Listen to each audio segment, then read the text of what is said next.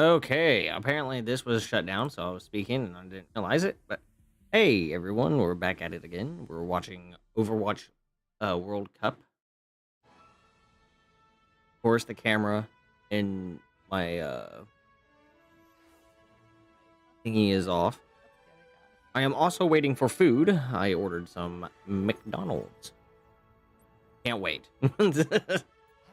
This time we're watching it from the fucking start. Number 2 of the Overwatch World Cup 2023. We're back again after one amazing day of gameplay. We got Turn this up a little bit so we can hear it. Today we're gonna see some more. I am as hyped as can be, and once again I am joined by my trusted analyst and friend, Danny. Oh fuck. Let's begin. I hate how this mouse has like 2 extra buttons on the opposite side where my fingers are at.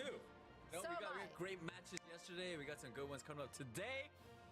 I'm caffeinated, as you guys can all tell. Let's go. I'm feeling good, guys. It's gonna be a good day. I'd be very worried if Danny is not over caffeinated at the beginning of his show. Let's take a look at the standings to see how some of our teams fared yesterday. Quite frankly, on paper, it looked like a bunch of one-sided matches, but I do feel like a lot of teams actually played it a lot closer than the scoreline would suggest. This is where we're standing currently. There were some surprises looking at Group D here, Danny. Yeah, I mean, it was, I think the most important one was Japan beating France, right? I don't think a lot of people expected Japan to beat France because France had a lot of big names, but Japan, they came in clutch. Q Loud, Cloud, I love you. Yeah, no, they've really put on a show for us, and we have so many great matches coming our way today. Quite frankly, yesterday when we looked at today's schedule, we realized that there are a lot of potential bangers. Johnny, you picked up 1, not 2, but 4 out of the 6 matches as your favorites to look out for. Yeah, I'll do it again.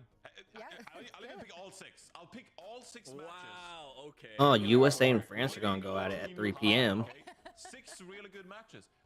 This is going to be an incredible week of Overwatch. You know what I like, Zoe? I like Overwatch, and we're getting so much of it, okay? We got 6 matches per day for today, and 2 more days of group stages, and then we get playoffs at BlizzCon 2. There's so much Overwatch. I love it. This is the best. I know. And thus far, they really did not disappoint. We already touched a little bit on Japan and that group in general. Let's take a look at Group D, because quite frankly, after that victory from Japan yesterday, it seemed like that group actually is going to be a lot more competitive than we initially expected. Yes, we haven't seen the USA and Team Saudi Arabia play yet, but we do have high expectations for both of those teams, actually. And of course, one of the reasons why we're having high expectations for the USA is because they are the reigning champions. They have to defend their crown. This is the team which is currently gutting the target on their back. Do they have the same amount of synergy like what we expect from Japan? As well as Saudi Arabia? Well, that's going to be a that. because Super's on Farah? the same team. This is a bit of a mix of a group of players, right? They really brought America's best, but none of these players have previously participated in the World Cup, except for Super, of course, who is the one returning member from 2019 when USA won the entire thing, right? So the synergy question is a good one, but these are all really good players, and I expect You gotta love the Moira. Like, I'm a Moira main. That was very smart. Into this group stage, I fucking love it. Feeling like they've got the compositions figured out and pretty good chemistry already with each other. So no worries about Team USA. They did a little bit of trolling, and more than a little bit, like a lot of trolling in the qualifiers, but they should be a-okay here in the group stages, and they are the clear favorite to win their Group D. I know, Danny, you're super excited to see Super back in action. No puns intended there. Yeah, I mean, Super, I think everyone loves Super, right? I mean, he's a great player. He has a very camera, what's the word? Like camera-friendly personality? He's good on camera. There you go. See, yeah, he's got Riz, as Jake would say. Riz. Oh wow. Yeah. That's a Did I very use this correctly in a sentence? Yeah. That plus his skills as a player, he's just a great guy. I'm super excited. I'm happy for him to be back with the Team USA, and also I'm really excited to see him play. Yeah, in my notes for this event, I did write down that he is likely the player with the most accolades And I don't know if that's factually correct, but it just feels like it. Because if you run down the list, okay, yeah, do let me go for it. All right. He's Let me hear it. 2 times Overwatch League champion, 1 time Overwatch World Cup champion, Stage 2 champion in the Overwatch League, May Elite Tournament champion, Rollstar, All-Star, and MVP runner-up. Yeah, that's him. That's him. Super. I mean, That's a lot. yeah. And also, isn't he he's the got only? Riz, And he's the so only what's- person that came back to the Overwatch World Cup after winning the World Cup in 2019. Because no one else. Yeah. Like no one from Team Korea came back. This is after, only his second Overwatch World Cup. So in 2019 when they won, today, so he just showed up for the ones where they're winning. So you know, Yeah, how I you mean, can see it. It's like, look at we're seeing the accolades. I think some of the stuff that Zoe mentioned isn't on there, but yeah, this guy's but a it's beast. definitely factually correct. please don't double check. Either way, I'm super excited to see him and the USA squad in action, and so should you. We get a first look at this and many more teams, and they have a lot to play for. That's right, because this time, for the first time in Overwatch esports history, this is going to be crowd-funded. That's right. You can support your favorite players, and I'm not just talking about the top 16s that are battling it out in the group stage. Now, I'm talking about all the players of all the 43 teams who have embarked on their journey to BlizzCon earlier this year, because every single one of them will get a share of this prize pool. So you can support and contribute by purchasing this World Cup bundle, which features those incredible skins you're currently seeing on your screens and so much more. So it's well I got a worth question it. for you, Zoe. I have answers for days. You know the animal kingdom a lot, right? You know the animals a lot. I do know the animals. Sojourn is like water inspired, right? What's with the orange eyes? Do a lot of fish and stuff have orange eyes? Like why does Sojourn have orange eyes? I think that was just a stylistic choice. I because think it's because blue goes well with orange. I was just about to put on color theory, actually, because complementary colors would be blue and orange, right? Because they're the opposite of the color wheel, if you will. So complementary colors, great choices there, although her skin is more heading towards the purple than the blue, but it still applies. What's a color wheel? It's all right, okay, we get there in the post-show. Don't sleep on color theory. Oh, color wheel, I know. But also don't sleep on teams. Sure. Perfect transition, why not? We talked about one of the favorites to win it all with Team USA, but there's plenty of other teams we need to discuss and we need to keep our eyes on. Let's kick things off with you, Danny. Which team do you think might be currently going under people's radars?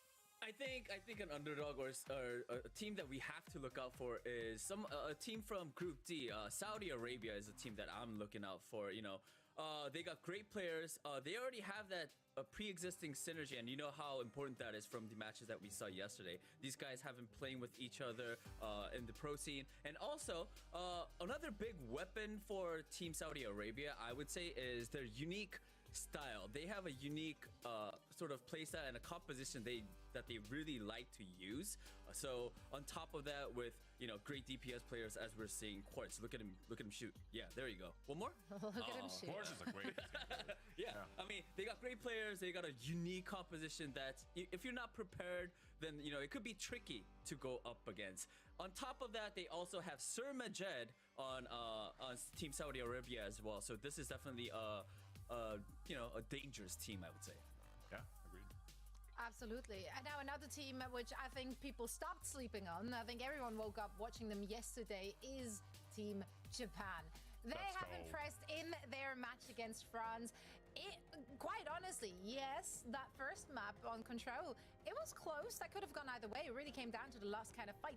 But after that second map, man, like they were cruising. Nico on that Sojourn, he was having the upper hand against Avo, actually forcing. I still can't believe he was able to catch the bomber like that near the end. Impressive. He created so much space for his team. Or, and then, of course, we have to talk about backline there. Cloud on that Iliari, Griffins on that Anya, but that old combo right there was fucking nuts. He was a real big standout. QK as well. I think overall this team has been exceeding most people's expectations. We did expect them to have a lot of synergy, of course, because they are playing for Varel together. For quite some time, so they are intimately familiar with each other. But to play like this against Team France, which is quite star-studded, that was a big surprise, and that leads us to believe that this team could go pretty far. Now, Johnny, who you have your eyes on? Look, if we're talking about underdogs, one team we didn't see yesterday was Team Spain, who actually we didn't really expect to qualify for the group stages. It was a bit of an upset, honestly. You know, we looked at a lot of really talented teams from the European region, and Spain, I mean, they had a pretty tough group. I mean, you're competing with the likes of Denmark, for example, who's got players like Shax. I mean, you're competing with the likes of France. And Spain ended up second in their qualification group, much due because of players like Helv, of course. But really good surprise to see Spain here representing Europe in the group stages. And Helv, you know, this is a name, a household name in European contenders. Spent some time on British Hurricane, of course, which is a fan favorite. It's a name many people out there watching will be familiar with. So if you're not currently up to date with European contenders, I mean, he's been in that scene for quite some time, and you can see the accolades as well.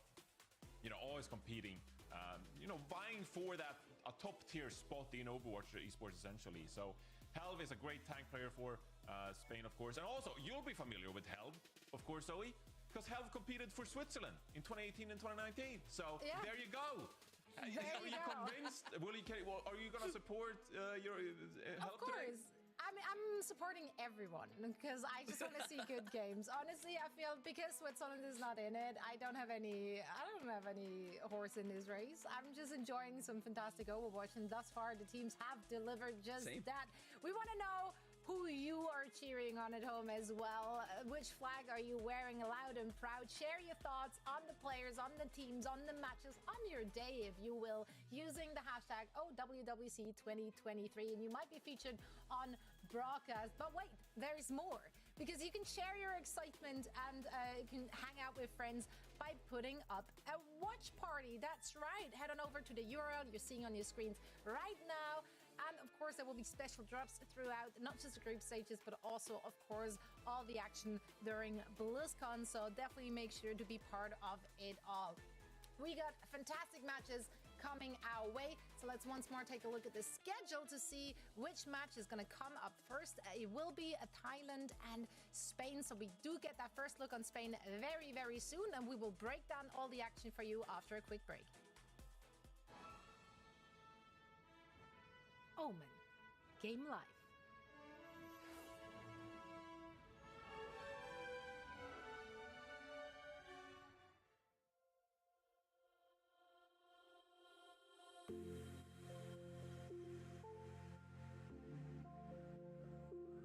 I can't wait for this. It's gonna be great.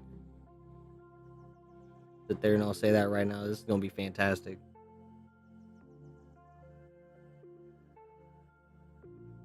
Food is almost here already, and I'm like, hell yeah. Match is about to start in 2 minutes.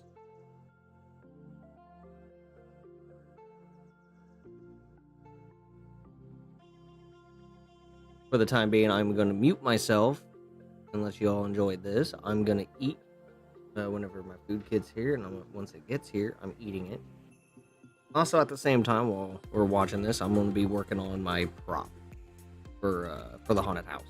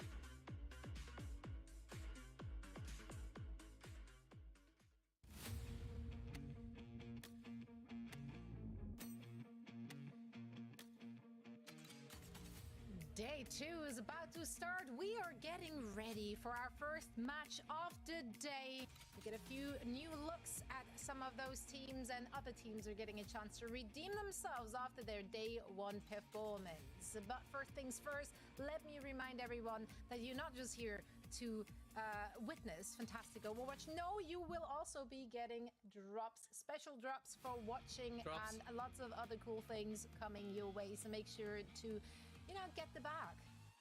Hey, usually we talk about the skins. I love the weapon charms, all right? Get me some of those weapon charms. Weapon charm enthusiasts. Yeah. Same, actually, same. It's the little things. Drops. And drops. They do look nice. You're doing great, Danny. Keep it up. That was good background noise. I was expecting some sort of, someone to stop me or anything, but you guys didn't, so I just kind of went on. And no, you should keep doing it. Yeah, I think again, you've been doing it really good. Another team which has been doing it really good has been Team Thailand. Yeah. Because Thailand yesterday were very convincing in their 2-0 victory. Right, I mean, they looked dominant yesterday against Hong Kong, and yesterday the thing that I was looking out for was Titowat, because he, other than Titowat, everyone else was, they do play for the same team, so I was sort of worried how he was going to perform with the rest of the Team Thailand team, but I mean, he was fantastic, along with, the people like, all right, I got my food. We're seeing right now, like Ace, all of these guys, they have the synergy, they have the cohesion, and I think, against today Spain, I don't know, Johnny. I think Thailand has the upper hand. I would say. I mean, I expected more from Calvin, like we saw here on Circuit Real, playing these slower Sigma compositions, but Thailand being able to play Doomfist as well. I mean, that's a great add. They can play different styles. Yeah. And here is a Spanish lineup. This is the first time we get to see them. What do we know about these guys, Johnny? Well, they've had a couple of change-ups from the qualifier, so they have 2 new damage players coming into this lineup as well. Crazy Dragon was on the roster before, of course, but they've changed things up a little bit from the qualifier, so it is going to be a bit of a different look when it comes to the damage players. But like you're seeing here, Helv on the Winston is going to be a mainstay for these guys, and so that is probably the player that I'm looking out for. Obviously, I highlighted Helv earlier, but it is kind of like the pivotal role for Spain here, and it's really going to set the pace for this team. So we'll have to see what Spain brings with this kind of like fresh identity when it comes to this team. But yeah, I'm expecting pretty good things from Spain. And look, this is them essentially playing for the second spot in this group, right? Because we all agree that China, the team from China, is going to be the big favorite in this group, right? So if you're Thailand, if you're Spain, you kind of have to beat each other to get that second spot, right? So this match is really important for both teams. Yeah. It really is. And obviously, Spain is coming into this with a bit of an advantage as they got to watch Thailand play yesterday. They now know that, Team Thailand, they look really good on those Doomfist compositions, etc. So maybe they've done their homework. If we're looking at predictions, I had to do it. Johnny, I had to do it. Gotta support Helv, of course. The lore is coming in clutch. Vamos, Hop Schweiz, but not really. It's actually Spain. But why not? Why not? Let's give this one to Spain. 2-1. I think I'm pretty sure I won Thailand. I remember. Did I go 2-0? There you go. They had a dominant. I don't know. I put in my predictions early in the morning. I don't know what before I said, but I mean, hey, you don't know what time before coffee, dude. I'm happy with that one. 2-0 Thailand. They looked dominant yesterday, and I think they're gonna take it again against Spain today as well. Yeah, I went with Thailand too. Look, they're so much fun. Thailand and Japan are like my two my 2 teams that I just love rooting for. So I'm going with Thailand in this matchup as well. They looked really clean yesterday, and I think they'll come out as the second team from this group. Right on. Well, there's only one way to find out, and that's to get the match started. We're ready. The teams are ready. So let's send it over to Moxie and Dustin for all the action. Hello, welcome everybody back from the desk. Obviously, today we have an exciting matchup like the desk obviously previewed us for. Sorry guys for, kind of going into today. It's going to be exciting, Moxie. I mean, what do you think leading into this matchup between Spain and Thailand? I mean, I'm really excited. Like the desk talked about, no one really expected Spain to make it for the qualifiers, and they were able to make it second in Group A because they were able to take a win against Team France. So So they're going to be feeling pretty happy. Thailand, however, are not, because we have Emily here with us to be able to give us a little bit more info on why exactly Thailand are feeling a little bit of trepidation going up against Team Spain. These two have history in the World Cup, right, Emily? Yes. Prior to this morning's match, we got to speak to Thailand a little bit, and they said that they face Spain every year in the Overwatch World Cup, and Spain has always been their toughest enemy.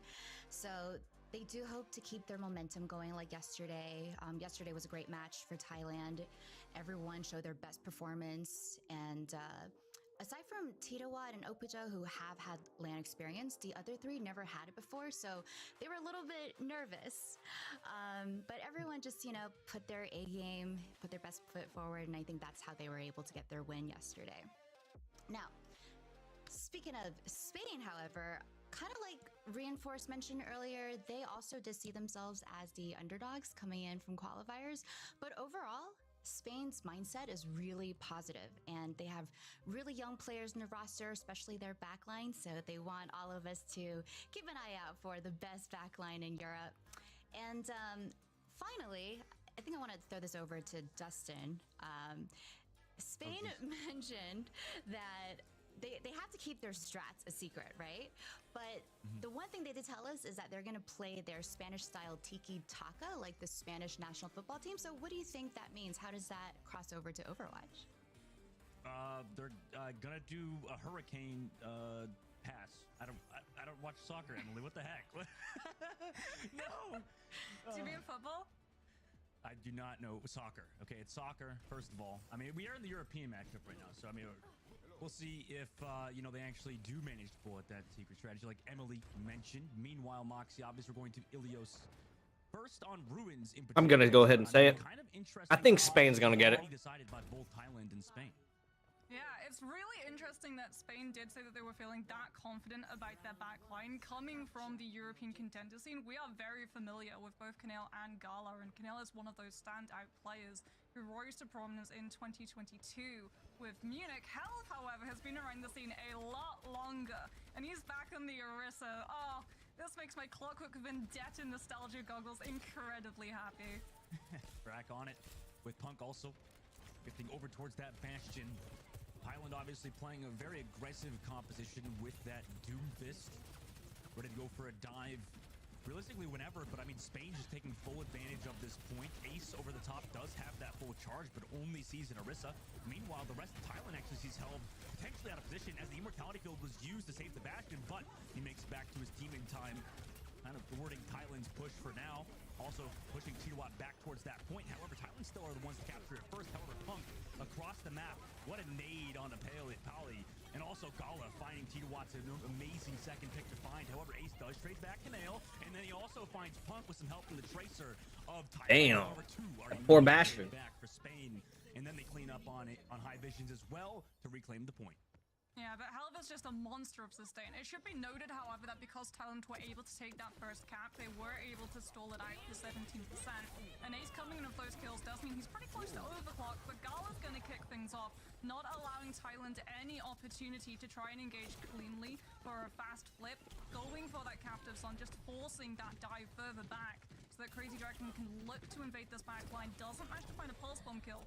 It still keeps the brig away. Oh! Yeah, nice pulse from High Visions, but immediately countered by the Immortality Field. Spain going for that early engage might cost them here. Health goes so low.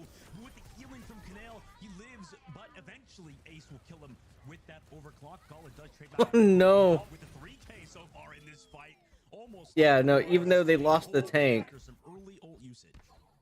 Even though they lost the Orisa, they're fucking holding it. Punk on that Bastion, and Thailand, they Or, have like, Spain's gonna win this. A lot of absorption coming out from this composition, something that immediately Spain have been able to take full advantage of. High Vision now is going to go actually onto that Genji to be able to better infiltrate into this backline, try and bully a little bit more of those abilities coming through from Baptiste, namely that Immortality Field, so you can properly jump on the Bastion without having to worry about the threat of that transformation, considering you're going to have the deflex to be able to keep yourself a little bit safer. All right, well, the pause will come through. having a bit of an audio issue on one of the team side. Looks like the side of Spain, but both teams kind of figuring that out with the admins. Surely we'll be back in pretty soon, but obviously these first fights have been relatively close, Moxie. I mean, what do you think so far between this game? Spain has held on to the point now at 50% margins, but I mean, they've kind of had some close calls. Yeah, they're running a Bastion, though, with this Orisa, so it's going to be really dicey for this dive to try and decide on a specific target, right? Because even if with the dive you're able to find a kill, if it's not onto the Orisa, she's just going to fortify, stand on that point, and use that 45% damage reduction to wait for a regroup from the rest of your team. Pillar strike from Punk. Early. Meanwhile, Tito actually cancels it. It only got one off. Nice punch from him, but then goes aggressive with his ultimate. However, Helb with the Terra Surge able to find High Visions, who was looking to make a push here. Helb just kind of sitting in the middle of Thailand as they're trying to do something here. Rallying against Orisa will eventually be able to kill him, but I mean, with that too much resources invested in just taking out Helb, we'll see Punk's on the point. Eventually be taken out by Tito. Crazy Dragon trades back Pally, but does Tito have enough damage with the rest of his team here? Down really low HP, and in fact, Gala will find him. Spain boasted about their incredibly strong support lineup with Gala, and it's actually coming to fruition at the moment. Gala, oh my God, Captive Son! Damn! To reclaim the point, they gave it up for a second, but they have it back under their control. Well, if that isn't backing up the statement of best backline in Europe, I don't know what is. Thailand had even swapped Pale onto the Kiriko to try and swift step from spawn to a player on point so that they could try and stagger it out, because they have been able to find the flip off of the kills earlier on in that fight, but Gala immediately shuts them down and secures Team Spain the win of the fight. And now we're in last fight territory. High Vision so close to that blade that it might be too far, Dustin, because he has to jump the Alari, and Gala's not going to go down without a fight. My God. Just have to clean up Polly now. And I mean, they're going to win this first round, and I can already see all the Twitch chat comments. Alari, by the way. Support, by the way. I mean, it just always happens whenever it's a Baptiste or an Alari. It just feels like nobody gives the support player credit. But, I mean, that was awesome by Gala and the rest of Spain. I mean, it's so tough for this dive to try and formulate on any target in that composition. Right? You can't go for the Orisa because, I mean, if you send the Doomfist after, even with things like Power Block, it just gets disrupted entirely by the Javelin throw. You can't go for the backline because the Alari's just going to be able to either 1v1 whoever you send, jump away, or the Baptiste's going to throw down Immortality Field. At least if you go for the Bap, you've baited out the ability. But unfortunately, because everyone from Spain is just so good in terms of sustain on their own, baiting out Immortality Field is not the fight win condition that it is for some of these other compositions. Spain now rocking that same composition, except with Kaneo onto that Ana. Meanwhile, Thailand, they have that Diva out there with the Echo this time and a Tracer to follow through. Moxie, they actually rotate Spain's expected it though. They've got hit scam.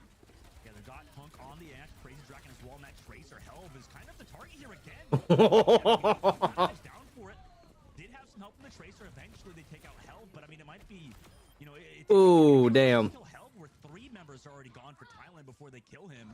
Now Spain just has to rotate over to this point. Titawak gets staggered into the pit, and they capture that point first. Smart move. Thailand's always had this game plan whenever they've played control point of just trying to bully the other team out of space so they can pick up that first point. And it forces the other team into throwing in ultimates. Even if you lose the fight, you're still stacking up point percentage, but Spain just does not allow that to happen. Again, that sustain is absolutely insane, even if you target the Orisa. Crazy Dragon and Punk just have so much better mobility, and Gala is absolutely unstoppable at the moment. Thailand may have the Echo, but they don't have the Mercy pocket. So crossing into a position for the Echo to get close enough to use that focusing beam is so hard to do. Gala kind of playing that modern day flex support, just always on that rotate. Gets eventually back towards his team on the cage side as they rotate all the way around. Thailand now halfway to capturing that point, but Spain eventually comes onto the objective to contest it, make sure it stays in their favor. For now, pulse bomb from Crazy Dragon connects onto a Puto who was in the Immortality Field and bashed out of it. So no, that's terrible for Thailand. And now in the main side, it's just on Polly to live, and you can't save yourself from Crazy Dragon, who just killed 3 people in this fight. So after getting his own pulse bomb, came back to counter out Crazy Dragon, and Thailand get the flip, but they lose their Diva mech off of Kilowatt. They have enough help. Nano boosted Ash onto the point. Punk goes to kill both Ace and Titawant. So even though they gave up the point for a second, Spain get it back. Yeah, that's not even really a wasted nano. You're able to find the flip, you're able to shut out Thailand before they can try and use the higher mobility of things like the Diva and the Echo to be able to stagger. And off of all of the damage that Punk's done, you've built up Bob to be able to disrupt any spatial zoning that Thailand want to set up with this amplification matrix and Parlay. I want to have some good ultimates, but no, their backline. I mean, Polly dead again. High Vision trades back. Punk goes down. At least Tylander Got interrupted all that. Oh, fuck. Ultimate from Gala. Didn't really find a ton of value directly. High Vision's in the copy. Just wants to take out Canale. Does so. Also gets the copy. Terror Surge. So that's going to be a lot of damage into Helv. And in fact, it takes him out. 91% on the board and climbing. But Thailand claimed that objective back and look for stagger kills. But look at what Spain did. They recognized when those kills came through that they were going to lose that fight, and they held on to a lot of ultimates. Off of purely the captive son coming through from Gala, Thailand got so scared that they had to throw in 3 ultimates. Now they've only got Amplification Matrix, and they're hoping that Ace is going to be able to buy themselves the time to be able to build up this pulse. Yeah, they're dead. Try and push through, but they're the ones that lose a player first. Yeah, I mean, it keeps happening. Thailand, they keep losing one member first. Bob also out for Punk. And it seems like Thailand's trying to find something here. I mean, they gotta win this fight, or at least wait for High Vision to come out. They do find Helva again, so I mean, they keep getting at least trades. And also, Polly finds Crazy Dragon, so Thailand actually holding here, even though they lost that first member of their team. They're looking strong. Yeah, but look at what Spain is going to be approaching. Helv's going onto the Winston so that Canale has a better nano-boosted target for this dive engagement. Gala's going to be able to have a captive son. Ace does have the Pulse Bomb, and because they don't have that Baptiste, it does mean no immortality field. This Pulse Bomb has to be on point. Ace staying on this right side. Oh. Punk slow enough anyways, though, so they do kill him. Then eventually Helv falls back to the main side, but are they going to go for a soft reset here, or at least go for trades? I mean, Helv finds High Vision, but dies late. Now Spain in a weird position. Punk's going to swap over to Sombra. Ace, does he want to go for more? No, he's going to come back, so this is going to give Spain another chance at this point. This Sombra is a really good swap. You can either try and bully the Baptiste into throwing out the immortality field early, or you can melt the Diva mech so Tita-Watt can't use the self-destruct to be able to stall out in this last fight. Captive Son also available for Gala. Now goes for a Punk, though. Will die on the engage. And it doesn't look like they have to fall through. Crazy Dragon gets the pulse. Gala's still here as well. Comes back to the peel. Going to a third map. Damn. Gala, after coming down from the sky, and Canale in Thailand kind of having a comeback on well to bring us to round number 3. Really good swaps coming through from Team Thailand. Love the Diva. Love the fact as well that they gave up on the Echo. They were seeing that it wasn't getting value. They were taking so much damage just on entry to all of those fights, not just from the hit scan of the Ashe, but also from Gala on that Illari. They knew that they needed to find some distraction to allow Ace to start actually popping off and worming their way into the backline, and that Diva and the Genji allowed them to do exactly that, and it meant that Spain weren't able to put their game plan into motion. We saw Helv swap onto the Winston to enable that nano boost, and every single time Spain wanted to have the opportunity to use it, they were disrupted. They were having to turn around to all of the backline threats that Team Thailand were providing. The disruption, as you described it, I mean, Thailand really good at just coming back constantly. Running a very similar composition they did in the previous one as well. Meanwhile, Spain locking to that Winston this time. Full through, but Helv, I mean, takes a ton of poke already, very low, 20% health remaining on him. Will get healed up, but that's a lot of space gone for the likes of Spain. Pylon also goes down from High Vision, as Gala obviously went for a bit of a flank angle on the top side. Nice anti-grenade connects onto Thailand, but it's Tita-Watt to find Gala on the backside. Punk and Crazy Dragon come together, though, and find 3. Also, Tita-Watt will lose that mech, and then Baby Diva for him, so Spain will claim the objective first. Yeah, gorgeous Anthony, like you said, coming through from Canale. And Immortality Field had already been invested earlier before the anti actually hit. So the second that that is gone, Spain just pull the trigger and really initiate in with that dive composition. High Vision's actually going back to spawn, probably to swap back onto the Genji. Yeah, there it is. They tried the Echo. They wanted to try and control all of the lanes of high ground so that Punk wasn't getting just a shooting gallery to pick apart these players on rotation, but it's just not working out because Spain were able to take that first cap. Don't go over the top as it needs to be contested, and he goes down low without having a support there, so excellent dive from Thailand. Canale pops the nano boost on Helv, so they're trying to come back in this fight and down a member of their team, and they do so. Canale's able to find Polly. Meanwhile, High Vision trades back help, so it is now actually in favor of Thailand. They come back through after the Nano Boost was used on Spain's side as Thailand hold the point for a little bit longer. Yeah, Tito just taking a little bit of a dive to be able to get that mech back with the boosters. He will be back in the fight before Spain are ready to regroup, especially since Ace is just waiting for everyone to move past him so he can jump on this back line. I think he's been spotted out, however, as yeah, Helv and Punk will collaborate to push the Tracer away and keep Kanale safe. At least the dive is Oh, shit. Yeah, pulse bomb committed, but Apudo blocks it with the shield. Immortality Field still used, however, to negate the damage potential. Gala still finds Ace on their dive as well, so a lot of resources being used from Thailand to live here. Apudo and Polly come together to find Crazy Dragon and also drop that window too, so they want to win this fight even though they're missing one of the members of their team. Ollie will go down to Helb as well, prop the Primal Rage. Oh no. He kind of needed to because Oh no. Pop for Thailand too, commit the Diva Bomb, and they still lose Tito Watt towards the point. Perfect shield usage from Gala, and the rest of Spain kind of no Fuck. so not a lot of point presence necessarily for Thailand. They're just going to run in and stagger. But it's stall. Yeah, I mean, they do get the stall down up to 70%, so you're right. I mean, they get some sort of advantage there. It is stall. So like you said, Team Talent have been able to put themselves up to 70%. High Vision is coming Oh, in he really fucking- late. They're not running the Ana, so You're sitting there trying to be sneaky, and the Winston's like, I'm here with you. It does mean that Punk is going to be forced to try and hold on to this EMP to shut the Genji down as quickly as possible. But Oh, fuck. That's the worst possible start to the fight because now High Vision has a free blade and he's hunting down Kanale. Yeah, it's tough situation to be in there. Gala does trade him back, but yeah, it might be a bit too late.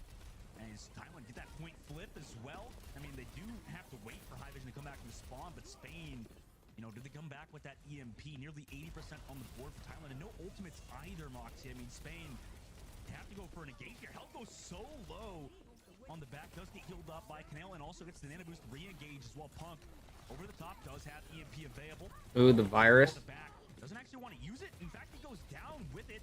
Ace and the rest of his team come through to find Punk. So that's the big ultimate for Spain gone now. Genji's one as fuck. Understanding that maybe they just want to win right here now. Hell gets the Primal Rage though.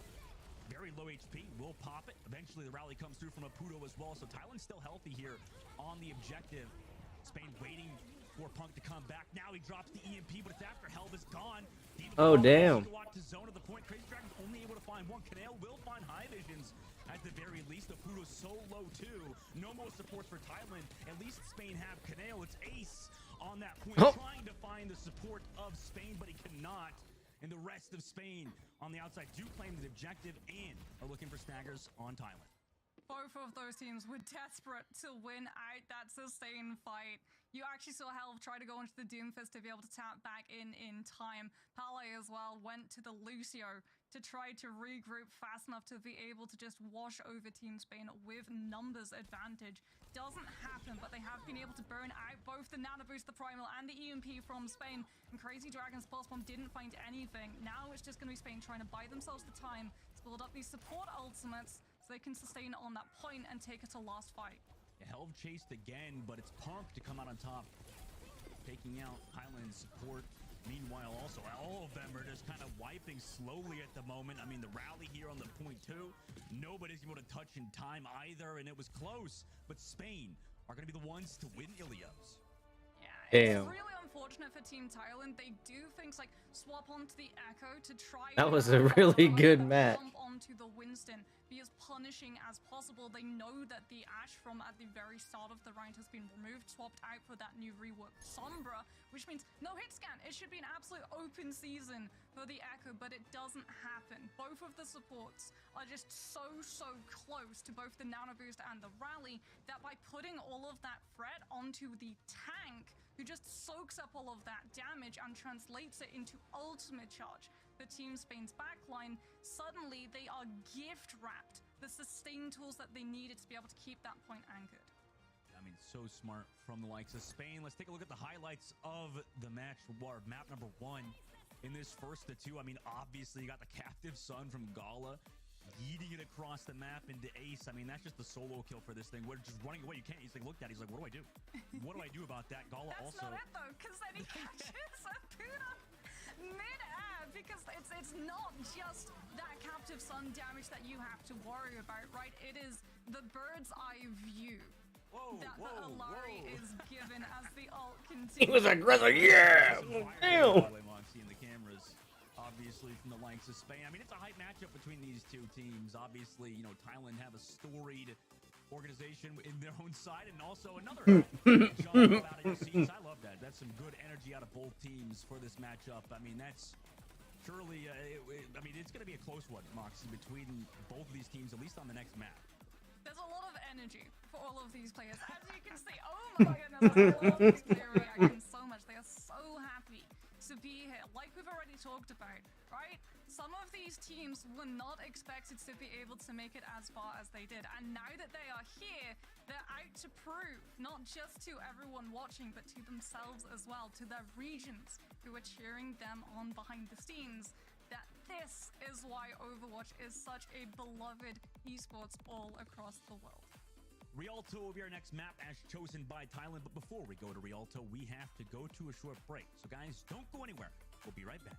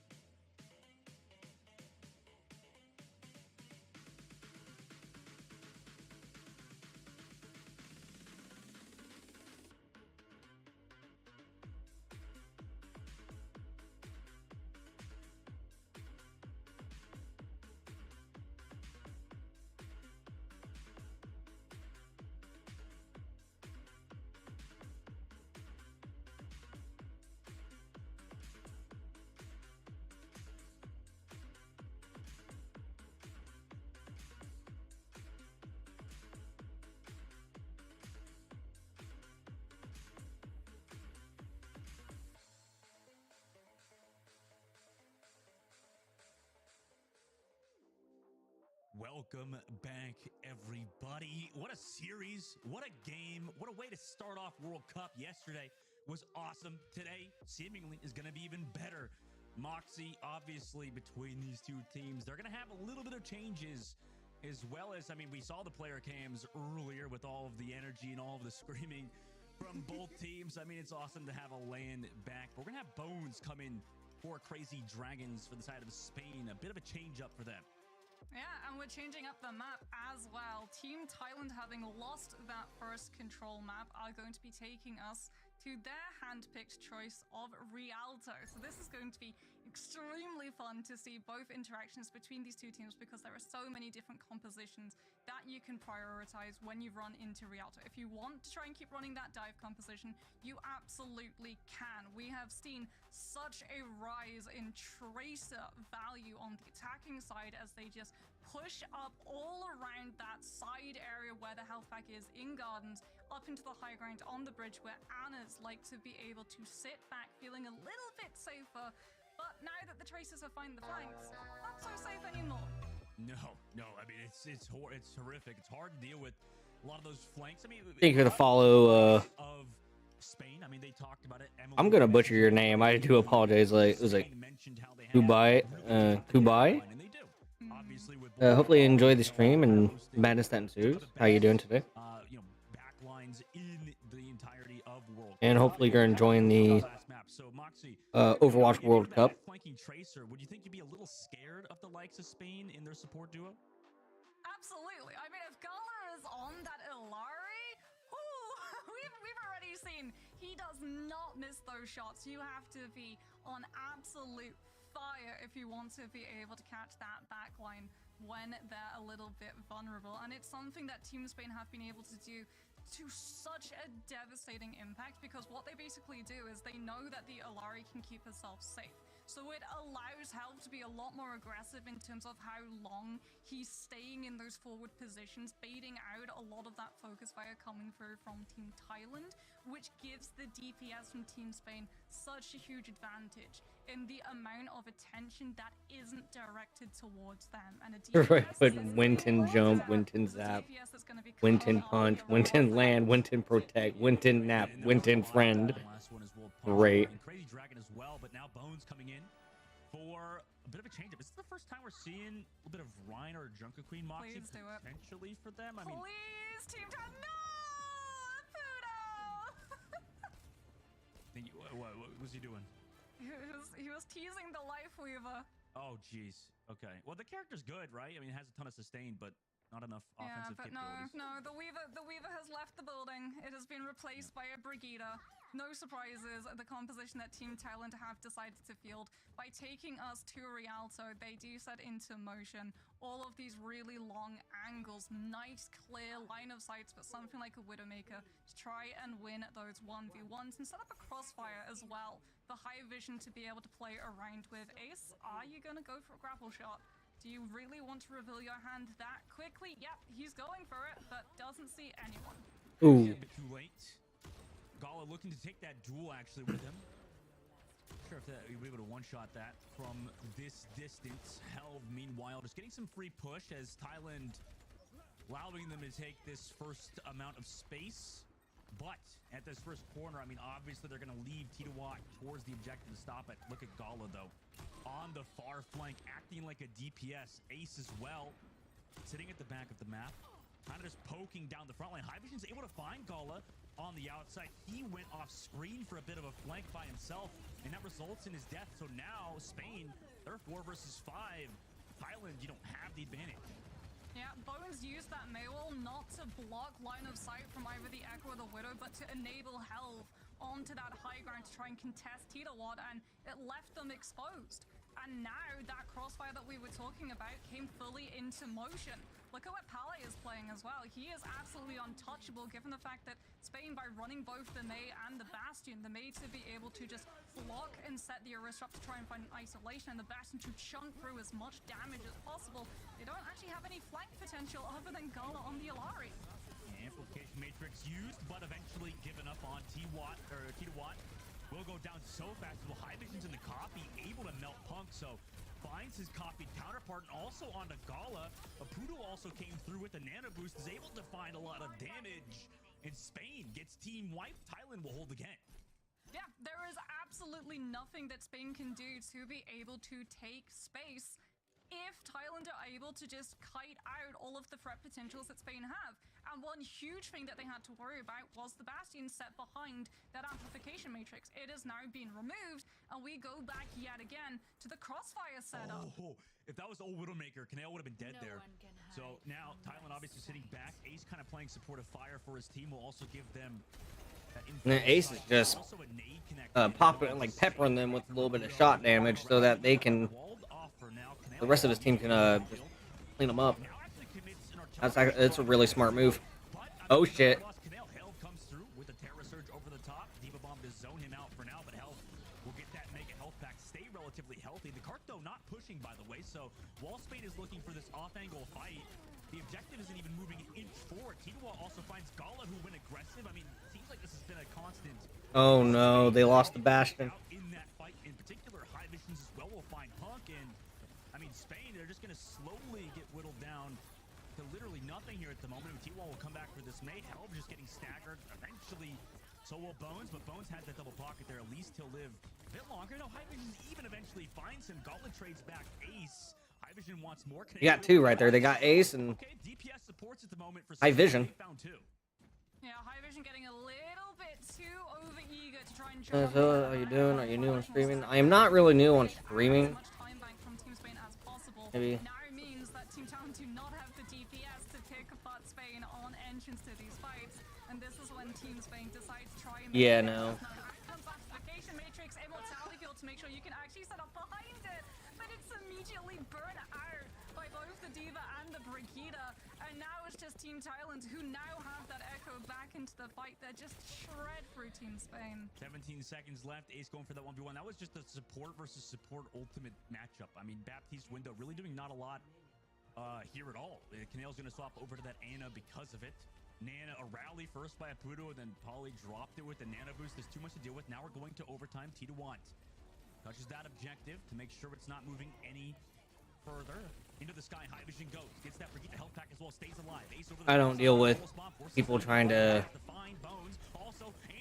bot spam, stuff like that. It's annoying. As soon as I see, oh, I can do this. Okay, either you're someone just trying to sell or bot spam me or whatever, or what, I'm not dealing with it. Immediate ban. Oh, damn. Bane could have had it. Now because Ace has been doing so much on Tracer, though Punk able to find him in this last fight. High Vision's able to connect onto Bones as well, and nobody else can touch. Too many members gone for the likes of Spain. What they could have done, on that defensive hold. what Spain could have done is, as soon as they saw the Zarya, they swapped immediately into a Zarya. Like, as soon as they saw the Diva, they could swap to a Zarya and just counter her that way. Winston's not bad, but he just deals little damage compared to the other tanks. Zarya would have been a lot better. Absolutely no ultimate to be able to anchor their presence and force Team Thailand into a full regroup. I mean, you would think maybe for Spain, you go back to the drawing boards a bit. It could be also, you know, Thailand. This is their map pick, right, Moxie? I mean, they've obviously practiced that strategy of just Apudo go play aggressive Brigitte. I mean, Apudo was like a former DPS player, right? So I mean, he's got that capability just to go ham on the Brigitte, right?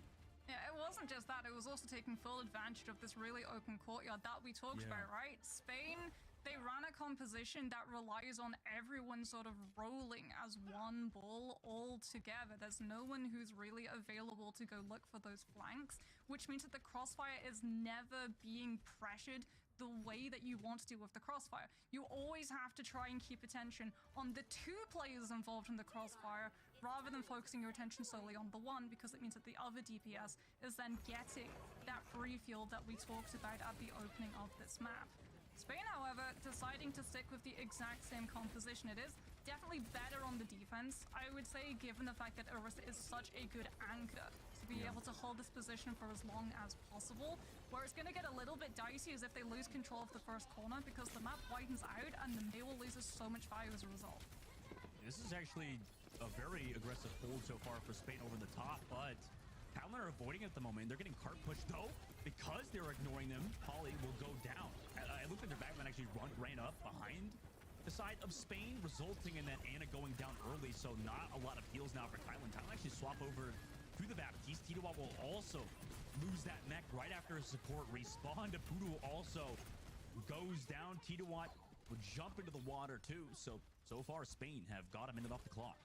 Yeah, but Team Talon doing a very good job of forcing Spain into going for that drop down, contesting the point, and that payload is a lot closer to the full part of Courtyard where the Maywall is going to lose the value because it's not immediately going to section off the entirety of Alley. Yeah, it looks like they're a bit split at the moment. Helv over the top, looking for that pressure. I mean, he can constantly do it here because even if he gets shot up, eventually he'll be able to drop down like he is at the moment. 2 minutes and 30 seconds left on the clock. High Vision going for a bit of a flank, was walled off temporarily. Punk goes so low, has the double pocket. Immortality will burn too by High Vision. Amazing placement of the grenades, and then Ace is there with that shot with the railgun charge. Baptiste window by Canale to try to equalize it, but no kills just yet. Thailand avoiding that window for now. They actually just take a very passive engagement here. Kali comes back with his own window. High Vision goes through it, throws the grenades onto Bones, and he will go down. Copy onto High Vision's two. Able to find Helb off of that. Does Spain want to go for the fast wipe here? Mangala's found one. He's found two onto Titawat, and is still staying over the top side. Overclock won't be able to do much against the rally. It's just too big of a shield, too much health. Ace trying to go for him, but it might cost him his life. Eventually, does have some help from High Visions there.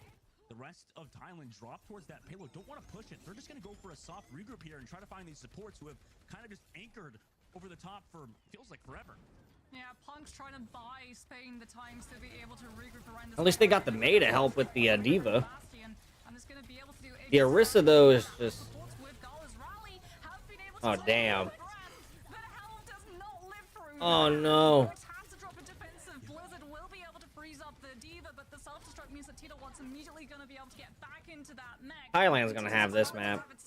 They're gonna keep it. Have to give up the space and play for a regroup. That was a nice Blizzard to get it through the defensive Yeah, matrix. At least Titawat doesn't have the Diva like you mentioned, Mox, but Spain waiting for Punk to come back from spawn. He will swap over to Soldier 76. Help will go aggressive for the Terror Surge. Is anybody even caught it? It doesn't look like it, so he's just going to cancel it. Also, Baptiste window used by Canale, so two huge ultimates. And they get the kill. Eventually, Punk. They got two. Ooh, Ooh, Soldier. Hold up. Punk will run him down. And Spain will hold 44 seconds left in the clock. They better be able to fucking hold it. The Hawk drop down onto those supports didn't quite work out, like you said. Because if they can hold it, they can win it. And then they can get this map, too. And then it'd be a 2-2. Or 2-0. Because with the Soldier's better mobility, you can get back into the fight super quickly, but you now have a hit scan to keep the Echo in check. Held back on that high ground is going to be such a stalwart flanker to stop anyone pushing up onto this high ground. As you can see, Titawat's boosters immediately just shot. Oh my god. Fucking blatant window, like, right there. They got one. Oh shit. Oh shit. They might get it.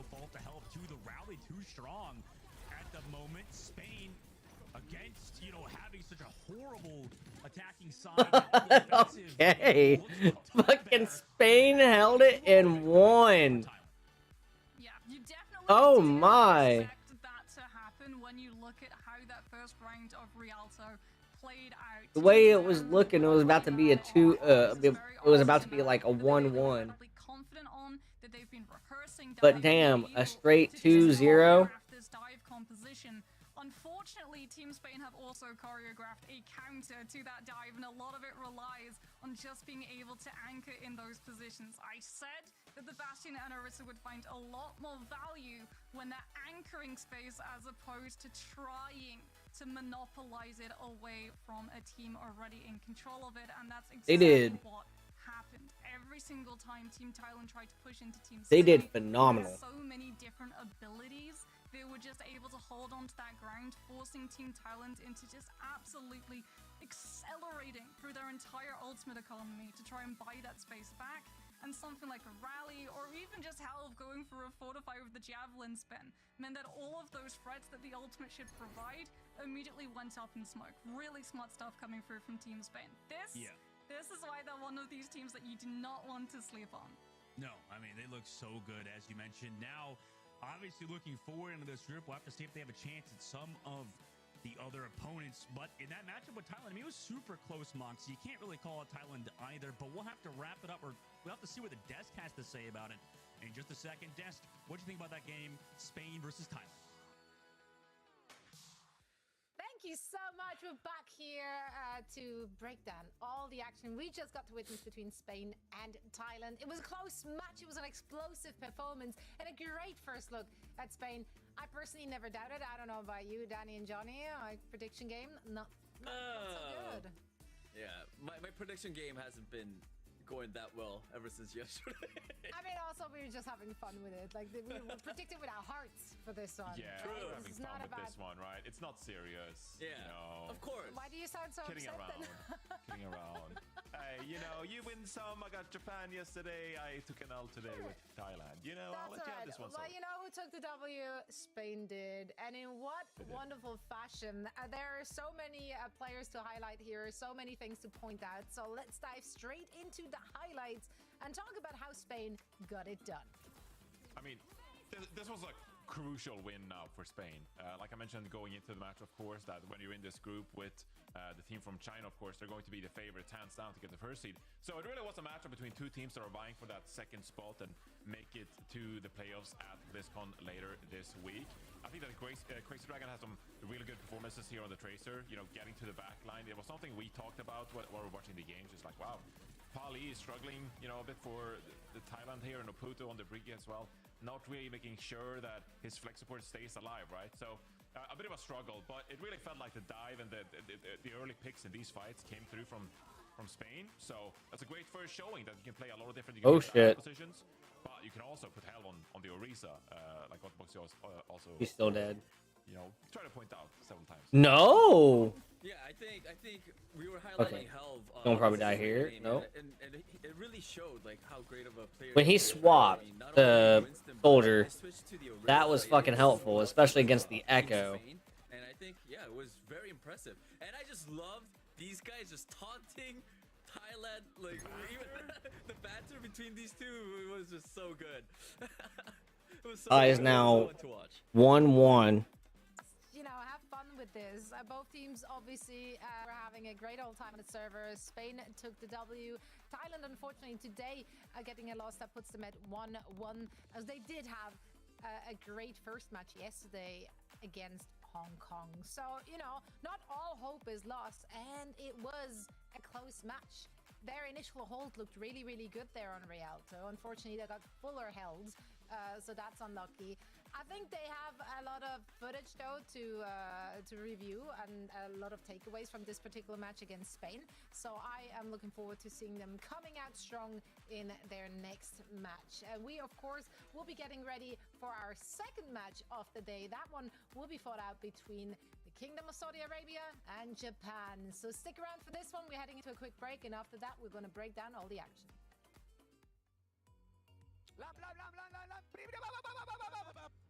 Nice. I'm on Diva no dash. Diva no dash. Diva no dash. Diva no dash. Diva.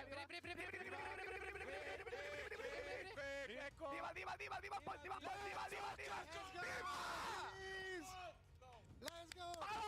Let's go, guys.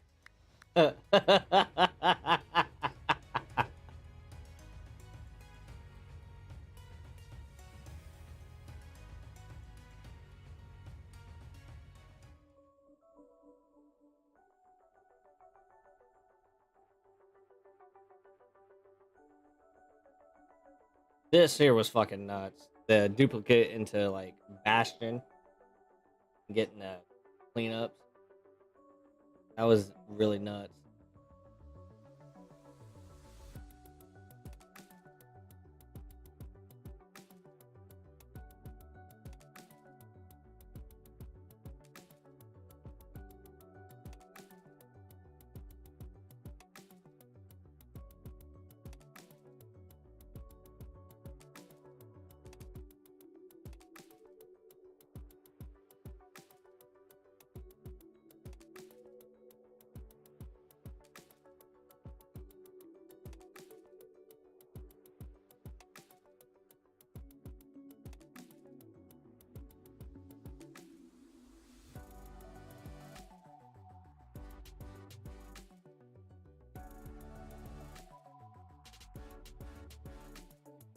And booped him into the map. That's right, yeah. Okay.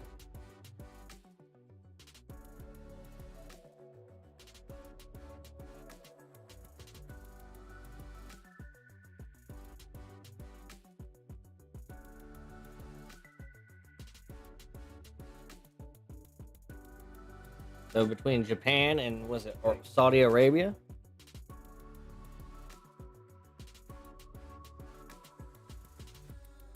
I am going to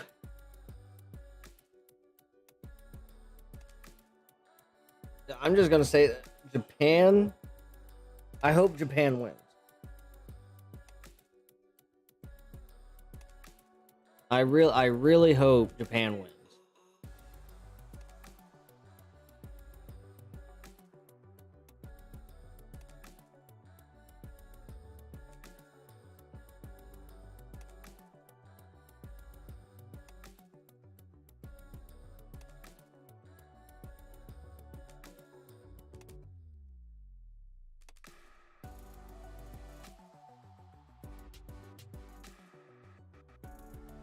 These have been some intense matches though, and I've been enjoying it.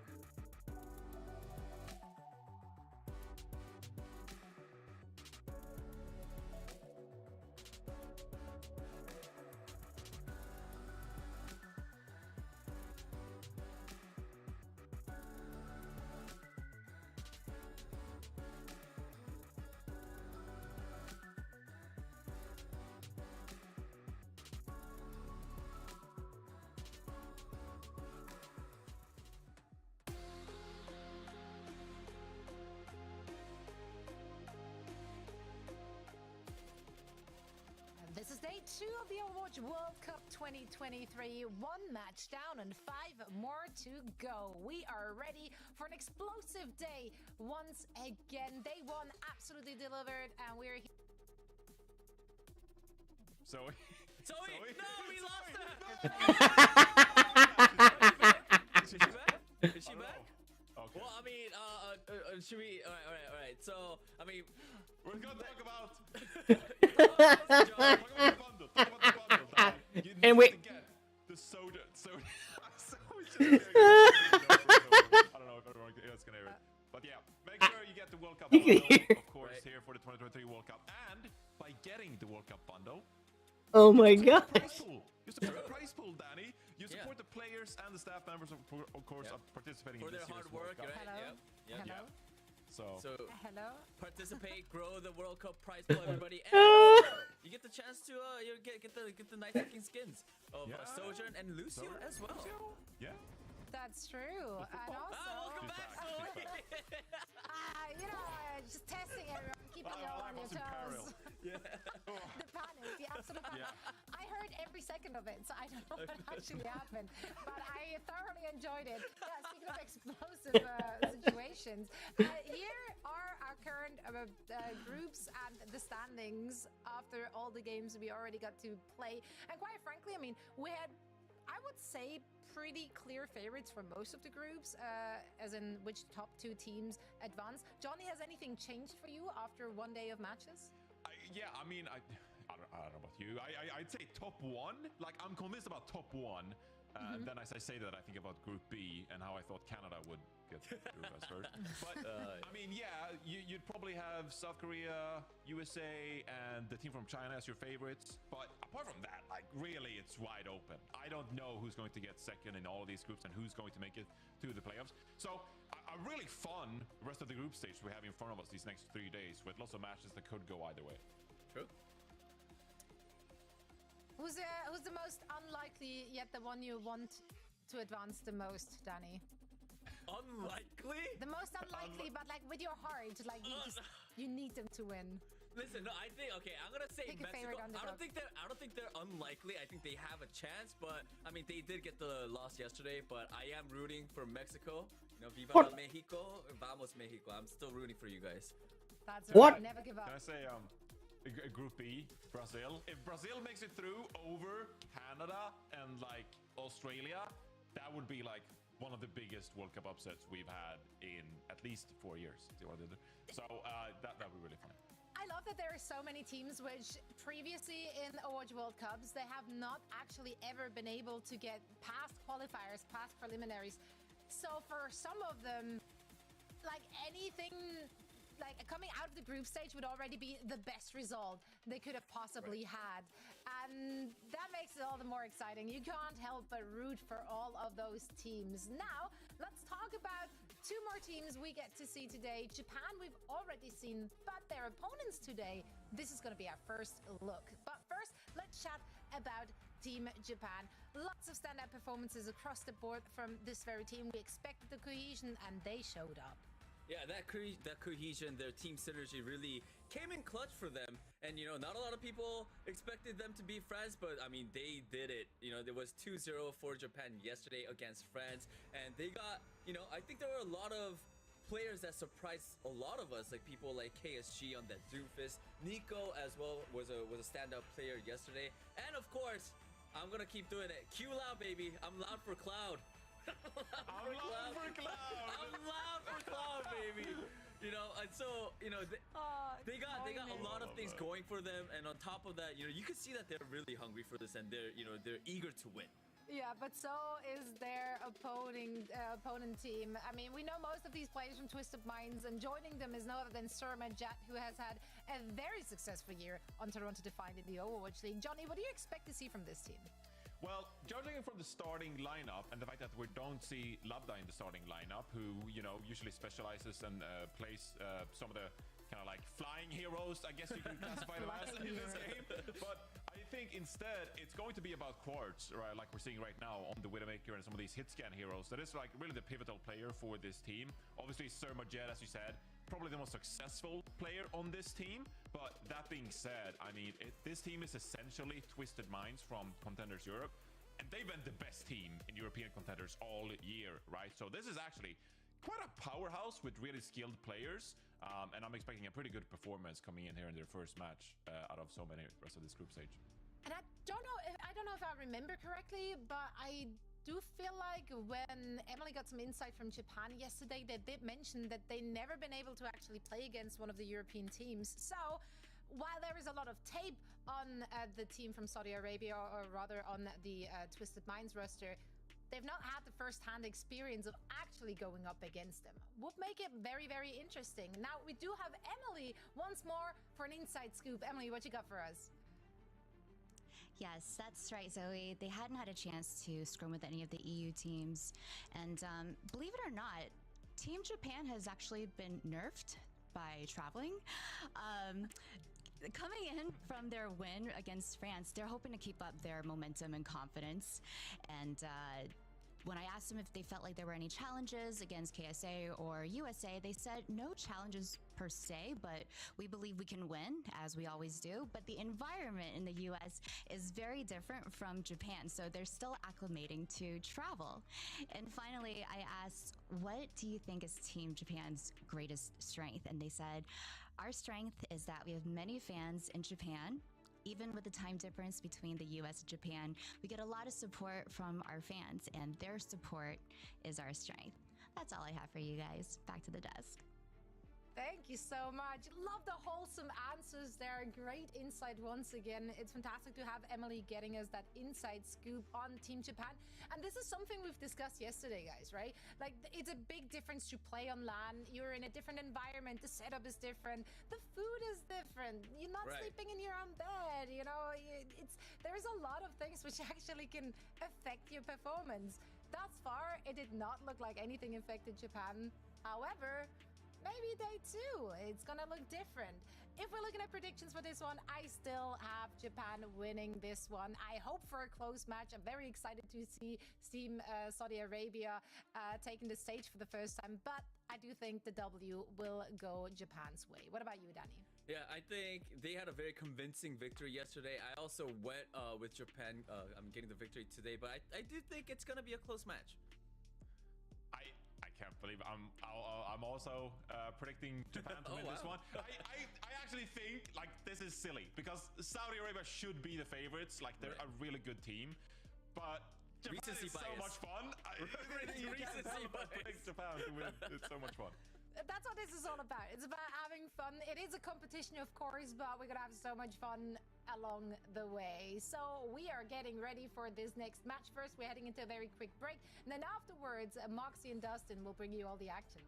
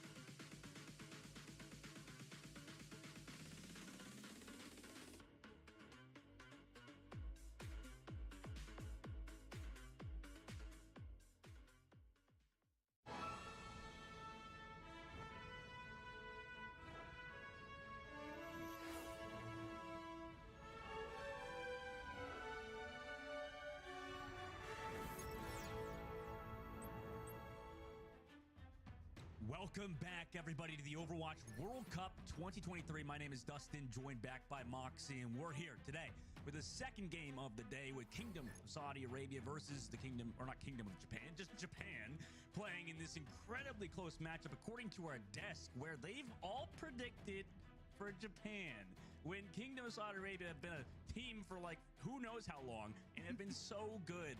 I mean, what do you think, Moxie, coming into this game? Run me down between these two teams. What's going to happen?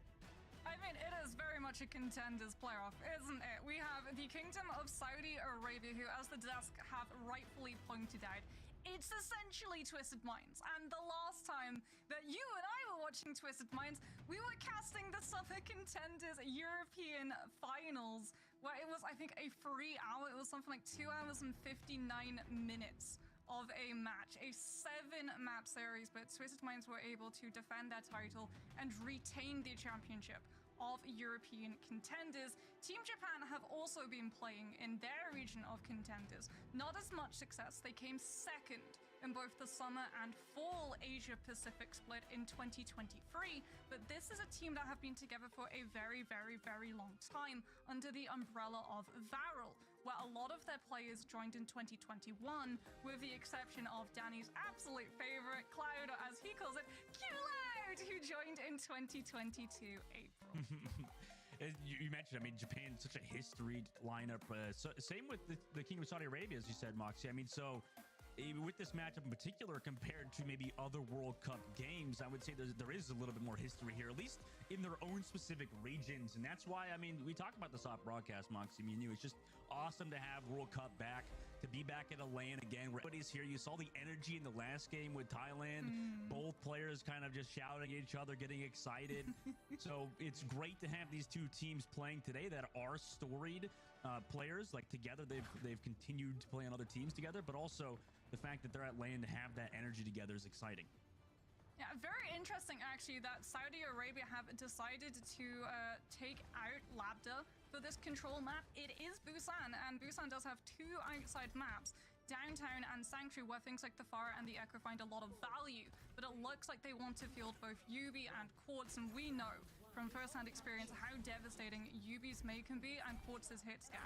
Japan is going to have a real tough task ahead of them, trying to shut KSA's Sigma down. Yeah, Nico was phenomenal yesterday. Not to confuse him with Nico on France. So, you know, it's pretty interesting that they played both Nicos yesterday. Nico will come through with that tank transformation. However, immediately, KSA will shut him down off of an aggressive push from Saudi Arabia, just allowing KSA to get those 3Ks. Now a 4K. I mean, obviously, KSA, a Sigma main himself, just showing off as the Kingdom of Saudi Arabia claim the objective first.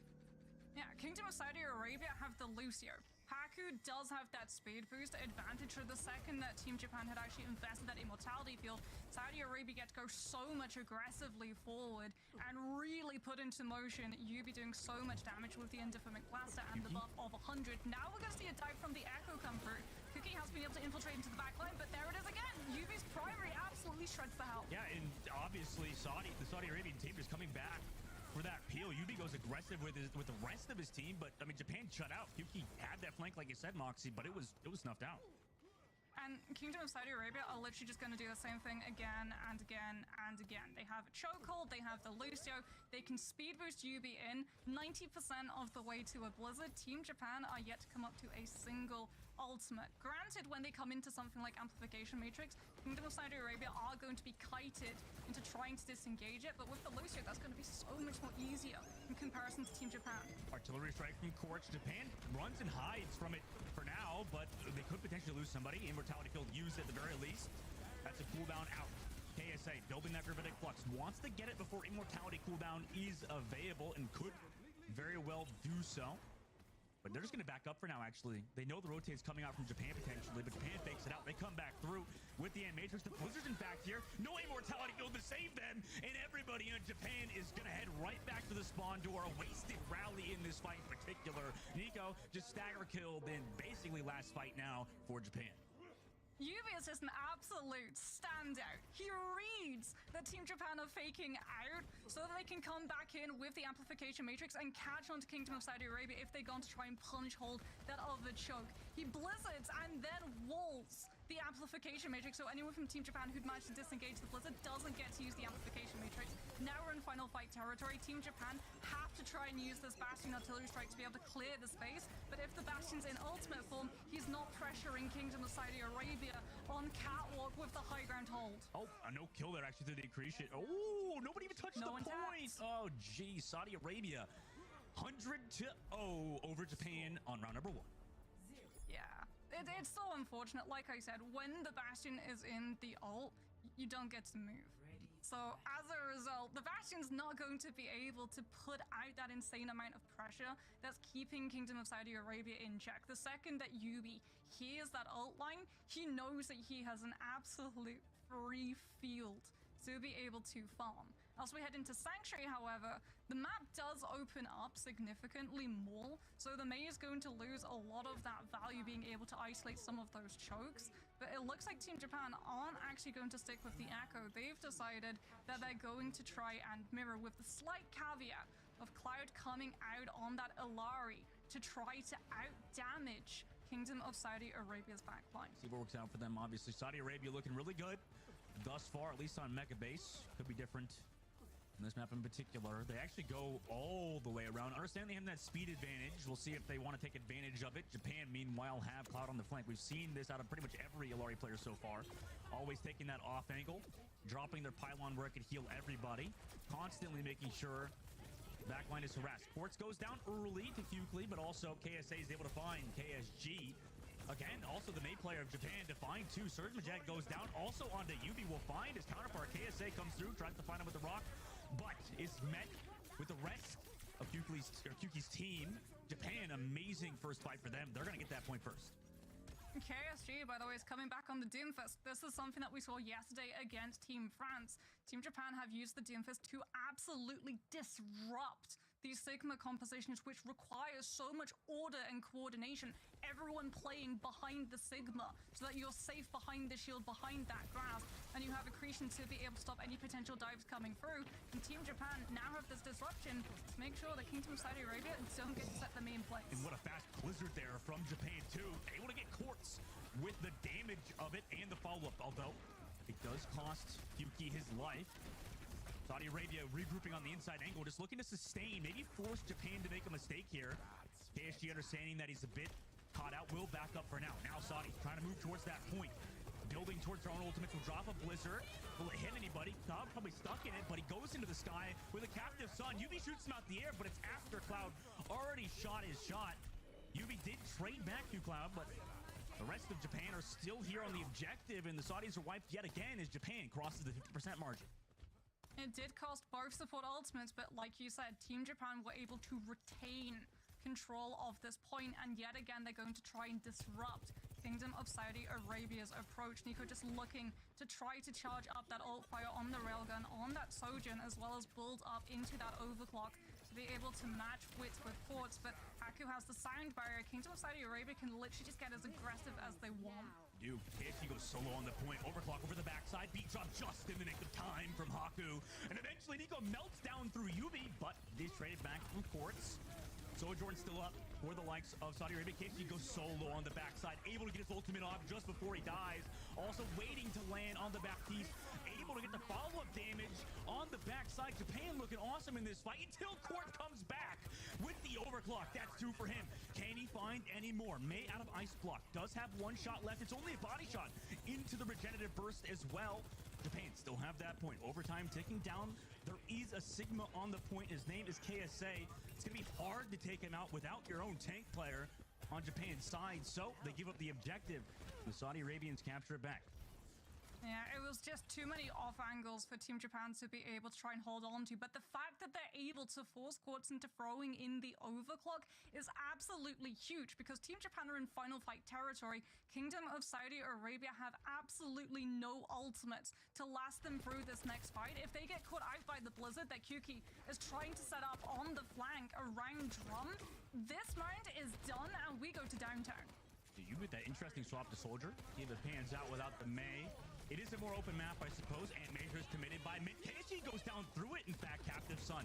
Now by Q-Loud trying to equalize it. They're able to get Quartz with some nice May shots from Kyuki. And oh my god, goodbye. See you guys back in Spawn. Japan have brought it back. And with this final kill on the Surmajed, they bring us to round number 3. Yeah, the Soldier pick wasn't really voluntary. Unfortunately, like, you're not doing it to try and counter something specifically. You pick the Soldier because he has the passive where, you know, you can run faster and regroup faster. That is the reason why we saw Yubi off of the May onto the Soldier. It was purely for Kingdom of Saudi Arabia to be able to regroup as quickly as possible because they knew they didn't have ultimates. They knew that Team Japan had a lead in terms of that point percentage as well. They needed to be able to regroup and pick apart a player from Team Japan on the approach so they can not just keep themselves ahead in terms of that point percentage, but also buy themselves the time to be able to build up those ultimates. That did not happen. Now, yet again, we are going to see Yubi on that May. Quartz on the Bastion. KSG decides to go out on the Sigma. Kuki, however, hanging back, wanting to get a read on the composition they're running into, opts for the Echo to try and dive into the backline, but there's nothing really to buy himself the distraction to be able to find that attention, especially since your Sigma's walled off, and that's Lampite already. But Nico gets Quartz. Mux, you talked about it with me. They just use their Sigma as a bait there. KSG, they eventually have Nico on the flank, just getting all of those kills because so many of the eyes of Saudi Arabia just looking away from him. Surmajed does find QT, but can they find anything more? Yubi on the inside is eventually be tracked down by Nico, who has been phenomenal. Quartz in the main side does kill him, but Japan already have that point. Yeah, this, like you said, it's exactly the thing that Team Japan did against Team France yesterday on Samoa at Downtown. Funnily enough, we're also on Downtown of Busan, and they're using the exact same strategy. They leave their Sigma out. They know that he's going to be safe within the Mortality Field, even if he gets walled away, and it provides both the Echo and the Bastion control of the high ground to jump on to a player of Kingdom of Saudi Arabia unnoticed. Now, however, the gig is up.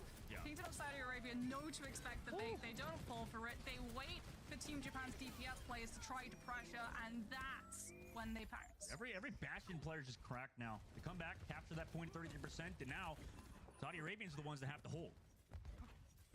Team Japan coming in pretty close to some of those ultimates. Quartz also going to have that artillery strike, but it's the blizzard that Kingdom of Saudi Arabia are going to be so happy to have because it monopolizes so much of that space. Wall off the main side where KSG was coming through, gets bashed. Well, as he falls low. Towards the stun, I guess with the rock that hit him. Meanwhile, Immortality Field used from Japan, so that cooldown no longer available. Artillery strike after that runs out, is trying to find some kills, but only finds a little bit of damage. Japan walks in with the Ant Matrix. QT melts KSA with the help of the rest of his team. No longer does Saudi Arabia have a tank here. Surmajed able to find one. The rally on the point. Yubi did drop that Blizzard. However, doesn't look like they're finding enough kills. The sustain is far too much for Japan here as well. They find the stagger kill on the Yubi and flip the point. Team Japan actually had to rally as well towards the tail end of that fight, and now they're not going to have any support ultimates. Kingdom of Saudi Arabia, they've got the flux to drop the health bars low enough, but they have the sound barrier to be able to capitalize on that momentum and push forward aggressively. That all goes out the window, however, if you don't have control of the high ground. Kuki's able to find an open pick. I mean, Saudi Arabia's just go for a fast engage with the Scribbinec Flux waiting to beat as well off of it until KSG pops his own, but they're not going to need to be dropped because KSG just went down. After Saudi Arabia just walked in, no more tank for Japan now. I mean, they're just going to slowly whittle away towards the point. Just look to stagger, maybe find a kill. Cheeky kill on the outside, looking for Quartz, maybe. No, he goes down. So does Nico and the rest of Japan. Back to the spawn they go at 74%. Yeah, Haku knew that he did not need to beat. Because Mint had used the rally in the last fight, there is no way for Team Japan's health bars to rise, and as a result, he gets to hold on to it to be able to counter the flux coming through from KSG in the entrance of this next fight. Mint's even going to go onto the Mercy now to try and pocket Kuki on the Echo so that they can find a pick without just ignoring any of the ultimate deficit between the two teams. We've seen Quartz work his magic against Mercy players. Can he do it again today? Scribbinec Flux by KSG. B dropped the counter from Haku. They also have an Ant Matrix to support them. Do they have the damage to find anybody? Japan actually get us hide around this. This is amazing team play for them to avoid both support ultimates. Quartz also still has that artillery strike available, but Japan will have the ultimate advantage in just a second. 88% on the board. Boop off the top from Haku. Artillery strike now comes back through. Quartz maybe thought they would have stuck back on the high ground. Is going to slowly work those strikes into the back of a Japan. Coffee comes through from Kyuki. KSG falls so low, but he lives on the inside angle from some support. But the Blizzard here shuts him down for now. Quartz is there with the follow-up as well. Nico's able to trade one, but I don't know if anybody can even touch for Japan. It looks like no. Saudi Arabia will take map number 1. Yeah, Team Japan tried the exact same strategy, right? The Sigma drops down first, forces out that immortality field from your side, yes, but he's also been isolated by the Maywall. The thing is, for Team Saudi Arabia, they can afford to actually try to go for the Sigma, knowing that it's a bait play because they have the Blizzard. So even if they're going to start losing some of their players, they're still going to be able to drop the Blizzard and cut Team Japan off from rotating onto point. And even if they win the fight, if they can't tap that point and keep it contested, the map ends regardless. It's great work from Saudi Arabia, but the desk was probably right when this was going to be a close game. We'll go back and look at everything that happened in this map in particular. I mean, it was such a back and forth brawl. Besides Mecha Base, where obviously, you know, Team Saudi Arabia had a really good game plan. I mean, they had a really good composition to be able to hold on to those chokes. Yeah. Like, that May just does so much work. This Captive Sun here is absolutely devastating. Catching onto both of those players, pushing them to hide behind the pillars. They overlap as well in terms of those hitboxes, so the Captive Sun then passes on to another player and then detonates once an additional damage has been dealt. Like, Alari is so strong at being able to box those players into spaces they really don't want to be in. And meanwhile, Quartz had some fantastic tracking there on Bastion on the 3rd round. And also the Saudi Arabian team put themselves in a great position. Team Japan, however, on the other side, going to pick Route 66, maybe thinking that Team Saudi Arabia will be a little bit lackluster on this map. But we'll have to see after a short break. For this map number 2, guys, don't go anywhere. We got a barn burn on our hands.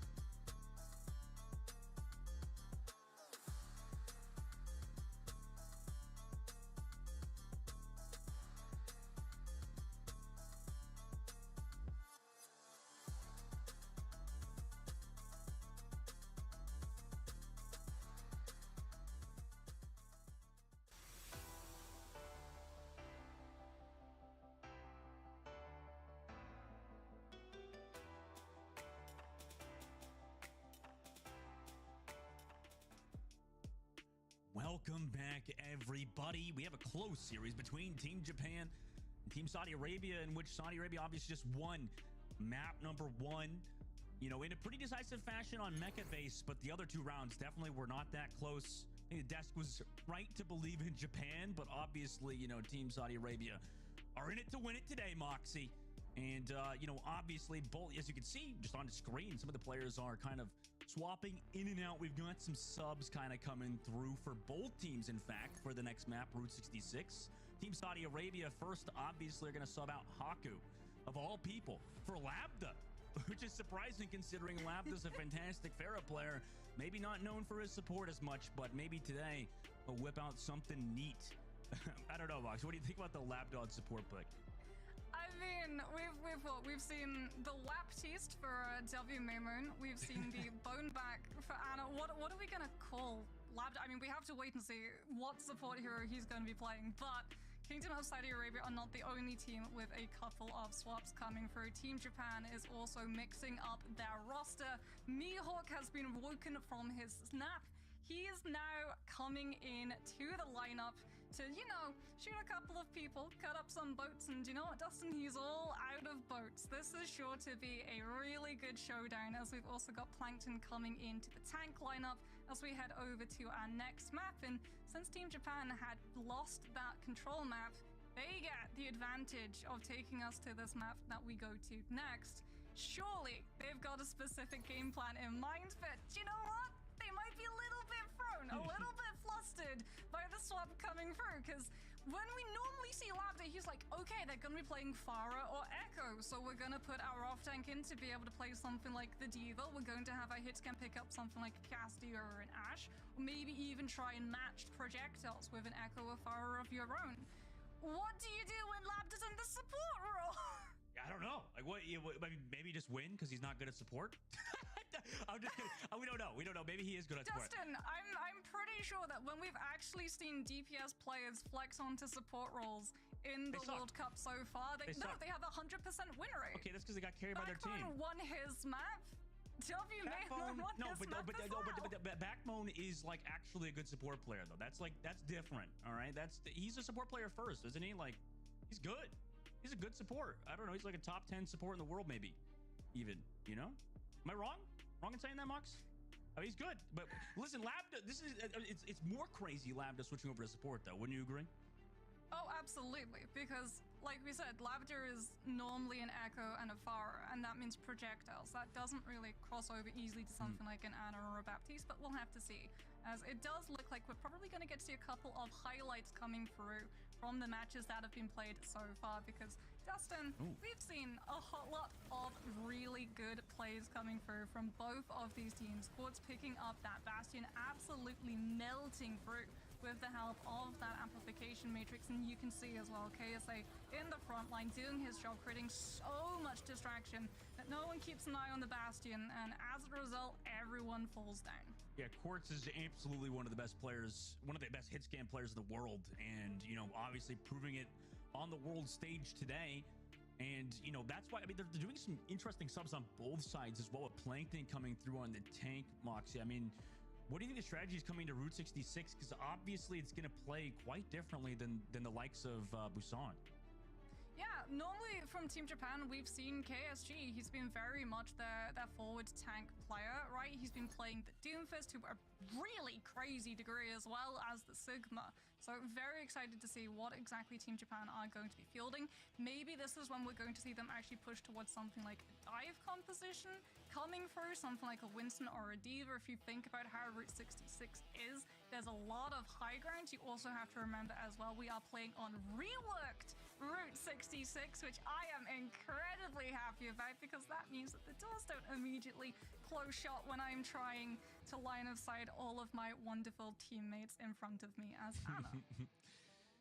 We'll see what happens on this map in particular. Obviously, Japan, you know, maybe going to play a bit of a different play style, considering the fact that they have Plankton in as well. And, you know, I don't know.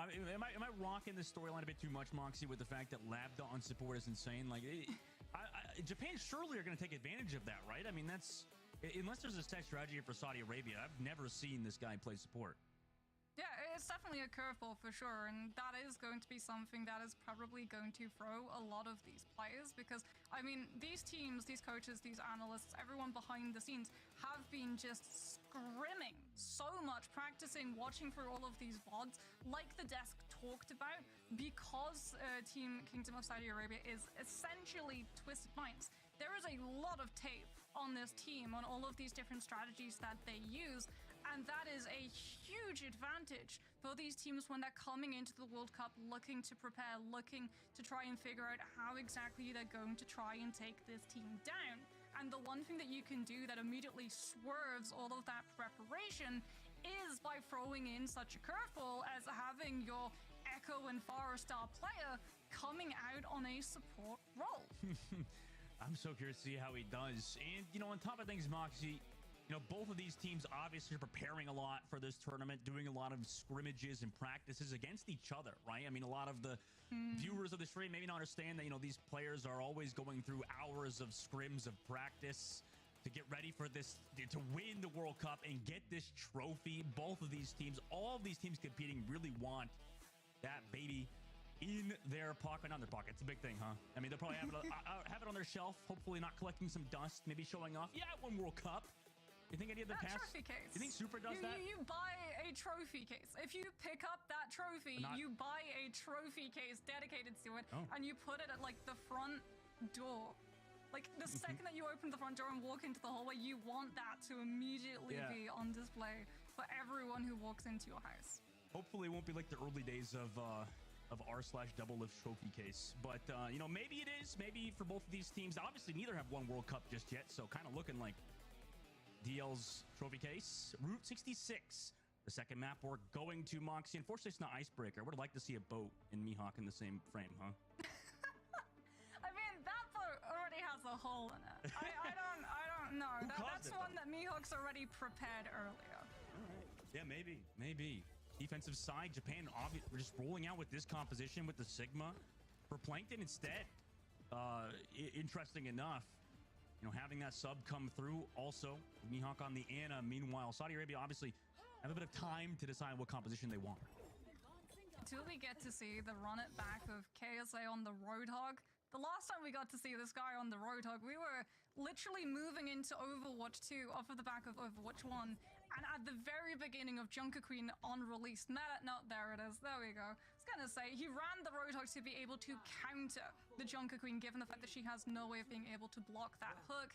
Unfortunately, Sigma does have a shield that he's able to put out in front of him, so KSA will mirror Plankton on that matchup. Saudi Arabian team moving towards that payload. Labda over the top on Baptiste. Actually, I think I have seen him on Baptiste before. He's a pretty good Baptiste in his own right. A lot of these DPS players are, like you mentioned, Moxie. Saudi Arabian team actually moving forward underneath the bridge, given some space here. Meanwhile, UB sticking towards that Symmetra of all picks under the gas station already, just constantly spamming those right clicks, which were, I believe, just recently buffed. Huglout just drops down below. Near the billboard side, Plankton able to find Labda. Mihawk as well onto UB, so immediately out of nowhere, Saudi Arabian team get wiped by Japan for the high ground angles. Yeah, Kuki taking that duel against the Sigma, punishing again, just like D.Va. The fact that that shift does not burn out the focusing beam. And as a result, there's just so much pressure on KSA's shoulders from the Echo, especially given the fact that UV, like you said, sticking on that Symmetra, trying to just cross out the mega health pack for Team Japan to try and take advantage of if they do get pressured by some of this poke coming through from Quartz. Teleporter onto the inside. Oh, aggressive flank from Surmajet. Nate, no! It's a bit too thick, hits the wall. Doesn't go through. Nano Boost also still being built. KSA does have control of that objective. Japan realizing the situation there, want to go forward. Nico finds Labda again early. 2 times in a row now. The DPS player turned support has been picked. Now, Plankton on the inside. Early preempt the sleep dart from Mihawk, thinking somebody's going to take that teleport. Quartz, though, does trade back Nico, who found his teammate earlier. The cart's still being pushed, by the way. Mihawk drops the anti-grenade onto Quartz, but is the damage there? Mihawk has the nano boost. Kyuki, huge kill to find. Surmajet able to find Mihawk, but it's after he got the nano boost. Captive Sun by Surmajet. Does it find the value on the low ground? Doesn't look like it just yet. Huglout popped his own. KSA catches Q-Loud in the sky as well, but eventually in the sky, Q-Loud finds Quartz. Amazing shot from him. Counter flux from the likes of Japan, catches all of the side of Saudi Arabia. They get wiped once more, and we have a minute and 45 seconds left on the clock.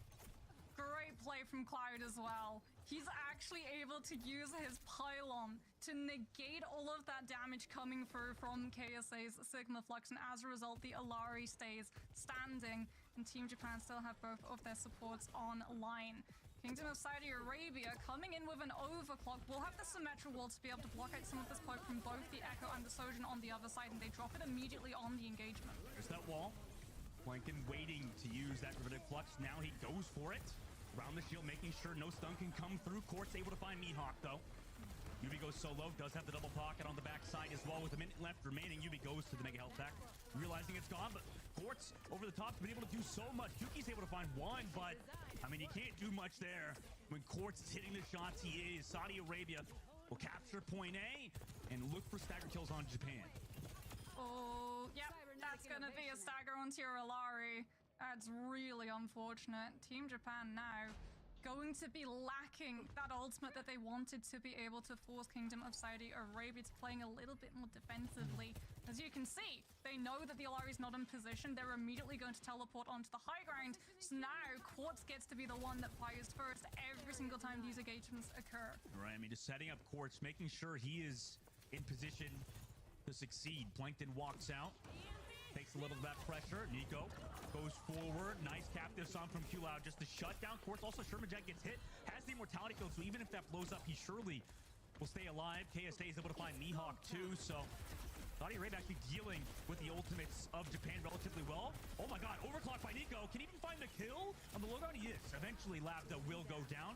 Overclock is too much to deal for that Baptiste player, but Nico going aggressive into UB's beam.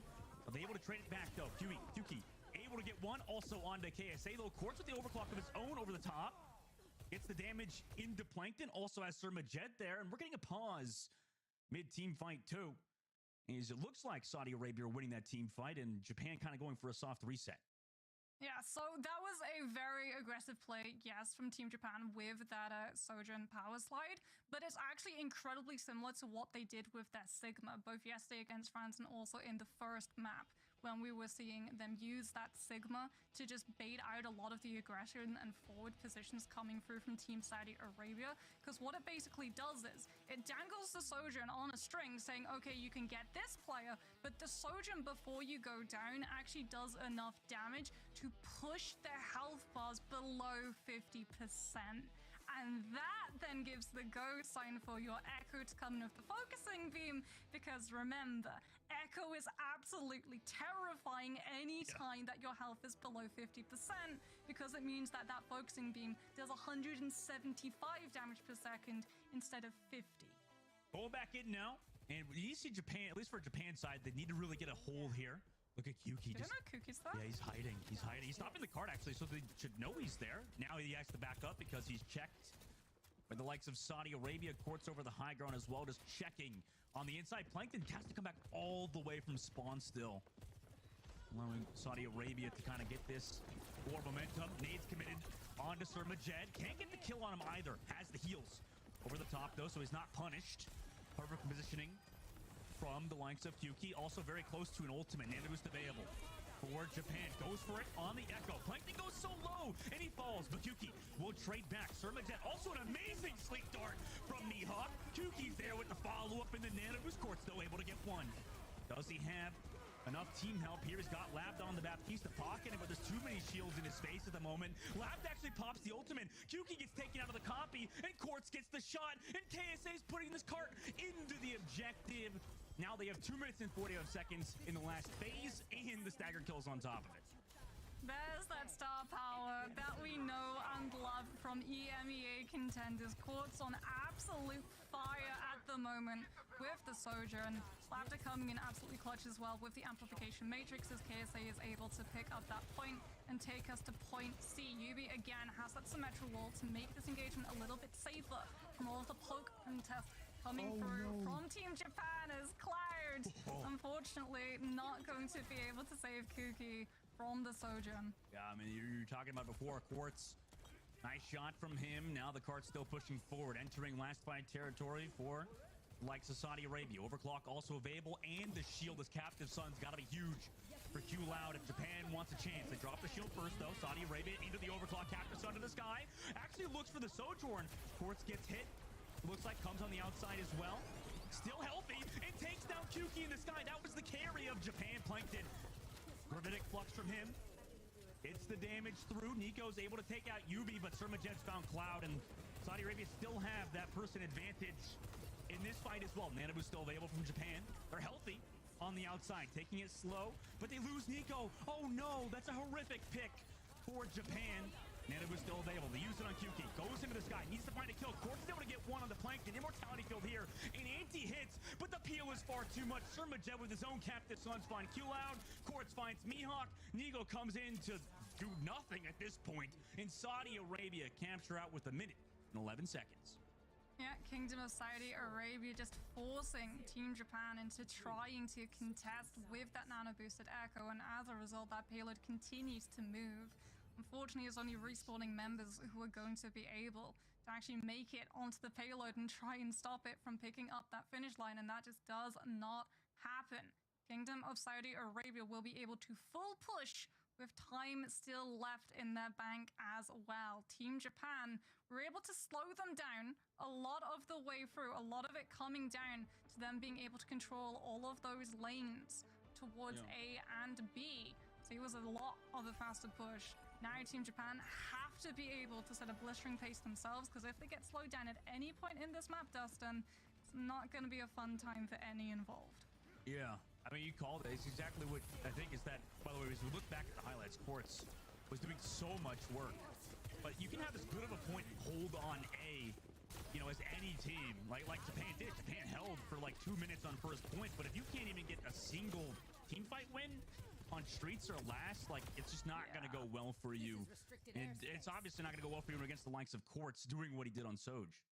Yeah, I mean, a lot of it as well was down to Yubi just coming in with those Symmetra walls at the very, very start, right? Because it means that you don't get those poke kills coming through. You don't have to worry about, okay, maybe we're going to get picked off by the Echo on engagement. Maybe we're going to get picked off by an Alari on engagement, or Sojourn with that alt fire, where you're constantly having to not just alt track, but also alt gun fire track as well. And whenever I talk to support players who are traditionally the players who are supposed to try and alt track and alt fire track, the thing that they say is the most annoying about running into a Sojourn is having to double up on those counts. Yeah, you're right, for sure. And by the way, we're having a bit of a tech pause here for, looks like Labda fixing his audio issue leading into this next map, or this map, I guess the half, in which Saudi Arabia have that lead right on first point. You would think, Moxie, do the likes of Saudi Arabia even mix things up? I know Symmetra maybe not as good on the defensive side, but are you going to run it again if you're Team Saudi Arabia?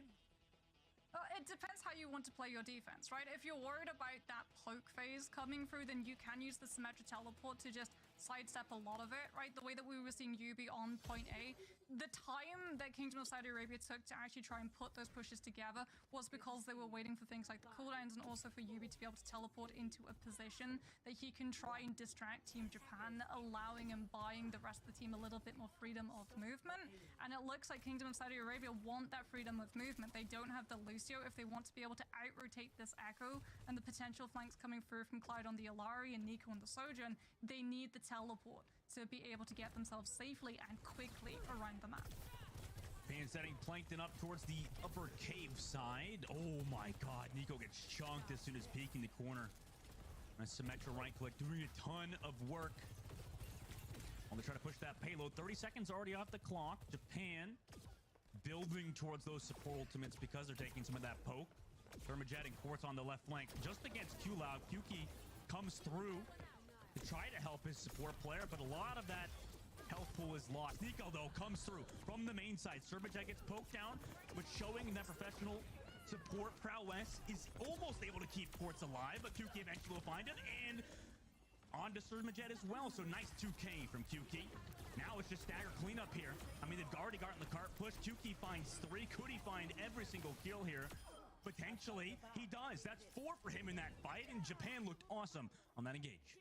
Yeah, and fast as well. That's huge because both of these compositions are trying to outpoke each other to find those first picks. Whoever loses the fight, especially the attacking team, is going to be so much out of time in comparison.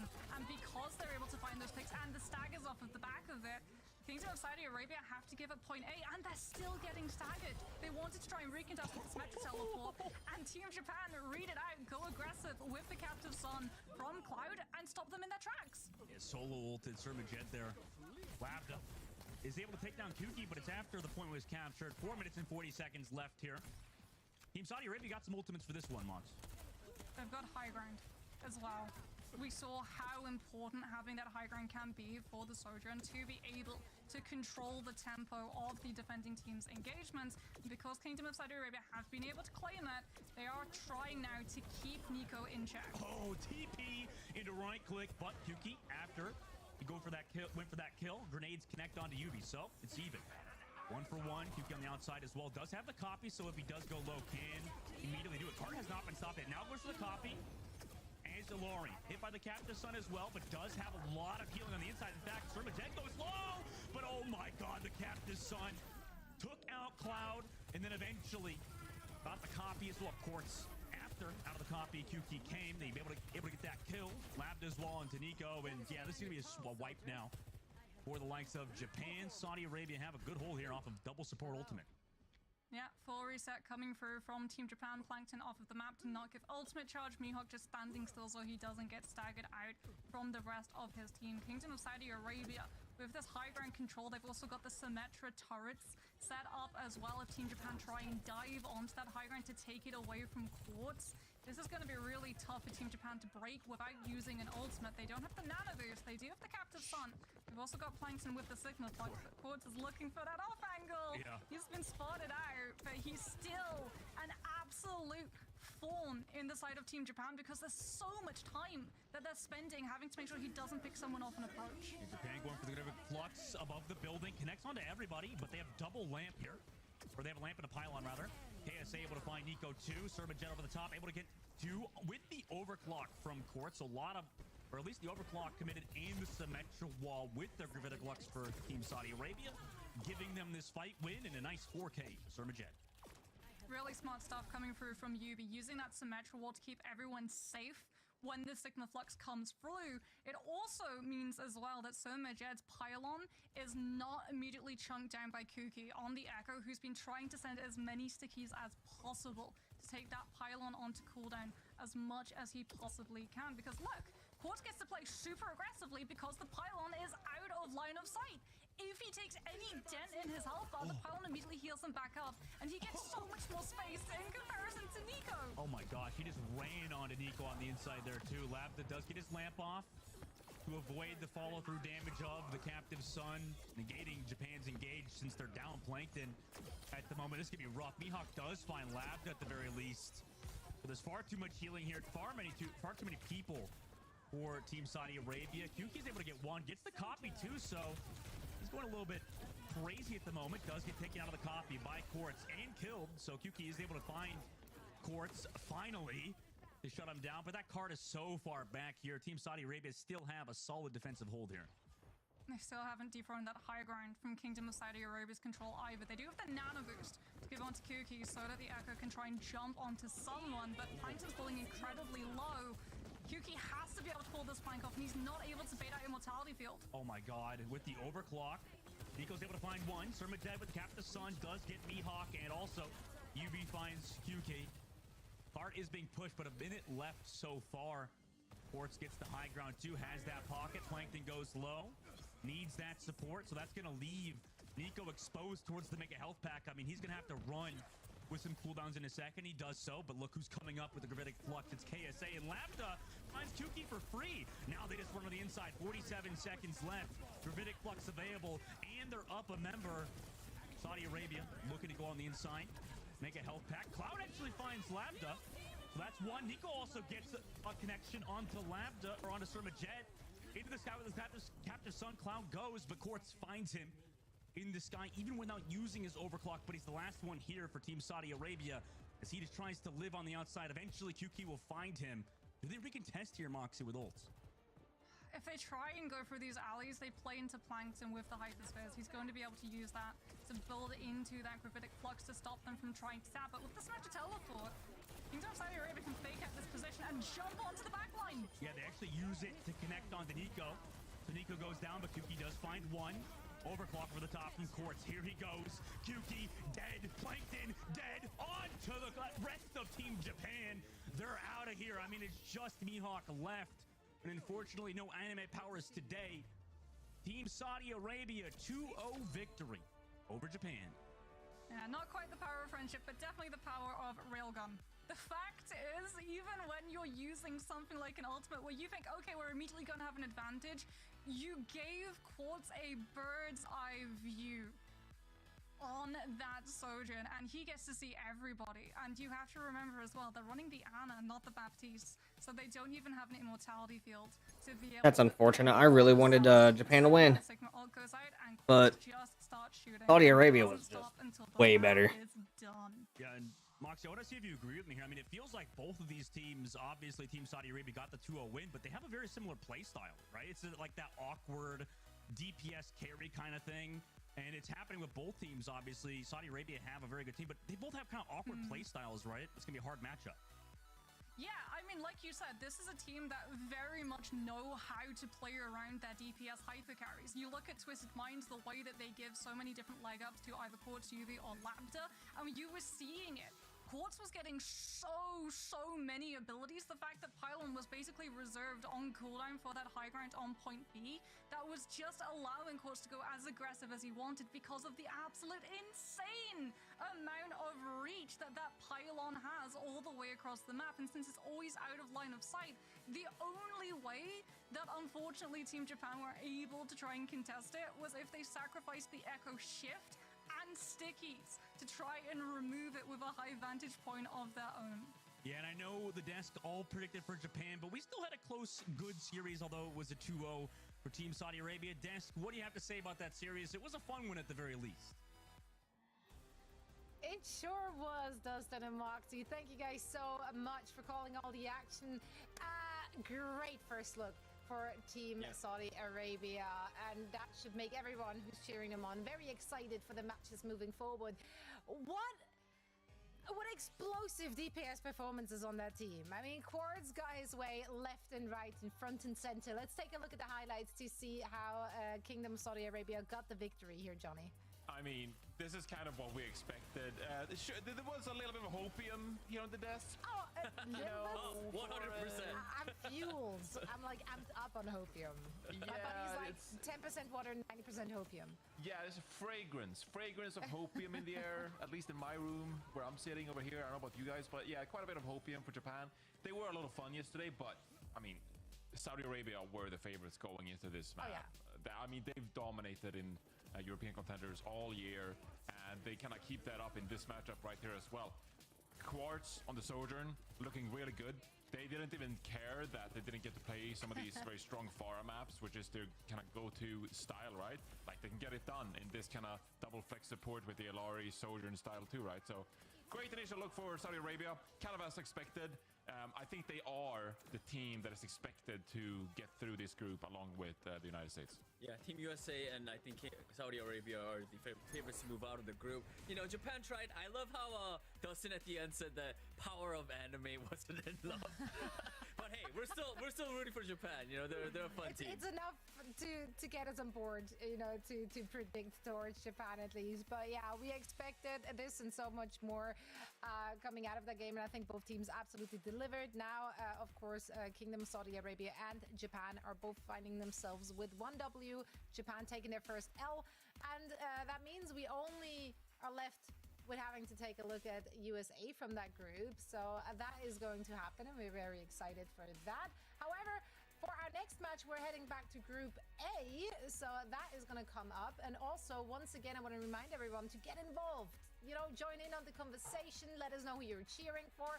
Who's your favorite player? What team are you rooting for in this year's Overwatch World Cup? Make sure to include the hashtag OWWC 2023. You might be featured on broadcast. We can't wait to hear from you. Now coming up next, Team Mexico and Team Colombia are both trying to get the first W after a rough first day in their group stages. We're going to break down the action after this break, so don't go anywhere.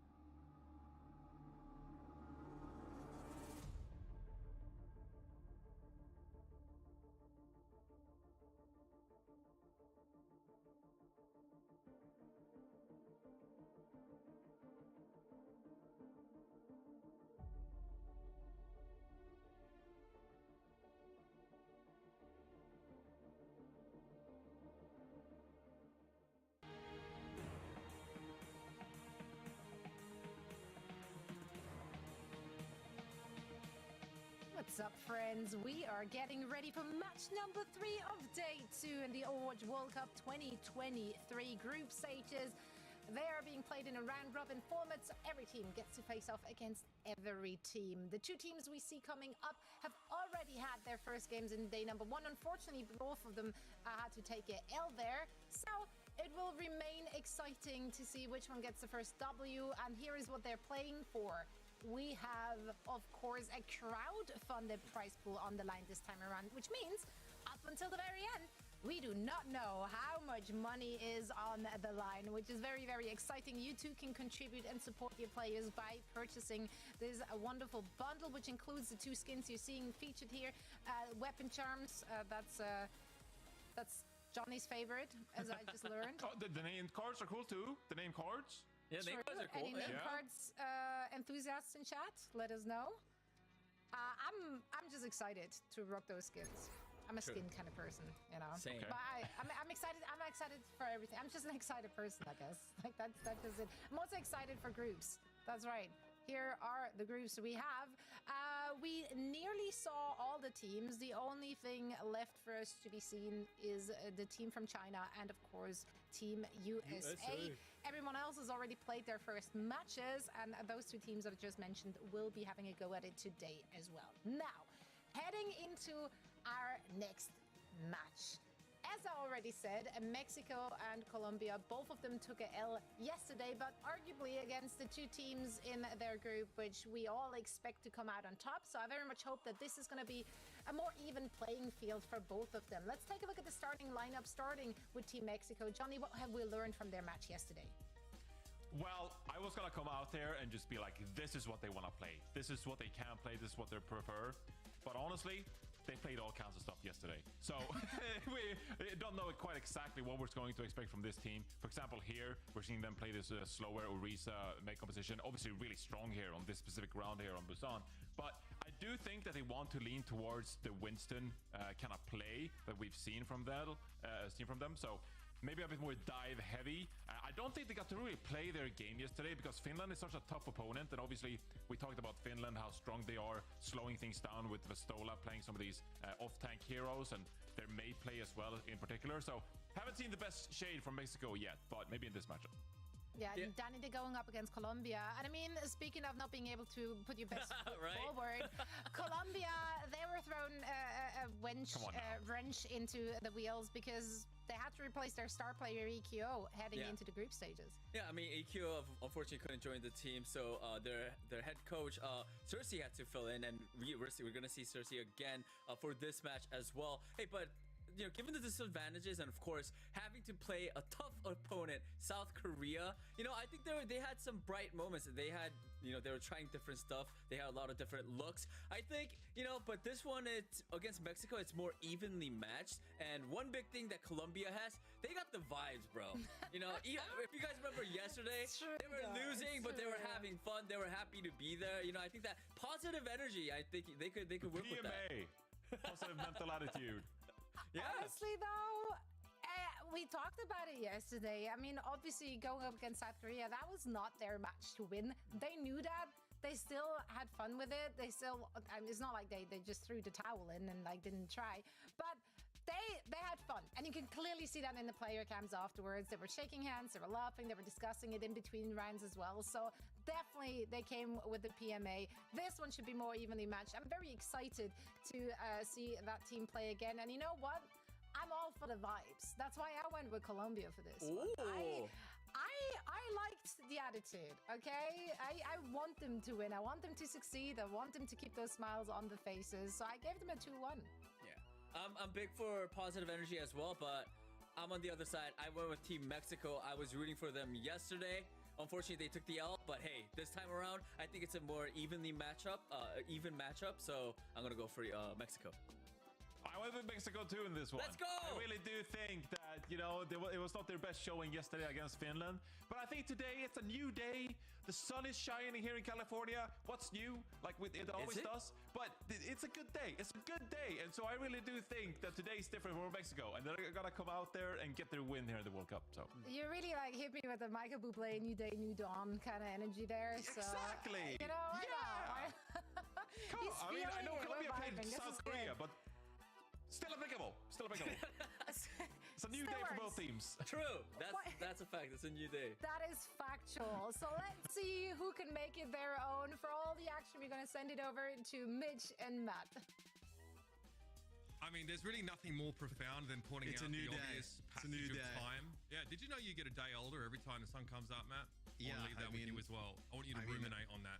Yeah, Consider it. I judge how long time is moving by just the way that you look. If I judged it by Custa, I wouldn't know.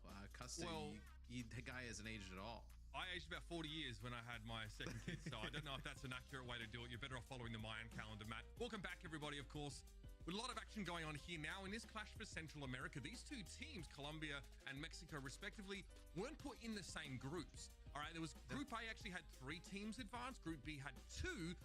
Mexico had to go up against United States and Canada. That was a really brutal group to try and play through. They managed to get through in that 3rd place.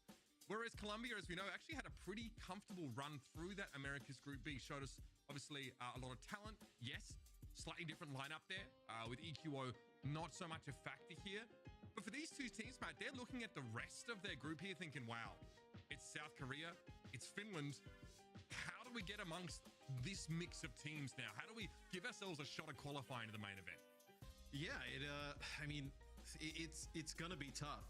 You just see, obviously both teams on your screen here. You may notice on the left for Mexico, Noe, former professional player, really early on, right? Inaugural season, is the head coach now. Yeah, which is fantastic. Naomi obviously has remained very much involved in the Overwatch esports scene and still is a really consistent streamer as well. I recommend you check him out. I always throw him a host. Again, great guy to have here. And obviously the mentorship is very important, I think, for a lot of these teams, which is showing up with, some fairly young, talented players. Having the guidance of Naomi there is pretty important. Let's jump into the series here.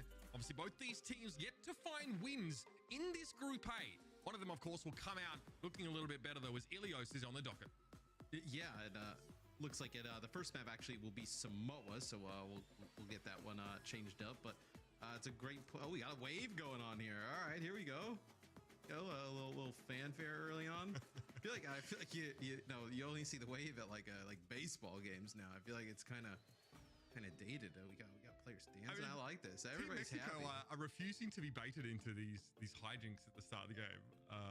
They look a little bit more focused. I think Angel Levada there's just giving a thumbs up across the table, and then it's back to business here. So you'd be fool for thinking this was Hades. This, of course, is the volcano stage of Samoa, where we will be starting this series after a quick pause, of course.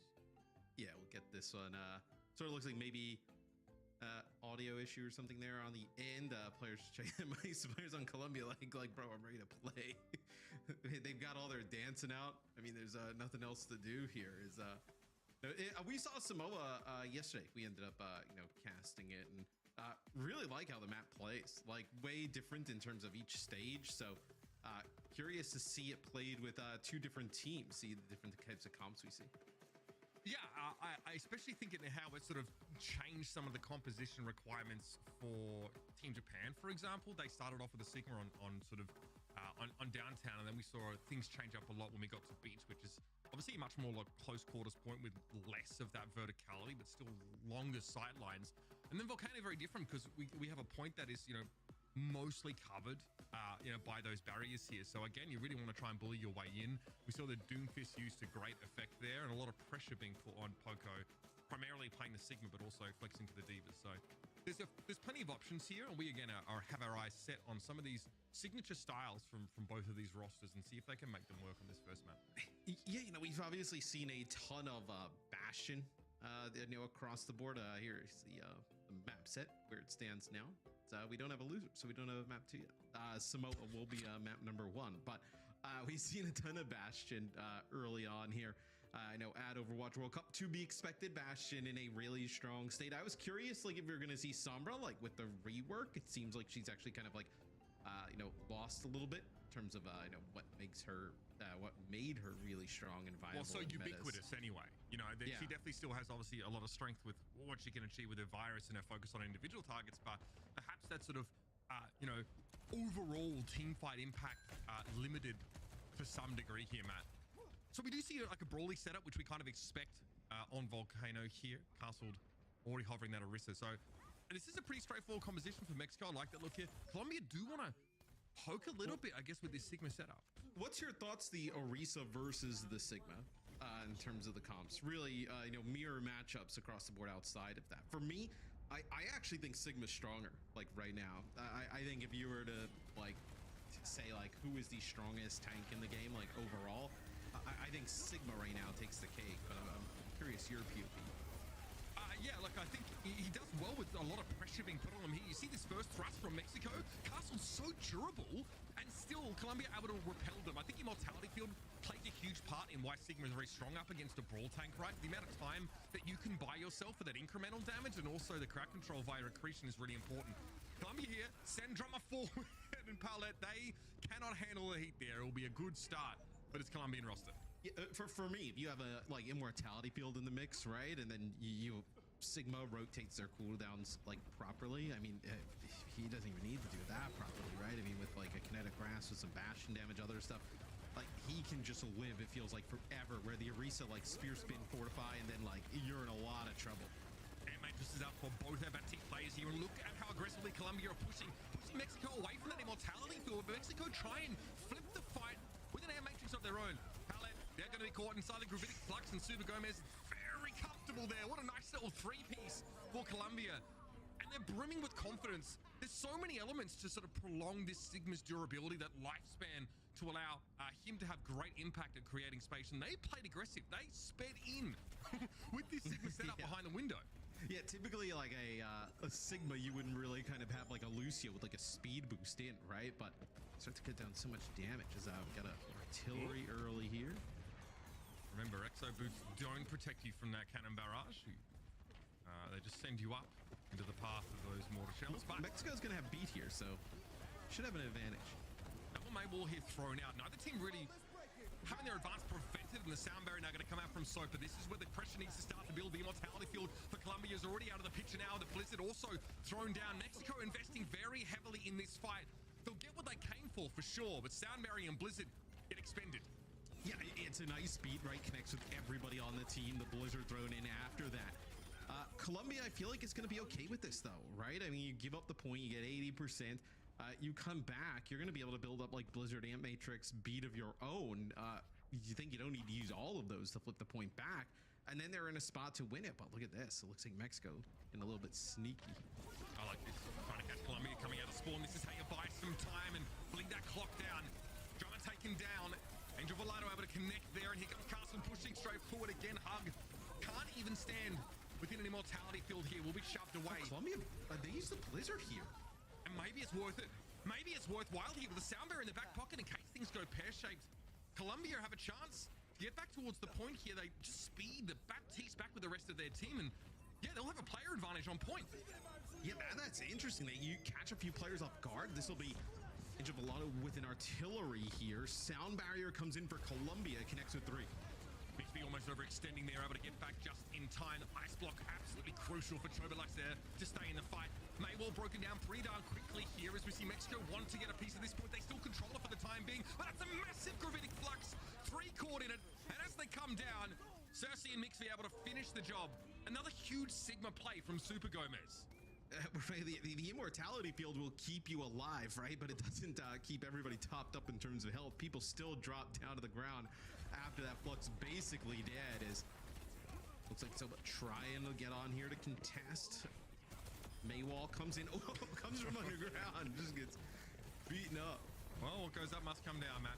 99% here for Colombia and Mexico. Only have 3 players to work with. Castled under a lot of pressure now, trying to find at least something on Drummer. Hug also staying alive and gets a regenerative burst just in time. Meanwhile, Super Gomez, more solo kills for him. And a great start here for Colombia, working this Sigma composition and great defensive utility to give them enough time to win in the long game. Yeah, it's interesting, right? The Orisa, I don't feel like has the sturdiness to kind of like battle the Sigma comp. Quite frankly, I think like the one tank that you kind of...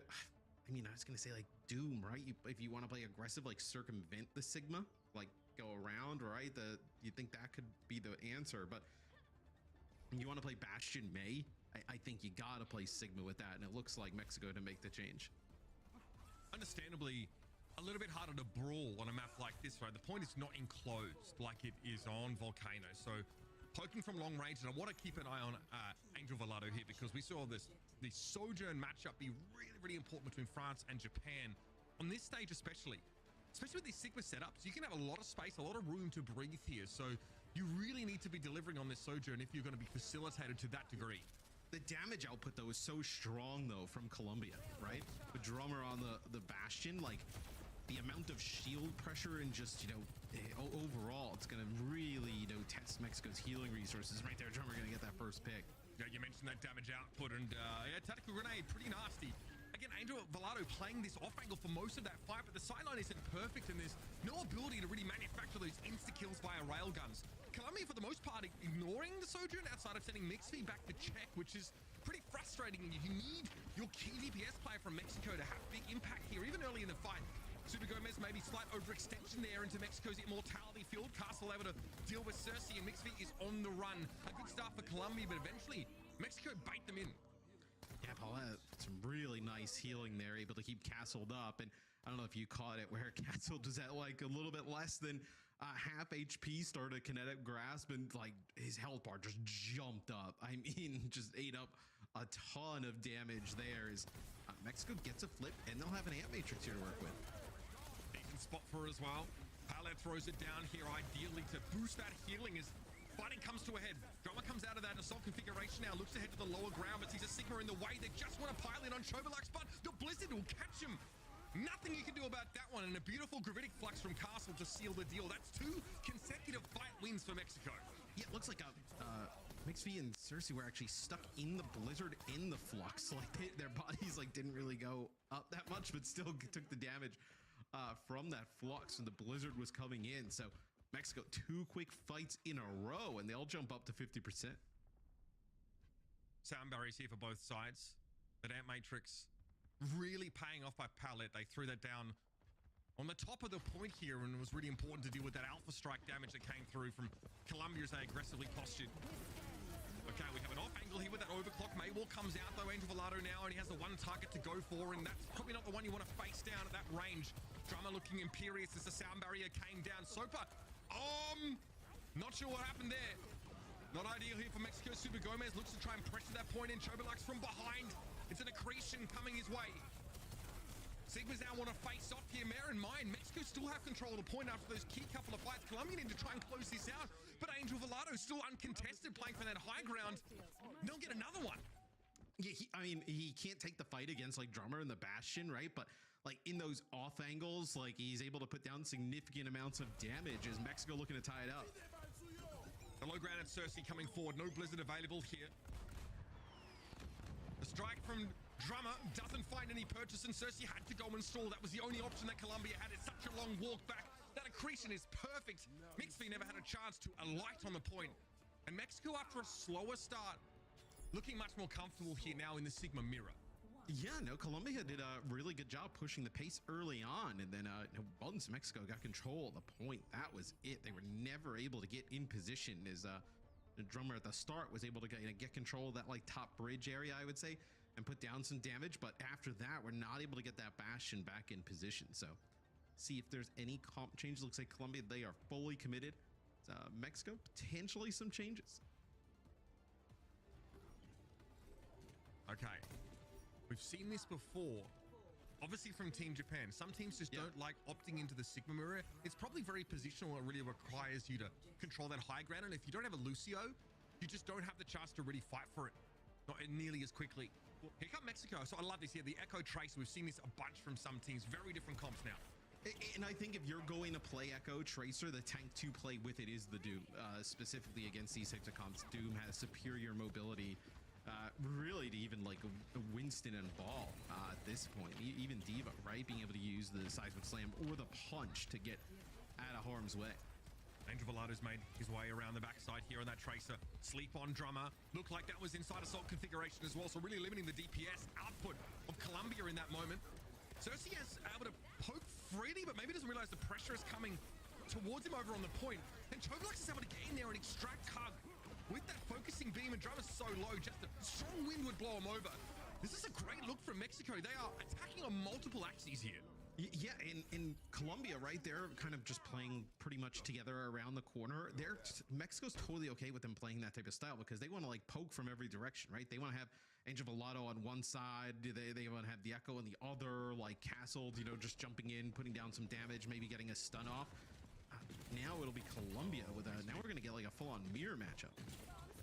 Pulse bomb here for the Brig. Easy decision to make, but it comes up short and Hugs out of shield. It doesn't matter though, because Angel Volato wraps around the back and gets it done the old-fashioned way. Hug ain't going nowhere right now. 28% and counting here for Mexico, and good old-fashioned Tracer flank pays off. You know, they could at least, you know, giving him a heal or something. Little heal? Yeah, a little heal, a little turn, a little shot, maybe a little bio grenade there. But at the same time, Super Gomez, I think, has gone in. So Mixvy is looking absolutely elsewhere at that moment. So I'm definitely left on an island there. Make no mistake. Mixvy is probably like, look, if I help you, there's a chance I die. So you figure that out. All right, Drummer now making the switch over towards the Tracer. Fight or so ago. The Duke Brig, this is a pretty scary prospect. The meteor strike cancelled, flattens the back line. Colombia ain't getting up after that one. That's gonna hurt in the morning. Oh, the meteor strike was massive. Not even going to be able to build up towards the rally because there's just nobody to attack as everybody falls for Colombia as Mexico's really put it on with this dive count. I mean, you are reeling after that play. On one end, it's a duplicated Brig who has absolutely no reason to worry about self-preservation, and then from above, the meteor strike. That is disgusting. Drumming here in a Tracer duel against Angel Volato. Super Gomez, pretty good purchase there with that seismic slam, rather, but might be caught here. Good bionic grenade, but will that be enough? The rally's ticking. Castle, though, is durable enough not to worry about the anti-kill. And now a Nano being handed over to the Brig. That's a scary prospect indeed. Sopa wants to surge ahead here, but realizes that duration is ticking down and wants to stay in a position to benefit the rest of the team. 99 plays 0, and there's a rally up for Colombia. They're going to pop it straight away, and you need to be looking out for the tactical visor in this fight. Colombia may not need it, though. Getting rid of Chobolux early, and they'll finally have a chance on the point. Tremendous job from the supports on Colombia. Mixie and Hug, they keep Super Gomez alive. You even saw in his player cam, he was like shocked he was alive. He was like, wait, what?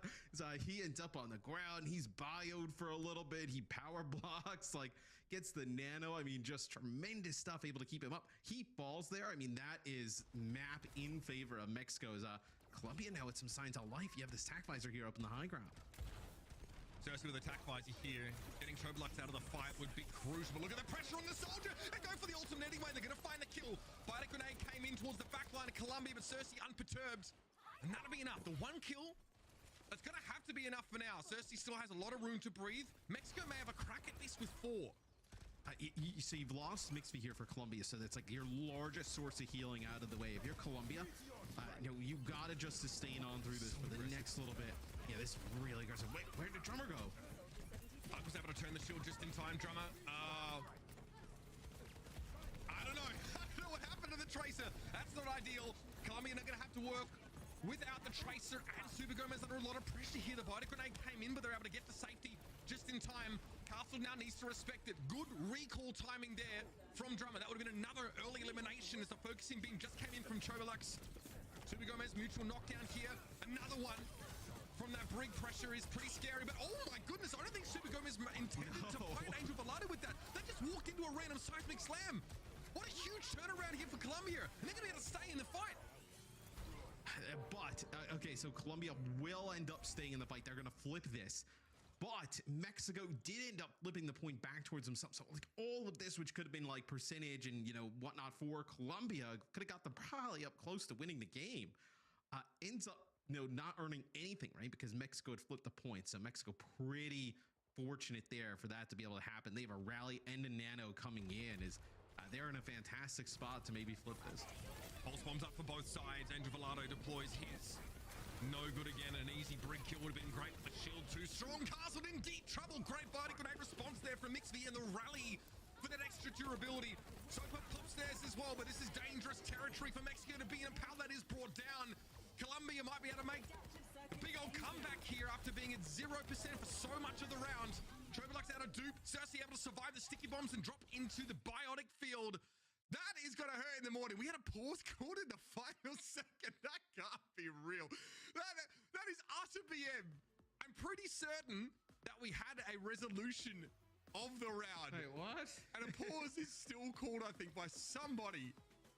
Oh, World Cup, never changed. Somebody on Columbia, I think, it's maybe an audio issue or something. We'll see what's going on here. We're about to have an end of a round. What is it? It's like we like icing the kicker here, you know, like. I don't know. I would be absolutely. I'd be thinking about that if I was going to lose a round and I had to stare at the 100 to 99 indicator on my screen for any length of time. Yeah, you're like Mexico. You're coming off the respawn, right? Just sitting there staring at it, 99, like as they're about to just win. Like, we'll figure out what's going on. Well, I think obviously like that. I'm not 100% sure about this, but our game admins have to actually action the pause. And we had a quick alt tab there real quick. So tab? Okay. Yeah. They're queuing up the victory tunes on on YouTube or something. Oh, yeah, they just said turn up the volume on the lo-fi beats to study and troll your opponent to. This will be one of the more interesting. Say, hey, we're coming back from a pause. All right, it's over. It's like you're about to land a knockout punch and you just stop with your fist in front of them. Oh, okay. Well, we'll see what happens here. I mean, if it was boxing, they rigged the scores coming back in, right? I mean, that's so glad this is happening. Okay, so Angel Volato can probably touch here. They do. Okay, so we actually have our overtime. Love to see that. Tactical bite here from Cersei, though. Definitely wants to try and end this now, but there are no targets. Anything but a target-rich environment, but look at that Helix rocket at the feet of Angel Volato. Tough for Mexico to come back from this one. No support ultimates to work with. Chobalak's coming to the point and the Soldier just for the mobility, if anything else. And it's it's a tough one. You're walking up to the gallows if you're Mexico after that pause because you know exactly what the writing on the wall says. Big comeback for Colombia there on downtown, even though they teased us with it a little bit. They'll take the first map. Yeah, it felt like we already got the celebration before it actually ended. So now they're not even that happy, but not really strong performance. I mean, that last round, right? Colombia battled back. I mean, they were in a rough spot. You know, Mexico put together a really good lead. It looked like they were doing fantastic with that like dive Mexico. And then Colombia just kind of switched to it and figured it out themselves. So really good map number one. Yeah, being able to do that on the fly, I think is a really big deal. The Samoa games that we've seen so far have featured that mix between Sigma and Doomfist, and to be able to see Colombia on a dime make the switch and come in and play that composition so effectively, it's a big deal. I think the Soldier 76 from Cersei was pretty important there in that last map, but let's go back towards a very interesting Orisa versus Sigma matchup on Volcano. Yeah, and I think you see even, you know, Orisa's still a really strong tank. I think you just see the power that Sigma brings, right? I mean, just overall can do so many different things. Mexico goes to it in round number 2, and they come out on top. Yeah, again, we see the great setups on the high ground palette. They get a big amplification matrix there that really just helps that healing through. But this will happen to Drummer, by the way. Oh, buddy. Was that a punch or a backwards blink? Map's new. It's all right. Yeah, that's right. Still got to get your sea legs under you. It even happened to Danny Lim. It happened to anybody. Okay, if it happened to Danny Lim, I wouldn't feel bad about it at all. But this was the game state midway through the round. This is after Colombia make that switch up there, and they're able to come back to take Samoa away 2-1 in round score. Very competitive match so far. And I'm curious to see now what the Mexico pick is going to be because we do have data from these. I was going to say, Mexico that had some options, right? They looked pretty good on the dive, right? Colombia ends up coming out on a dive of their own and ends up like winning it at the end. They're probably looking at their success in, you know, map number 2, right? In that Sigma v Sigma matchup and then saying, hey, let's take that as opposed to trying to go to another dive map pick and circuit. Yeah, more poke comps coming up in Circuit Royale. It's map number 2 in this matchup in Group A between Mexico and Colombia. Don't go too far.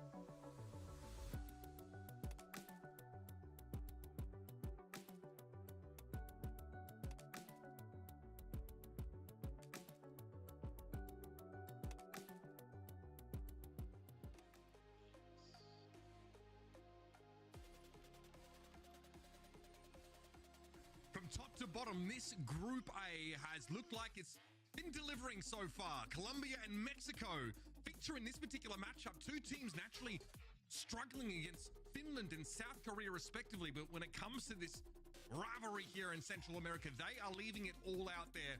And Samoa was a great demonstration of this. It was a little bit of a slow start, I think, at times for Mexico, but Colombia, I want to put pressure on them here heading into the second map. That's when things really got opened up in a Sigma mirror. Let's talk subs here. Mattis, Hysteria and Momo come in for Mexico. Yeah, so 2 subs coming in for Mexico here on Circuit Royal. So should tell you potentially maybe, they want to have Hysteria and maybe they feel like he's the stronger Sigma of the two. Maybe that's also why we saw Castle come out on the Orisa at the start. Then Moen, maybe you don't feel like you need to play Lucio here. You can play, a little bit more of a flex support-based support line. Samoa definitely got to show us at least what these two teams were capable of when it came to the Sigma play. And I guess Mexico probably maybe feeling a little bit forced into that position. There didn't seem to be any debate about it when we headed over to Beach. Although, of course, Volcano gave you an option to brawl. It's got to be frustrating that Orisa composition doesn't work out. Now, in the past on Circuit Royal, we've definitely seen a lot of teams flirt with brawl compositions against the Sigma setup. More than happy to play like Junker Queen or even Orisa at times to try and get up in the enemy's face and, deny a lot of that space. Again, in the Australia versus Brazil matchup, we saw them play Reinhardt into the Sigma. And Brazil gave Australia so much room. Australia really got to push the battle lines up sort of essentially for free here. But in a matchup between two compositions that want to poke, we're going to be looking at the DPS. We're going to be looking at a long-range hit scan if Mexico come out of the gates with it. I do think the comp with the Reinhardt and the Sim like Lucio is really interesting against like the Sigma-based comps. I think it's just way harder to execute. That's why you don't see like anybody really do it at like you see a few teams obviously go to it, but it's not like something that everybody can replicate, right? You think back to previous metas like goats. A lot of teams could throw together goats, but like to play it at a really high level, like pretty difficult, right? I think it's the same thing with the Reinhardt base comp with the Symmetra. It's like, like in theory, like we can probably do it, but you have to execute it really perfectly to be able to beat some of these comps where Mexico will come out with double sniper here, so this will be an interesting look. I mean, double sniper feels like a kind of comp that's been like gone for a while. I just don't think it has like damage output to be able to burst some of these targets down. And that might be the issue here as well. We see the switch over towards the Sojourn here for Angel Volado, when Chobolux is actually managed to find the back line. This is extremely risky. But again, being out of our position, a Sigma, a poke composition is a huge part of the win condition when trying to, break the powerful poke elements of it up into more manageable pieces. But, I mean, you have a Lucio here for the defenders.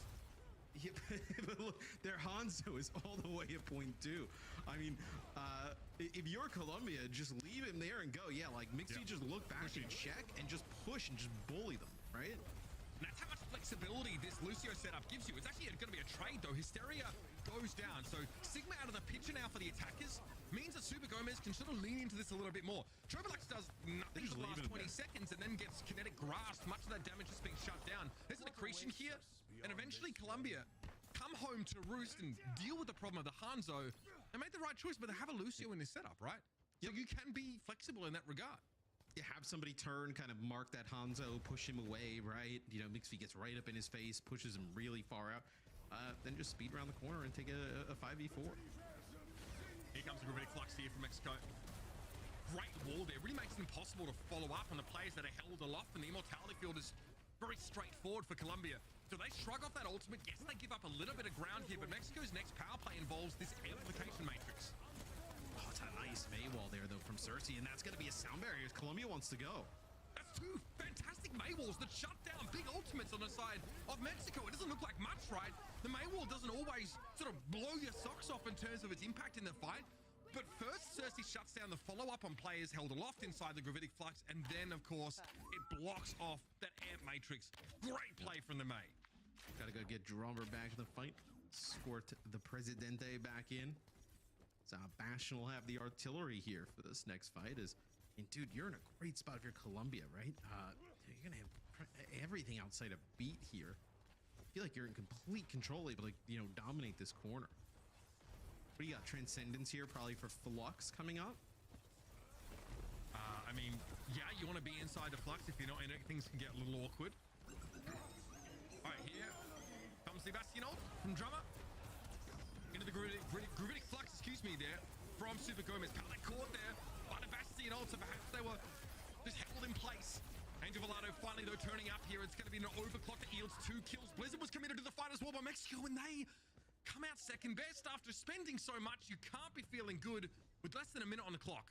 I like, you know, I love how we have the player cams and everybody on land. You get to see some stuff where, you know, we're Ron with Drummer for a little bit, and he's, you know, looking over at Super Gomez's screen where he's going to Flux and know exactly where to drop that artillery right on top. And now you have Paulette. They're going to go over and play the Lucio here to get back in the fight. You already end up using that Transcendence, so maybe get a little bit more speed in the mix. You got one more fight. That's it. Immortality Field already down. Hysteria is going to be hit by the accretion. They do get Drummer at the very least here. Can you keep Super Gomez healed up enough before he drops down? The answer is yes, but you don't have an Immortality Field from Colombia. You take a ton of damage. Your Baptiste is desperately trying to work to keep you alive, but eventually a great Flux is going to give Mexico a window into the rest of this map. Yeah, and it looks like a plot. They had a really nice boop there on the Super Gomez, like knocked him back towards Team Mexico. They're able to finish him off as Mexico barely gets over the line. Though pretty good defense there from Colombia on point A. Yeah, I mean, it just falls apart. Maybe like, I think it was an early Immortality Field from Hug because there was a fair bit of brawling going on in the front line. Maybe like they aren't tracking a Sigma ultimate from Hysteria there. I mean, you really want to have that available. I think Hug does a great job at actually direct hitting Super Gomez when he's in the Flux to keep him above 50%, but just too much damage coming in after the fact here. So Colombia now set their feet behind this Amp Matrix, Matt. And I was going to say, you knew you could go with Amp Matrix there because you got the May walls out, right? Both teams end up using the May wall. It's actually really nice use of the kinetic rest there from Hysteria, actually. Like, used it like over towards the side, ends up keeping the May alive. You got to back away from that Amp Matrix here. If you're Colombia, yours doesn't quite pay off. Both teams able to avoid them here, but ultimately it's Mexico gaining ground. Cersei, after such a fantastic start, gets caught there by Chobalux. And now Colombia have to try and make this defense happen with 4. They do have some key ultimates, though. Sound barrier is going to be there. Flux also available now with the Blizzard, also thrown at the start of the fight. No chance for Super Gomez to part with that ultimate. Fantastic preemption there from Chobalux to set things up for a last push of the map. Yes, Mexico finding some signs of life here. And really, it's once they went over and brought the Lucio back in, right? Have that speed, close the gap. Really, if you survive. So the thing is like, Colombia has an advantage in terms of like a highest potential damage output, right? You would say with the Bastion inside of, Wheels mode. If Bastion is out of that, right? Then the damage output actually probably sways over more towards Mexico to about even. Where if you can survive this, right? Like this is great, right? For Mexico. Drummer uses that early, and then now maybe you can engage. Sound barrier here for Mexico. Colombia holding on to theirs maybe until a more opportune moment, and this is it. Hundo doesn't benefit from it. Still able to stay alive with that Immortality Field, but Angel Volado has a shooting range at their disposal. Only the 1 kill, though, for Mexico. And again, this aggressive wraparound by DPS is going to fizzle. Angel Volado might not want to hang around, and they choose not to. It's the Sojourn scream. There is pretty dramatic. Jumps off the side. Yeah, extremely dramatic. No fall damage, so you think you would live that, but it's kind of crazy. Like, got to be lore reasons. I mean, trying to record those voice lines must be really tiring. That just occurred to me. You know? All right, we need you to scream like you're falling from a 100-foot building again. We've had enough of that from me over the last 6 years. I mean, that's every other fight. They have a lot of footage on you. And Matrix, the receipts have been kept. And Matrix here up and available for Momo. The substitution coming in for Mexico. Paulette, they have been moved on to Lucio. So there's a question maybe of Mexico thinking they didn't need Lucio, or we didn't huge weren't worried impact too on much Lucio about it. as well. Yep. Drummer here from the high ground. That'll pressure that Sigma barrier away, further slowing up Mexico. We're again under 1 minute. Colombia have done a really good job in these last couple of fights, being able to stave off the attackers, but they don't have any ultimates to work with right now. I know Cersei's desperately trying to accrue another blizzard, but there may not be enough time here. Look at the damage on Super Gomez, and well, Drummer couldn't get inside the immortality field at all. Super Gomez, though, good kinetic grasp that's going to be able to keep them up a little bit longer. It's enough time for Cersei to try and deploy the blizzard. They fall after the fact, though. Can you follow up on this? It's just a Sigma and a Lucio. They're caught in the blizzard, and then the Gravitic Flux comes down. Hysteria takes an absolute battering at 2 versus 3. Will it be enough? Drummer's going to be burned down, and Hugner comes to the point on the Kiriko. 1 versus 2 won't get it done in Mexico. Looking to squeak in. Cersei's back on the point on the Reaper guy, but no chance to touch there as the Bastion ultimate came through. Very close conclusion to that push, but Mexico get home. Yeah, I actually thought, no, Mexico, I mean, they come up super clutch, right? As Colombia does a great job on that first point. And then they really just kind of, once they're able to get that, they do a nice job completing the rest of the map. So now ball in Colombia's court here to try and answer. Typically we do see teams get stalled out there at the end of this map. So can be a pretty dangerous situation here for Colombia. They're having time to spare after that push. Pretty impressive stuff there from Mexico. Again, like a 2 versus 3. Blizzard in a Gravitic Flux any other day would be absolutely devastating. We got to hand it to Angel Volado being there on the Bastion to seal the deal. Love that. Really been a competitive series so far.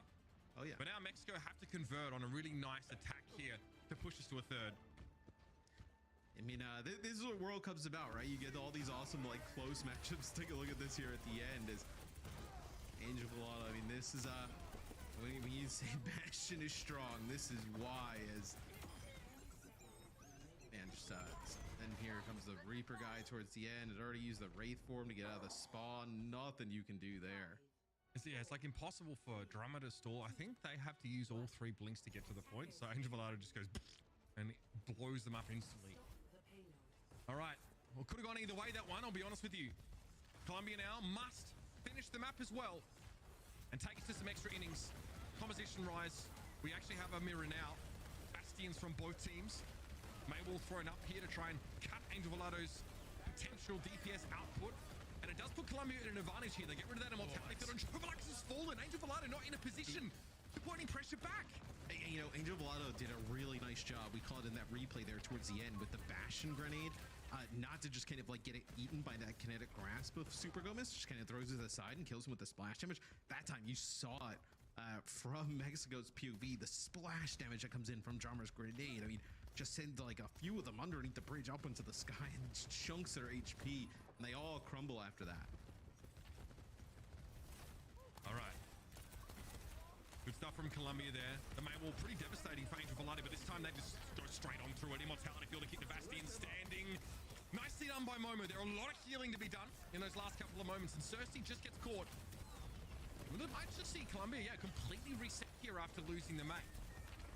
Yeah, you don't have that Maywall to block some of that damage. Almost like there's a second shield. Yeah, this is it's a death reset here. Everybody. Well, it feels like this is why Lucio is important, even though you are playing a poke composition. You maybe don't think about mobility so much when you're defending with a Sigma setup, but being able to chase like that, get that extra ult charge, and also get some stagger is pretty crucial. Well, if you have no shield, you have no Maywall, right? No kinetic grasp. You need something to kite some of the damage, right? Especially if they're kind of engaging with a speed boost. Time. Yeah. Hysteria really reluctant to give this high ground up, and this is why. Gravitic Flux comes in. Oh, this is going to be a killer mix for you. They couldn't do much about that one. They would have dropped and died either way. Hysteria now surrounded, though. The Blizzard may be unexpected. Cersei deploys it, but Hysteria is still able to find a kill on the make here. This is going horribly wrong for Colombia. They spent so much in that fight and again get repelled. Yeah, I mean, that's a huge sound barrier there that comes in there. And Paulette has got a really nice map there on the Lucio. Landing that sound barrier, pushing on up is... Yeah, I mean, this is not going well for Colombia, right? And now you come back, what? You have a flux, but you have the immortality field to kind of live through that. Listen here for Chovolux. Wall thrown up. I see the idea behind this. Nothing. I mean, again, when Colombia spend, good money after bad by throwing that Blizzard into what ended up being a lost fight, you just have the advantage. Deploy it as soon as you can in that small room and there's no escape. And I like, even if Mexico loses this, they're in a great spot, right? In terms of like this next fight. So, oh, you lose Momo, that's pretty rough. Because you can, in theory, right, if you were evenly matched, you can play close up and force some of these ultimates out. Now, look at Colombia. I mean, they know they have a player advantage. They're going to try and push that pace where you can't play as close as spawn to or force these ultimates out. That's a huge pick.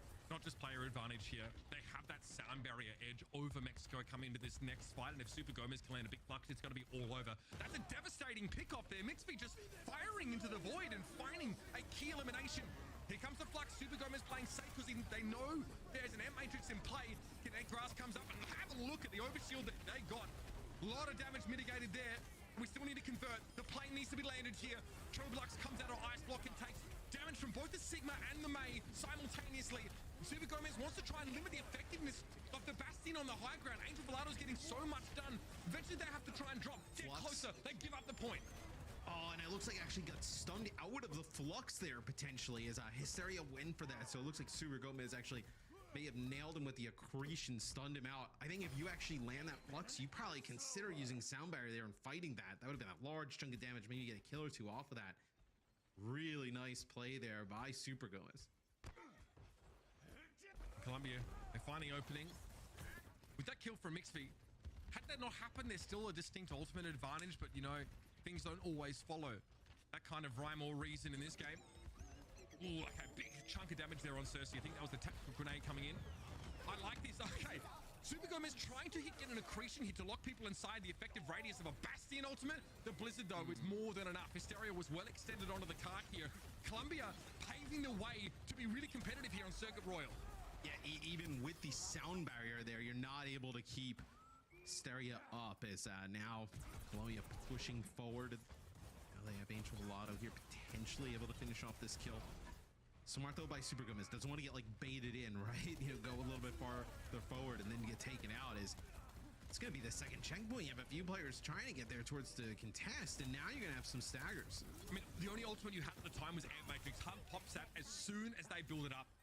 Instantly, Angel Volado gets blown to smithereens. There's no time for Mexico to respond to that because they're already throwing themselves bodily at the card. 2 minutes 44 to work with. Now, how good are Colombia, how good are they rather, at taking that high ground position with the window right here? If they can maintain this control and also get good Mexico push, know? they're in great shape. They have to know. I mean, look at where Angel Volado and Hysteria are. You think they know? I mean, it does not look like it. Do we get two? Does Troblux get caught in that? Unclear. Momo, though, gonna have to go for a immortality fill, but still gonna get taken out. They went for an Amp Matrix as well. Hysteria at the very least, though, trying to find two quick kills and the Blizzard thrown to the point. Might not be worthwhile here. Hysteria really just stalling. Super Gomez has to wait for the grasp to expire. Eventually, so will Hysteria.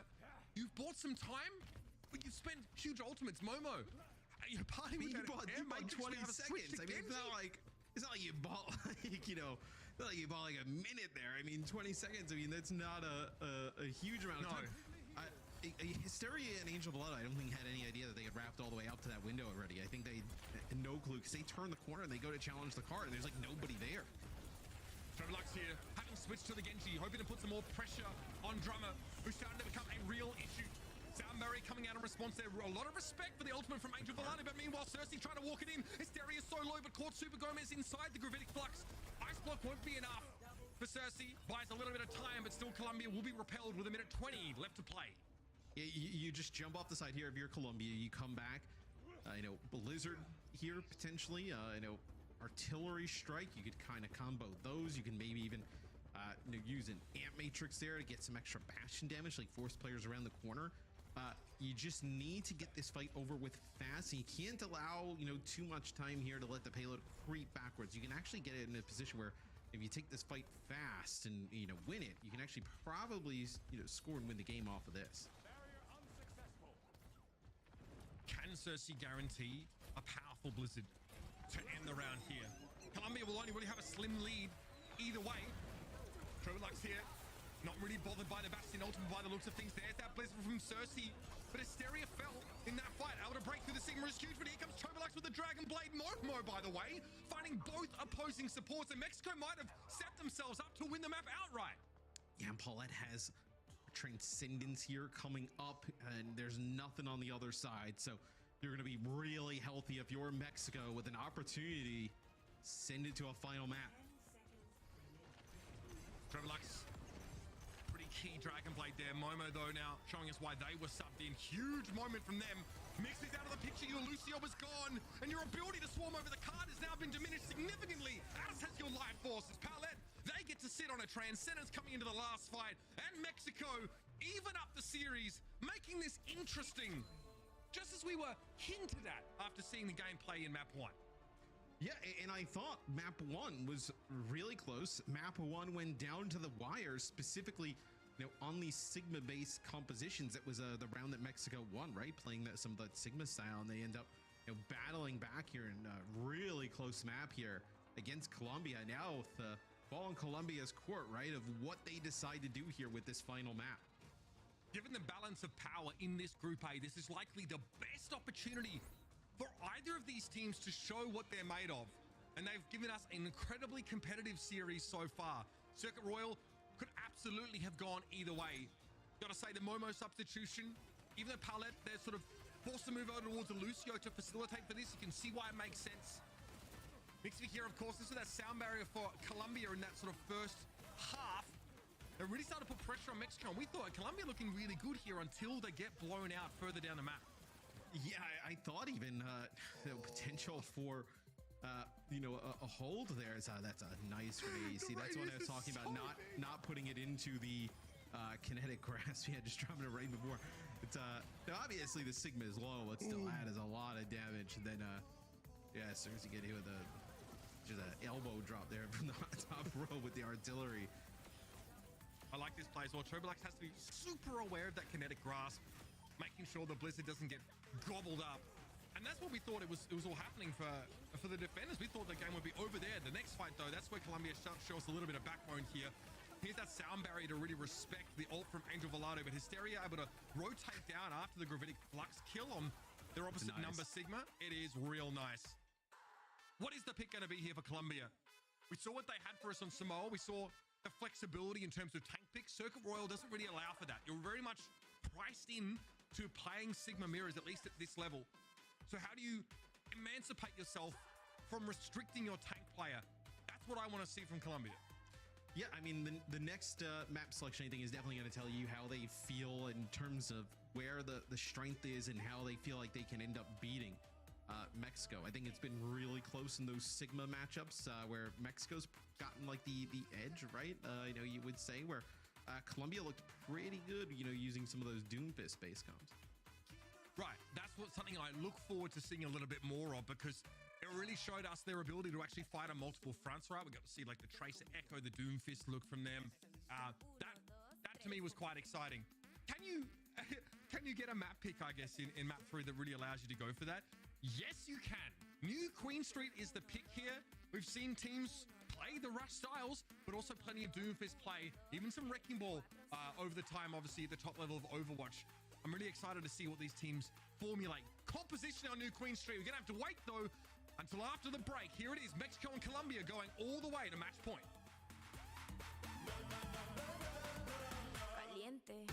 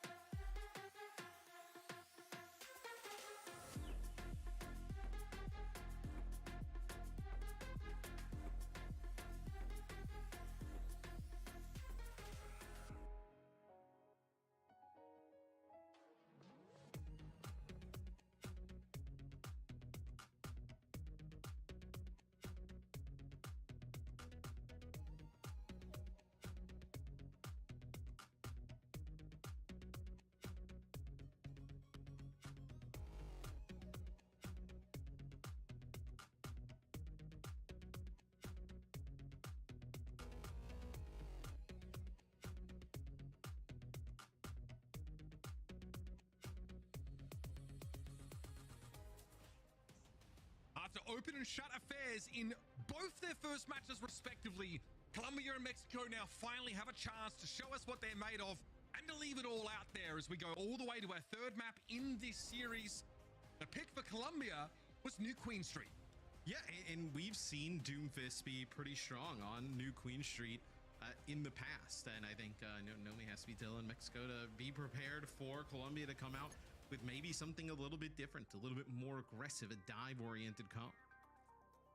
Again, in push maps in the past, we've seen teams try both approaches. We've seen plenty of rush compositions come out, obviously involving your longer range hit scan pieces. We had a lot of Sombra Winston play as well. We may see a lot less of that going forward here. Doomfist, though, is definitely still a viable option, especially with some players maybe considering Sombra to be less of a sure thing. She was often brought in to really try and limit Doomfist's effectiveness, shut down that power block, and otherwise disrupt him in general. And that's maybe why we started to see it on Samoa, maybe why we might expect to see it here on beautiful New Queen Street. And this is a match that basically decides, which of Colombia and Mexico keep themselves off the bottom of this group. They're both 0-1-1, having lost in 0-2s. So a win here would be great, but map differential, tough to claw back after, facing a 0-2 here. You'd definitely love to get 2 maps in the win column. Yes, see potentially what these teams decide to do here early on. Do it.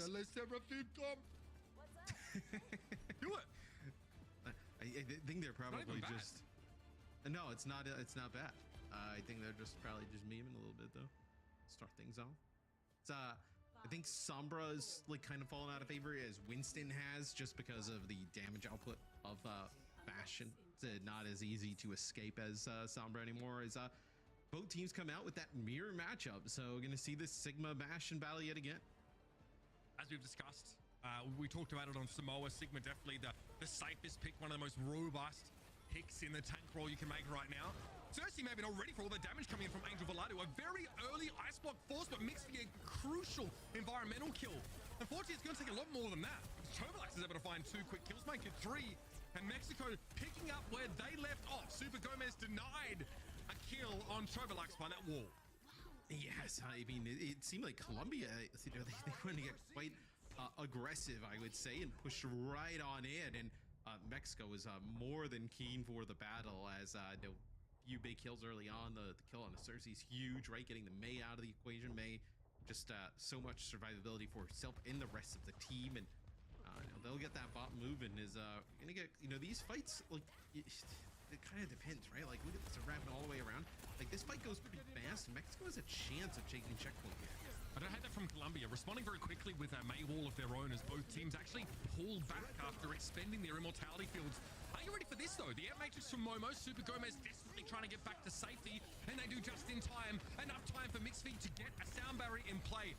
Palette, they're a little further behind in terms of that old charge here, but this sound barrier might go for nothing if Colombia can't pick themselves up off the floor in this small room. A big gravitic flux potentially there from Hysteria, who gets dropped. Cersei was below half when they hit the ground, and that immortality field was tantalizingly out of reach. Drum able to find 2, that's important. Hug now on the back foot though, and that Mei wall makes it so hard to help out with Super Gomez. They're still able to hang on though and get rid of Mei. Now backed up by Hug, Super Gomez should be able to hold their ground. Hysteria's still here, still holding on. They find one. If this could say, if you could have kept Hysteria alive, you had some players coming off the respawn, maybe you consider beating there. You're able to make that a little bit more interesting, but a decent first push of the barricade there for Mexico, 27 meters. Might be a little bit of a rivalry brewing here between Paulette and Mixfeet. Both Lucio players have been gunning for each other in those previous fights after Paulette is sent careening off the map for that environmental kill in that first fight. Crucially, Paulette, they had a sound barrier in play. Here's a gravitic flux from Super Gomez. You pop inside the small room. Okay, you've got the sound barrier comes out here. Great response. Paulette holding it just in time, but you're caught inside the Bastion ultimate. A cannon barrage knocks you down. And Colombia now starting to get out in front. I mean, that is huge there for Colombia, as they're going to take the lead. And not only are they going to take the lead, a few staggers here, stagger on the Momo there towards the end. You're going to get this first checkpoint potentially. That is huge there for Colombia. Big gravitic flux from Super Gomez. That combo is out of control because the gravitic flux comes in. Palette just sound barriers it. Drummer goes, okay, I'm going to send 3 mortars into the same spot inside this flux. Your sound barrier isn't going to matter. With miscommunication there, perhaps. Looks like Immortality Field deployed for Drummer. They were full HP at the time. Columbia are going to back away with an air matrix now in play. Drummer still has a cheeky little flank angle, and Mixie has a sound barrier, so you can recover from this, especially if you get rid of Chobolux, and so they do. Mixie just Mixie rather just drops straight back down. I don't think the May is ready for that at all. And a slight blooper, but Columbia's still in a power position. Yeah, a little bit of a Custa there with the Immortality Field. Look like, you know, just kind of. It could be worse. It could have been an ultimate. Yeah, could have been an ultimate. Immortality Field basically is. Wow. But does not matter. It does not impact the fight whatsoever as Columbia gets rolling. Blizzard here coming up. Nothing on the other side. I mean, Columbia's in a spot where they can finish the map. Blizzard here. Do you bait them into the small room and go for a Blizzard? Yes, you do. Cersei, you're going to drop it down. Now it's not eaten up by Hysteria at all. There's going to be so many players caught in this. There's no way Hysteria can back away from that. There was a kinetic grasp, but Cersei cleverly makes sure the Blizzard is past the Sigma's model and away from that hitbox. And now you have that massive combo yet again, right? You have that Flux plus the artillery strike coming up here in a situation where Mexico may just need to like run onto the barrier, right? Just any type of stall. This has not been close so far. Speculative use here of the front to Super Gomez. Oh, there it is again! And the Immortality Field won't save you because it is contacted by the mortar strikes first. It gets blown up, and then the players trying to shelter under it are removed. The wombo combo pays off, and now Mixv walks into the next fight with a sound barrier available. So they're getting ready for Modern Warfare 3. Artillery strikes coming down. It's Mixv's sound barrier here. Paul doing a nice job there, just staying alive on the outside, trying to build that beat. Here's that beat coming up now. Air Matrix available for Hug. This is still very scary. Look how close the body is, and all of Mexico getting forced into the back corner. Angel Velada going for a defensive mortar strike, if I'm not mistaken, and that is a stunning accretion, catching Hysteria in midair. Hug in position to keep the rest of Columbia topped up now. Drummer might be out of the picture, but Super Gomez is still looking fine. The Sigma's healthy, but here comes Paulette. Hug gets run down there. Momo able to find the kill in the end, and finally Columbia slowed up. You can't get any closer to the end of the map though, and it is a long This would be the run back of all run backs. It's 126 meters for Columbia, but you still got 4 minutes. So still a ton of time available for Mexico as they go. This is interesting because Mexico goes to a comp. I mean, I didn't think like Genji Tracer, right? But they go to a comp that I thought maybe Columbia would try and do something a little bit more, you know, fast paced with a Doom in the mix. Mexico setting up in tube here. The Tracer Genji play with the Doomfist now. Mexico realizing they cannot hang in a Sigma mirror on this map. Hysteria does at least have that Meteor Strike available, but another Cersei Blizzard could really throw a wrinkle in this. Here comes the blade from Chobolux. Can you get purchased? No, the Immortality Field is enough for now. But Hysteria drops on in, gets rid of Drummer. Will be the last one standing now as Columbia once more take an L. Yeah, and Columbia ends up using their Blizzard there, right? So end up throwing the Blizzard in. Didn't get anything for it. You'll have to have Paulette. They'll go back and bring Chobolux back into the fight. Ant Matrix here doesn't really do much for Mexico in the sense that like nobody else is really kind of like firing through it. You know, besides probably a little bit of you know, boost and healing resources, but you know, win here and you get this checkpoint. You know, you're kind of back in it. Angel Velado lurking. The pulse bomb here. Dude, there's no way Columbia can lose this. I mean, yeah, they get rid of the there's a Immortality way. Field already. The Tracer does have to be respected, but it's a gravitic flux here. Oh, the sick over the wall.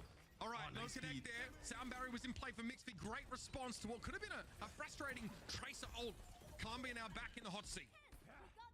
And here's the brutal part with push in that, like, you know, Columbia wins that one fight. It basically erases those like 2-3 fights in a row that Mexico had won. Like they're basically starting at scratch, right? It's just extremely punishing, especially now, you know, right, 2 minutes off the clock from the last time Columbia had control of the bot. As you know, Mexico, you're gonna need to win 3-4 fights in a row to get back to, you know, in a spot where you can seriously, you know, get that bot over the line.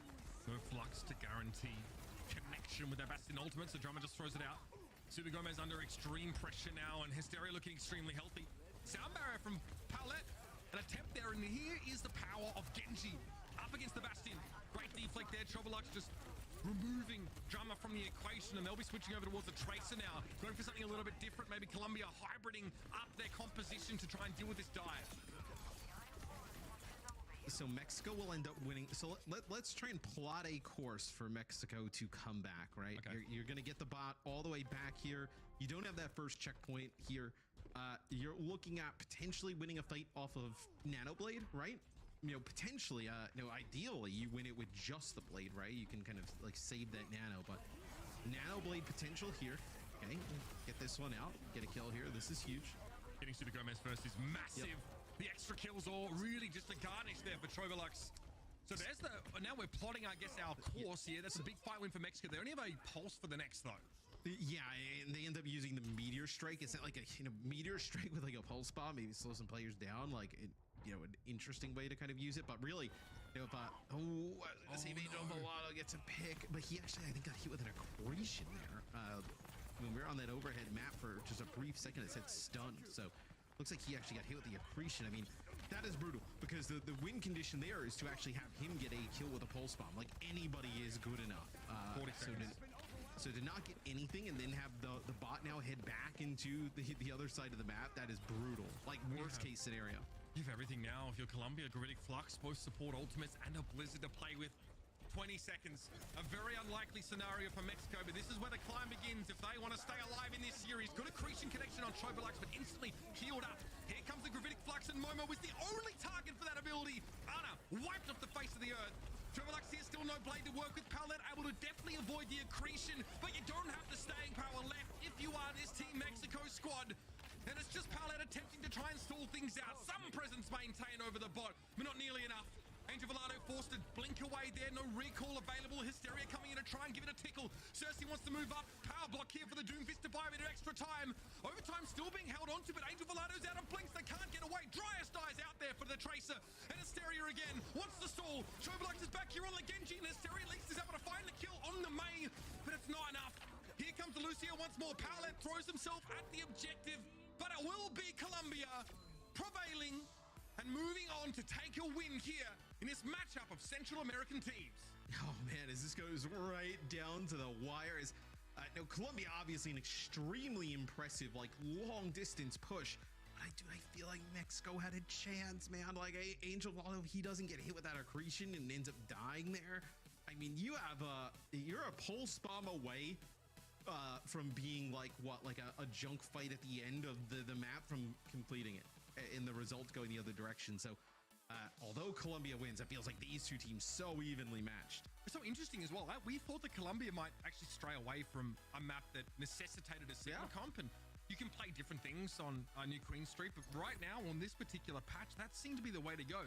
And bizarrely, this time it was Mexico who struggled in the mirror, who ended up switching off, trying to go for the Doomfist approach. Fascinating interplay between these two rosters, and it's a tough loss, especially for Mexico, I think, because they've already gone up against Finland. Their next opponent is going to be South Korea. Very hard to now come out of this group with a win. Yeah, difficult team, obviously, to go up against there with your final match if you're Mexico. But put up a really good fight here against Colombia, although off to a really rough start there on New Queen Street, giving up 127 meters, I think, or 126. Like, still, it had an opportunity to potentially get this one really close towards the end. It's just push. Like, if you give up that much push of the barrier early on, you need to win like 4 fights in a row to get that back, and they just couldn't do it. And the road ahead for Colombia includes a matchup against Finland. That might be one to decide second place. Colombia will have to step it up in a big way, though, if they want to have any chance of qualifying for BlizzCon. We can head over to our desk to break this one down. A fantastic competitive matchup between Mexico and Colombia sees an exciting conclusion.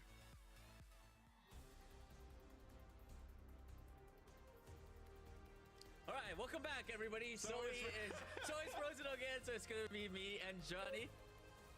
Oh, all right.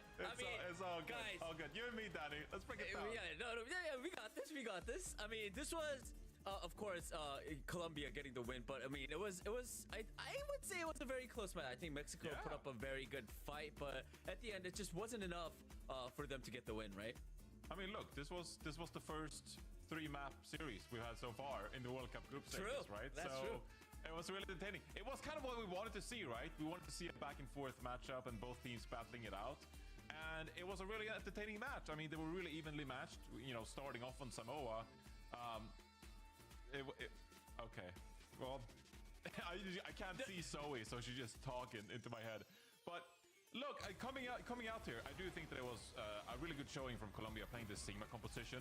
I think that Super Gomez has some great fluxes, you know, here and then later on push as well. Combining with Drummer on the Bastion, you know, that's a very powerful combination. You combine the flux with Bastion ult, you just ensures getting some kills, right? So I think it was a good showing from Colombia. And there was no player that really stood out by themselves. It was a team effort. It was a team coming together, playing a May composition with the Sigma and getting the job done. So a great showing from the entire team, to be honest. Yeah, also, from what I saw, I think Colombia just came out with fourth. Like, they weren't scared, you know, they wanted to keep the pace moving, and like they were like really committed to every fight. And I think that really made a difference for throughout the whole series as well. And of course, the very last map, this map, New Queen Street, you know, they made it all the way to the end. I don't know how far they got. Was it?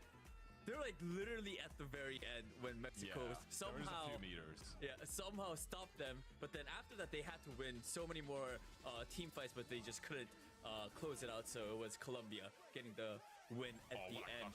Yeah, that was a good beat as well. I think Colombia just the team in general. It was a team effort, Johnny, like you said. Yeah, definitely. Great showing overall. Sorry. Great job to Colombia. Mexico, unfortunately, you know. 2 losses right now. Yeah, Zoe, are you back? I was back through the entire thing. I just didn't want to, you know, throw anyone off by surprise. You can speak now. I may speak, and so I shall. No, but honestly, one thing I just keep on wanting to hammer home about this Colombian team is just imagine you're playing throughout the qualifier with EQO, you have that star power on your roster, and then your head coach has to sub in last minute to actually, you know, take that space. And yet that team still looks like such a well-oiled machine. They are on the same page. They've been performing so very well. Once again, of course, shout out to Mexico. Love what we saw from them on New Queen Street. That would have been the runback of all runbacks if they would have done that one. So very exciting until the very end, but it just could not get done in the very end. So yeah, tough loss for Mexico, but a great performance and another great showing from Team Colombia. They're passing the vibe check. They are getting the victory today as well, which is so exciting. And now our next match will feature the team from China and Hong Kong, and we will break it all down for you after this break.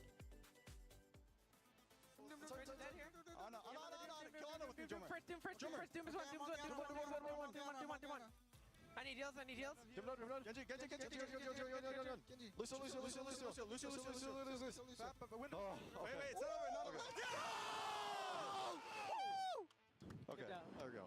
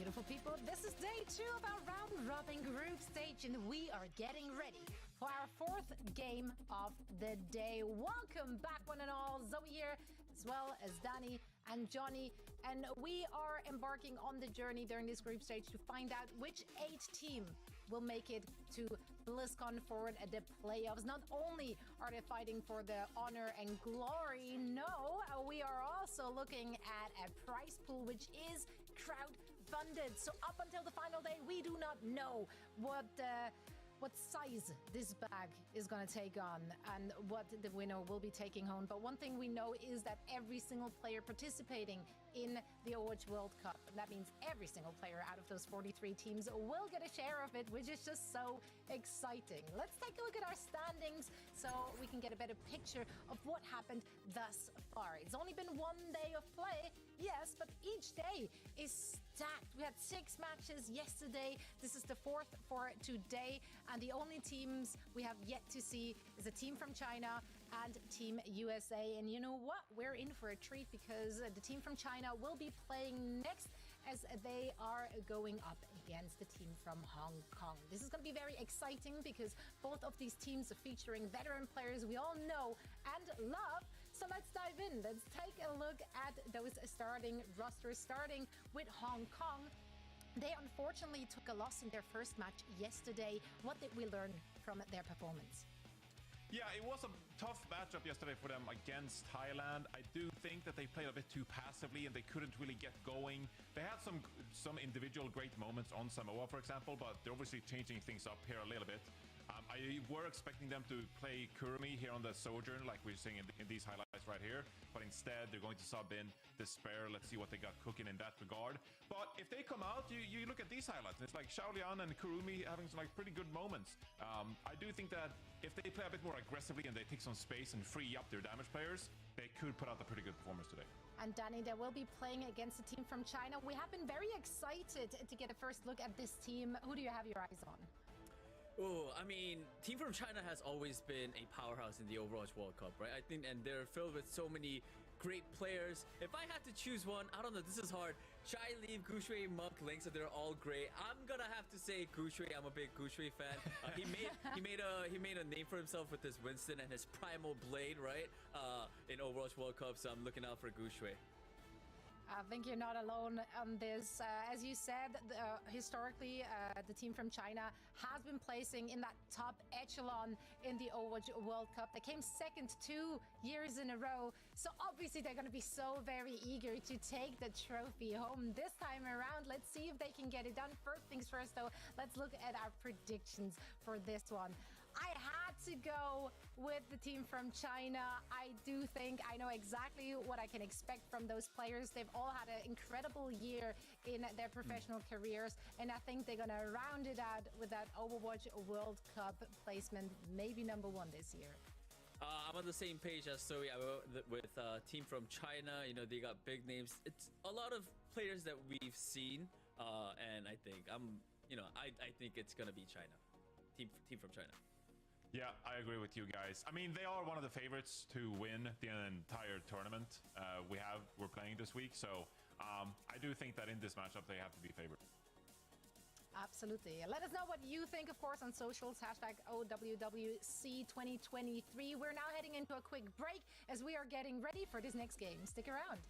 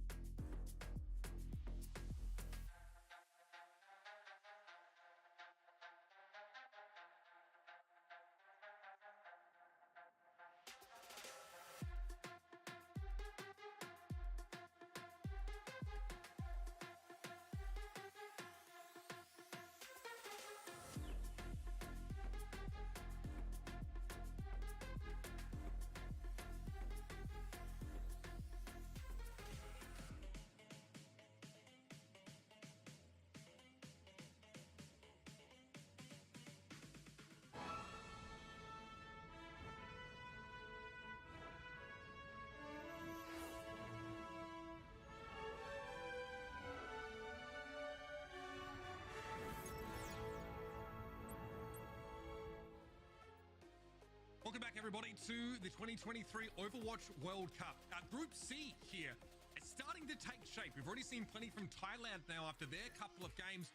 But as a team in this group that we've yet to see take the field, the map might be the most known quantity for us here in the World Cup based on previous performance. Yeah, it's the team from China, right? I mean, they have some tremendous players who have really, made their name in just the history of Overwatch, right? Not even, outside of Overwatch World Cup at the pro level. So excited to see them play today. And as it was pointed out on the desk, we have 2 consecutive second place finishes for the team from China. They've been so close each and every time. We expect to see this roster go a long way this year. Last time, of course, it was a tough loss back in 2019 at the hands of the United States there. Live at BlizzCon, incredible atmosphere. The crowd was really behind that game. And of course, if they make it there this year, expect it to be no different. Hong Kong on the other side of things didn't show us a whole lot from Thailand, right? A very one-sided game in which, as it was also noted on the desk, they were pretty passive, pretty reluctant to take the initiative. Up against a team like this team from China, you had better be ready to take some control over the game or it will be over before you can blink. Yeah, and Hong Kong with IRP in the starting lineup right now. They also have Mango Jay on the team, which a lot of people from previous World Cups remember. This is 4th Overwatch World Cup. It's got to be like one of the most represented players out of all of the Overwatch World Cups we've had. To be on the team for 4 times is a huge accomplishment. Yeah, I mean, on the side of the team from China, Shai, Leave, and Guxue are attending their 3rd Overwatch World Cup. Again, this team is very well proven at the top levels of Overwatch, so expect to see them come out strong here. Seeing Shai on hit scan makes me happy, and the Widowmaker, again, it's not the riskiest pick. We've seen quite a few teams go for this here, and Hong Kong had better have a way to put pressure on this position. Yeah, and Guxue is known really for like his Winston play, right? Pretty good Reinhardt as well. If they want to play aggressive, Winston's not really the meta right now with a lot of the high, damage heroes in the meta. So we'll see how he goes on Doom. Hong Kong looking to try and close the gap here with this Junker Queen based composition. One of the few teams looking to leverage that here. Shai now will be accosted briefly, but also Leave has already dealt with Despair, so it's just the Tracer up for Hong Kong. IRP, they're having to try and fade away, copying a lot of pressure as Guxue comes in with that Doomfist, and yeah, it is pretty one-sided to start off this map. First team to control Ruins will be the team from China. Yeah, and the pressure's really difficult to deal with, right? Because Shai, you have to deal with him on the Widowmaker, but you have Leave in your backline on Tracer, one of the best players in the world, where it splits your team, can't really focus on one of them. Makes it pretty difficult, and we're gonna have a Genji swap. I like this to get a little bit more verticality and try and challenge that Widowmaker. Yeah, but how much backup is Shalian gonna have here? What a biotic grenade there from Monk, with some of the most filthy plays we've seen this year on that particular hero. Nothing really that Hong Kong can do to answer that here. Pretty tough for the Junker Queen, who just gets surrounded. And Shai has layers upon layers upon layers of distraction and protection here. They can just take their time and find shots like that. That's a headshot on enemy Genji, by the way. Team from China are having a comfortable start. Yeah, in the comp, really nice shot there. He's got the insight. The comp here from Hong Kong, like they have to play group together, right? And it's very difficult, especially here on Ruins, when you're trying to make your way back towards the point. It's just really close corridors, and that allows Guxue to get big value out of Seismic Slam, get those big empowered punches. Makes it difficult for them to even come out. The last time they tried to make a push, and we actually saw like a real, a fight, it looked like Guxue had gotten like 2 or 3 players with a stun. Finally, some aggression here from Hong Kong, and yeah, Shai gets caught out by a biotic orb, but Lee was waiting in the wings with a pulse bomb the whole time and never really had to make use of it. Hong Kong finally get themselves into a position, at least to dictate the pace of play, but end up losing out when it comes to overall coordination. Guxue finishes after a K off here, and Hong Kong again evicted. They're going to have one more chance to have a crack at this. They never could flip. Yeah, as Shai goes over to the 76 to get back in a little bit faster, but also he can feel a lot of that pressure that's coming on in, where now you have Tracer, Genji, and Doom all making a play. Okay, big solo coalescence play from IRP here. Looking at pressure back towards the point. Bit of extra healing for R3K after the Doomfist switch here. Shai looks completely unbothered by the Doom right in front of them. Gonna be a meteor strike up to the high ground for Guxue, and Shalian's been taken down. IRP trying to keep some capture pressure on the point, but eventually has to get involved where the healing's needed most. Shai that was ready to receive. There's no fade available for IRP whatsoever. And the team from China with a very strong way to open this series, 100-0. Hong Kong tries to make some adjustments there comp-wise to, make a play for Shy. And really, gets they weren't able to really access him in the back line anyway, even when he switched from the Widow, right? Maybe got him a little bit scared, got him going over to the 76, and once he was on Soldier, there was nothing they could really do to really access him, right? Has that sprint, the ability to just get out of harm's way. I did like there was a moment there from Hong Kong where they were able to commanding shout, push in. I don't know how Shy falls foul of a bionic orb. Sometimes that happens. You know what I mean? That was pretty awesome. All skill there from IRP. But essentially, the team from China are able to leave so entrenched as Hong Kong try and push out of spawn. He doesn't really have to part with the pulse bomb at all there. He's just able to focus the individual players down as they sort of trickle out. Hong Kong really have to play as a unit here. They're going to stay with the Junker Queen setup.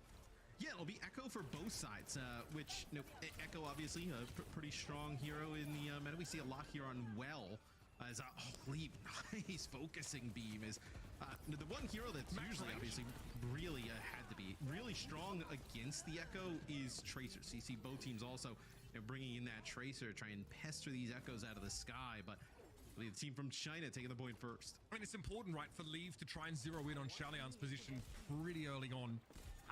Offload those cooldowns, get the burst damage out. And this is getting rough here for Hong Kong, trying to make their way out of spawn. But the team from China take a really far forward position and are able to leverage like a powder grenade thrown into Hong Kong spawn. It's tough to play out from. Yeah, and I wonder if you maybe have to switch off the Queen here to try and get out, right? Because Queen, you have the shout, right, to be able to kind of like speed yourself up, give yourself a little bit of help, but can't really peel or do anything for the rest of the team. So might have to make a change here in terms of tank. Shy constantly harrying here. And Crazy tries to go for a bit of a bash there. Shy not too bothered by it. Plenty of healing coming in. So again, Monk has a really safe perch. Okay, Carnage attempt there. I think Lynx are not feeling the bite of that axe though. R3K's forced back once more. Tries a pulse bomb here, throws it on in. Oh my goodness! It looks like Gushui actually, and M Crazy actually like collided into each other there, and then the pulse bomb actually just lands and M Crazy on the ground. Yeah, being knocked down, there wasn't much that could be done because from Shy's perspective, I'm not even sure where he's trying to stick that pulse bomb. Perhaps on the Brigitte, so I think Shy probably gets what he what he wanted anyway. I mean, Nana boost here for Monk. That's going over towards Gushui. Some serious aggression now, and again, trying to make it harder for M Crazy to. Oh, Gushui! Can't be serious! Was it the knife that threw him off course? That's unclear. Either way, Leave dupes the Junker Queen, and now going to take the fight straight to R3K, definitely avoiding that rampage. Wait, rampage coming in here from Leave. Does he connect? Yeah, with R3K. I mean, that is huge, right? You're going to have the break here with Rally. Not going to be able to kind of fight, the remaining players as, Lynx are keeping everybody topped up. Yeah, this is probably how we drew it up a little bit, Matt. The team from China are seasoned veterans at the highest levels of Overwatch that you can find. And we knew that it would be tough for Hong Kong to put a scratch on them here. A couple of interesting moments over the course of these two rounds, but it's been very much the show for the team from China. Jalian again feeling the rough end of that focusing beam, and we'll be in overtime here. There won't be much more to be said about Ilios as the team from China starts with a 1-0 lead. Yeah, I think it's really difficult because you want to match the speed of that type of composition, right? Especially like Doomfist, Echo, Tracer. But if you really can't kind of play at that speed, it becomes very difficult to contend with that, especially when you're not running something like that's a little bit more dive oriented of their own. So Gushui and Shy go crazy there in that first map. Yeah, let's look back over it briefly. Not a whole lot to see, but I kind of want to ask you the question. Gushui, Leave, Shy, Monk, Linksa, how do you sort of beat this? You know what I mean? Where do you even start? Because it's not just like, great coordination, great individual, prowess, great cooling, great awareness, great, So you either need to match the pace of play, which would be like a Doomfist-based composition, or really slow it down and play like some like Sigma. Maybe you do like Sigma Baptiste with the Lucio in the mix, right? Give yourself a little bit of mobility there, but I feel like kind of like ending somewhere in the middle, where like I feel like Queen sits, where Queen wants to like brawl out a little bit more, right? Can't really poke, can't really dive. I feel like that's where you'll see pretty poor results. Yeah, fair enough. Maybe that sort of rush composition finds itself in the mid-range between the Sigma setups and the dive compositions with Doomfist, and you're not doing either of those things nearly as well as what the team from China can do. I like that. Maybe focus on one sort of end of the spectrum or the other if you're Hong Kong. I mean, they have a chance to pick a map that might lend and might give us a bit of insight into what their strategy will be. Again, it's their last map pick, so they're gonna have to make it work and find a way to stand even on an individual fundamental level against these incredible players from the team from China. Yeah, but I think this is a great map pick, right? Being able to potentially slow the game down here, with some Sigma-based compositions, I think really challenge that dive that's going to come at them. Yeah, I like that Circuit Royal being chosen here by Hong Kong after a slow start in this series. Perhaps they'll find a way to start to put some pressure on their opponents as the team from China look to be pretty strong out of the gates.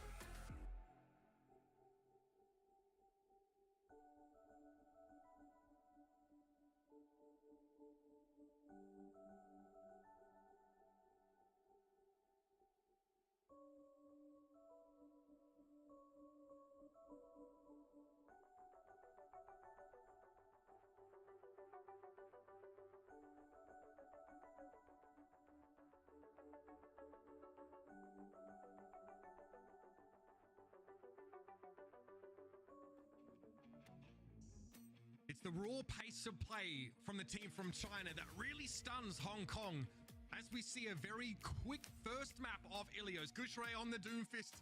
And again, we had both Leave and Shy take turns at Tracer. On every level, it looked like the team from China was just a little bit stronger. Yes, they play at a really fast pace, with that Doomfist composition.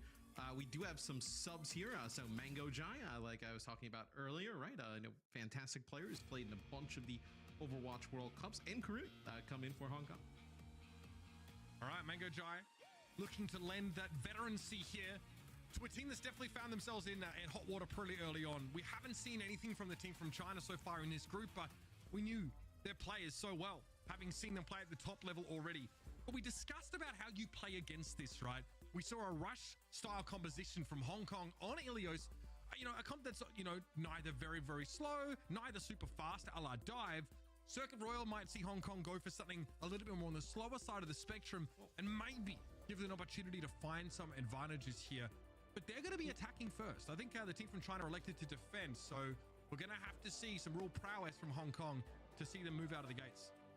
So it looks like we got a little bit of a pause here, potentially. Mango Giant just getting the VC working here. But the thing that'll be interesting is like typically he's like a very good flex support player where you look like, are you going to play Baptiste? Like we've seen teams play Zen here, where I think the Zen gives like a pretty static dive target there. For Gushui and Shy and Leave to really go after, which like might be a bit dangerous. So I'm curious to see what they have Mango Giant pilot. Would you like to see that? Would you like to see the team from China play Dive on a map like this? I mean, they already look like they're pound for pound a much stronger roster. Maybe they can ignore the sort of normal conventions when it comes to comparing compositions on a map like Circuit Royal, which we know is more commonly lends itself to those poke comps. Well, I mean, we've seen, from them in the past, where even when Dive is not the best, and even when Winston's not the best, right? They kind of have Gushui, pilot that hero. So, like, would it surprise me to see them, play like Doom and whatnot? Probably not. Okay. Looks like though, at least here at the start, coming out with Gushui on Sigma. So, Gushui historically is like a main tank player, right? Not somebody who kind of like pilots a lot of those like off tanks, or however we used to kind of think they were off tanks. Now everybody in just the regular main tank role. Leave and Shy though on like a double long range hit scan damage should be quite effective though. Yeah, I mean we saw. The finals this year, Shy on the Sojourn was just absolutely cracked. It was incredible. The Widowmaker, we already saw a little bit of that from Shy on Ilios. It was frightening. So Hong Kong here might look to again try and sort of match this, going with double sniper here, hitting a lot of these players in individual 1 versus 1s. Yeah, and really tough task, right? Coming off the bench, playing the Widowmaker here, going up against Shy, one of the best hit scan players we've like ever seen in Overwatch, right? As tries to get a jump shot there, tries to put some damage on a Gushui, doesn't hit. Karumi being very careful about this angle, not really swinging this widely at all, just grappling up here. Shalian's been allowed to make some decent progress here and is able to play from the bridge for the time being. As long as he respects the DPS from the team from China, he's in a good spot to allow this comp to move up. Can put a lot of shield pressure down with that Hanzo, right? Force Gushui back, maybe just create some space where you can get top bridge control, which it looks like they've done. Shalian still playing for that bridge here. Shy and Leave both looking at that same angle here, and Gushui's taking a ton of damage in the front line. The Discord Orb, though, something to bear in mind. Obviously, both tanks wearing it for the time being. Shalian takes a glancing blow, but it's going to be Karumi getting the better of the Shy. Okay, now we have a 5 versus 4. Kurumi's starting to get a little bit more confident moving up. It's only Leave on the Sojourn here. Monk may have to leverage some of that damage to even the score. Yeah, well, he knows that Leave, unless he kind of closes the gap, right? That is a large distance advantage that the Widowmaker has over the Sojourn. So, Kurumi nailed some really big shots here. It's going to be a few that should give them first point. Yeah, starting to build some confidence here. Hong Kong winning in some of those 1v1s. We're dealing with Shy and Leave, by the way. Such celebrated DPS players. Yeah, Flux here from Gushui. Kurumi gets caught in that one, so there's actually a chance for China to move up. I guess Team Hong Kong are not able to really apply enough pressure off the back of all those picks from Kurumi. That's hard to watch. Yeah, I mean, really nice stuff from Kurumi, able to find a lot of those picks, but just not enough to get that first checkpoint. It's going to be Crazy using the Amp Matrix here, just trying to back them up a little bit. Maybe they thought they could catch a few players, getting quite aggressive around the corner, but they don't end up getting anybody there. So that's huge for the team from China. They're going to have double support ult now. Down to 1 minute and 40. Kurumi again takes to the skies. Lynx is going to be caught inside the Flux. Nice shot. Shy responds though. Mango Jai gets taken down. Infra sight here for both Widowmakers. Yeah, no, Mango Jai ended up having the Transcendence there, which would have been huge, right? As They end up getting lengths, and with that, Rabbinic Flux, they take him out. Oh, Shy so aggressive. Karumi in deep trouble. Leave ends up catching him with a headshot. Absolute filth here from Leave. The Sojourn now starting to leave more than just a mark. And Hong Kong are down to 1 minute and 10 seconds. Double Infrasight out from those Widows here. At least there's a Transcendence to work with for Mango Dry, but that doesn't do squat if Shy is going to be hitting those heads. Same for Leave.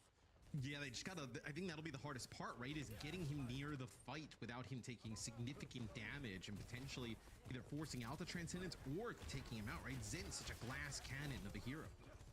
Shalian again wants to quickly reassume that bridge position. I'm quite sure he feels the pressure now as the clock is ticking. Down to 40 seconds, a Dragon Strike here. This is going to provoke some movement. R3K trying to accretion Gooseway inside of it. Looked like it worked. There's the Sigma down. Shalian now can take this off angle, but still needs to respect Leave. It's going to be Monk, though, striking again. Shalian is down, but Monk is punished for playing such an advanced position. Shido may be in a spot here to slow things down for Hong Kong. They realize this is their best chance to get this first checkpoint. And Shai getting 0 targets being served up to him. Kurumi's able just to grappel up to that high ground. We're a meter and change away. And Gushway's back. Yeah, Gushway makes it back into the fight and has that Gravitic Flux. Flux in play here. Dangerous for Linksa. Able to use those Exo Boots to stay alive for the time being. Gushway takes Shalian down, and here's a Flux from Gushway. Someone has to touch though. And he gets on the card. Oh, it's shades of San Francisco versus Atlanta, Matt. They give up the checkpoint as Hong Kong get an extension. Yeah, as Gushway goes for the Flux there, and sometimes the Sigma, right, when you use that Gravitic Flux, obviously you want to go up in the sky. You get a little bit out of the skybox there of the payload contest, and it just probably happens in a game of inches there. As that'll be first point taken. Okay, 2 minutes to work with here. Hong Kong, though, not a lot else outside of that time bank to give them confidence. Monk close to a Transcendence. Oh, there it is, Mango Jai. Turned into scrap. Shy as well. Might be just holding on to this Infrasight here, waiting for Kurumi to build it up. It's going to be a little while, though. Monk taken down, but Shalian picked off. There is a flank happening here for Hong Kong. We'll see if it pays off because the rest of them are struggling in the main fight. As Shalian goes over to the Genji here. It went over to that last wave. Dude, Shy's aim is so sick. Good. You gotta have like a, if you're not gonna play like a Lucio. Ooh, nice deflect there. You're not gonna play like a Lucio to get the speed up to that high ground. You gotta give a hero that can challenge that, where the Genji fits right in.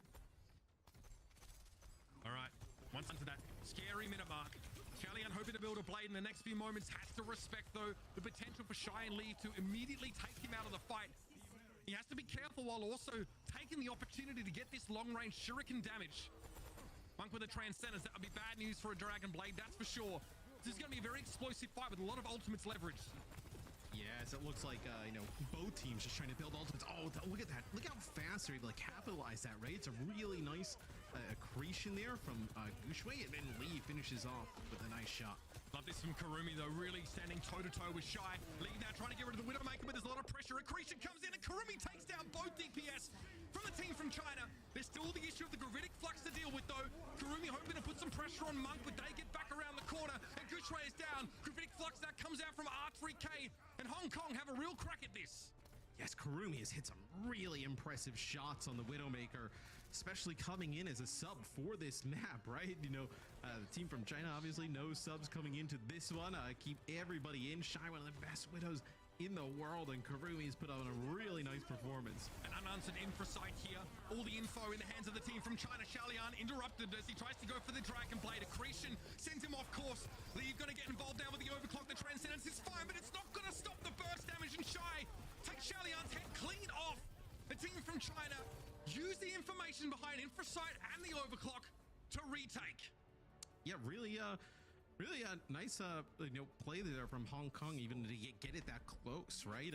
Towards that second checkpoint where the team from China, they had built up a ton of ultimates, and Kurumi hit some nice shots, start to get the payload moving, they get that Dragon Blade, but China able to just cycle through all their cooldowns, do a nice job of holding on there at the end.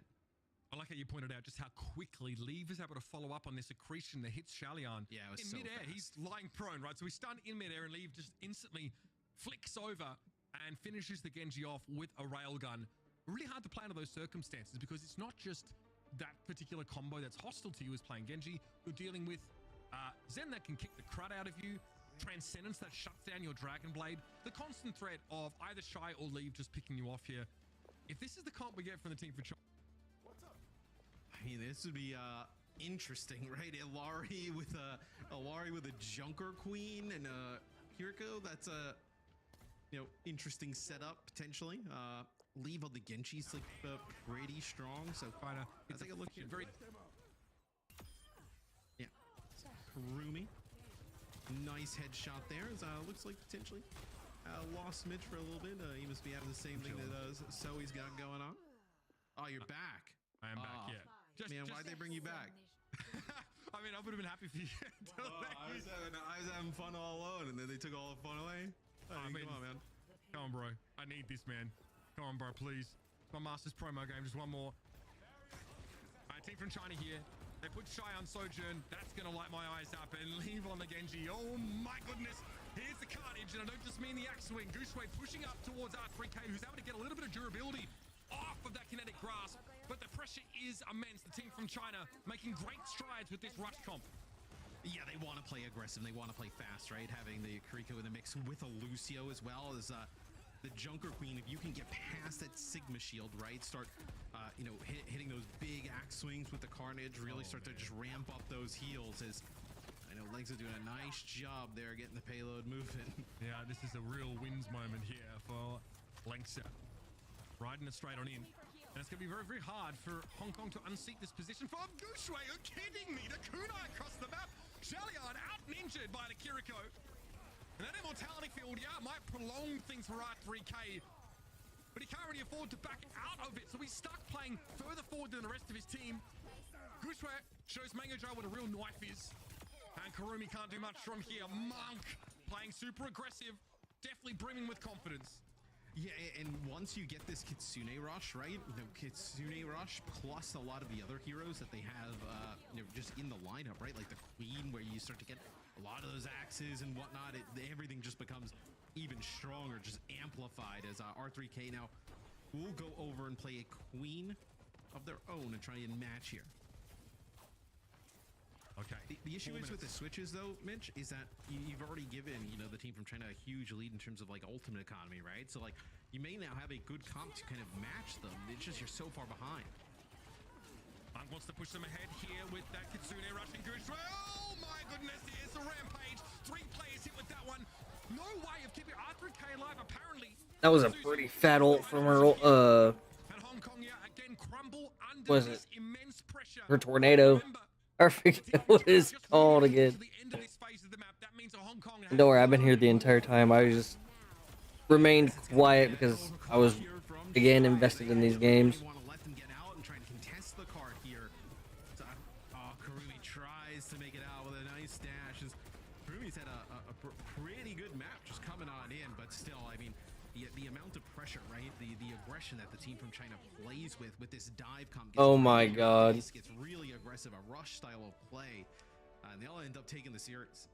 Yeah, we said we hadn't yet seen what the team from China have been working on coming into this World Cup match, but we knew they'd be confident. We knew the rest of the group would have a reason to fear them. And just, again, the explosiveness that we saw the team from China come out with there on that attacking side, playing the Junker Queen comp, but also what they're able to get done with the double hit scan in that Sigma mirror. You've got to hand it to Hong Kong. Really tough battle from the outset. Kurumi got to show us some incredible individual moments there. That's definitely something they can take away from this game. Yeah, and it was great to see Mango Jai come in there for that second map, play some Zenyatta, play some of the flex reports. So really interesting stuff on both sides. But man, the team from China just looked really good in terms of like their coordination, the dive, like how fast they play. They're going to be difficult for just about any team. I mean, let's think about it. Moving forward, right? Spain and Thailand both stand in the way of the team from China. It's very hard for me to see the game's going any differently than what we just saw. This is a team that's achieved second place silver medal finishes in 2018 and 2019 respectively. And this year, they're going for gold. Yeah, I mean, look, they have the roster to do it. They have the roster to go all the way. And a few more performances like that, they very well might do it. All right, much to talk about after that game. Even though it was quite short, a lot of individuals putting themselves either back on the map or putting him on there for the first time. Let's head to our desk to break down the action between Hong Kong and the team from China. Thank you, Mitch and Matt. Yeah, this is exactly the kind of convincing performance that we expected to see from the team from China. So let's break it down. What are your main thoughts after this match concluded? For me, I think this was a great showing from Team from China. They are definitely one of the favorites to win it all in the Overwatch World Cup 2023, along with South Korea and USA. And this was sort of a proof for them, right? I mean, it was not only the coordination, but every single player on Team from China team. You know, they really showed an outstanding performance. I forgot about that headshot. That was pretty nasty. The support player, he had a fantastic performance today. So I think, you know, I'm even more excited to see more from the team from China. Yeah, I agree with that. I mean, they remain one of the favorites to win the entire tournament, right? And they look really strong in this game, as we watched it right here. They did lose that first point here on Circuit. Guy's Widow has been pretty good. Mistake of stepping off the and then leaves you know, Sojourner so I wouldn't be like too spot on worried too. about that. Just Team cleaning, China is just still cleaning the one of house the every favorites single in time. this entire tournament. When it comes to Hong But Kong that and the remainder of the tournament, deflect they right there are playing was nuts. Spain I was like, in oh one damn. more, day here in the group stages. So if you can potentially win that match in a 2-0 fashion, maybe you can hope for some kind of three-way tie to make it out of groups. Obviously, they haven't really been that strong so far in this group stage, but I don't necessarily want to count them out because it's been two pretty tough matches for them so far against both the team from China that, of course, had a lot of synergy and time playing with each other. And that goes for the same from Thailand, right? Who also have a lot of experience playing with each other in Asia-Pacific region, right? So Hong Kong, one more opportunity here against Spain in day 4. That's going to be Wednesday. Yeah, and we're looking forward to that very much so. Let's once more take a look at our updated group standings. Oh, actually, we just did that. Never mind. I just can't get enough of groups. We love That's groups. what I said. Groups. I love You love groups. standings. I love All love graphics. groups. I love standings. I love promos. And you know what? That's how we get them again. Here they are. So with this match concluded, that means there's only one singular team that we have not seen thus far, and that is Team USA. And this will come up right after this break, so don't go anywhere.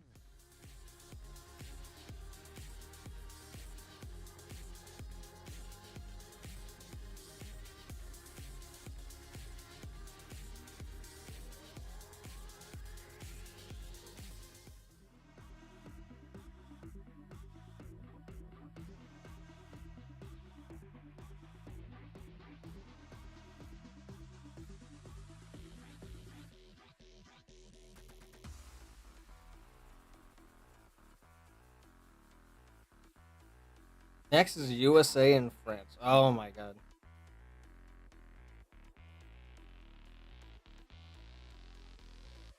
I want USA to win, but I don't know how well they're gonna play. Because yesterday people was like, oh, France was gonna beat Japan, but ended up that Japan beating France pretty easily. I mean, yeah, there was good matches on there where like they contested for a hot minute, but it just seemed more one-sided. So I believe that US is gonna take the games. Now for Canada versus Australia, that's gonna be a tough one. I kind of want Australia to win. I don't know why, but I want Australia to win, but I think Canada might take it. Or it might be like, if anything, if Canada does win, it would probably be like 2-1. With USA, I'm probably gonna say about like 2-1 also.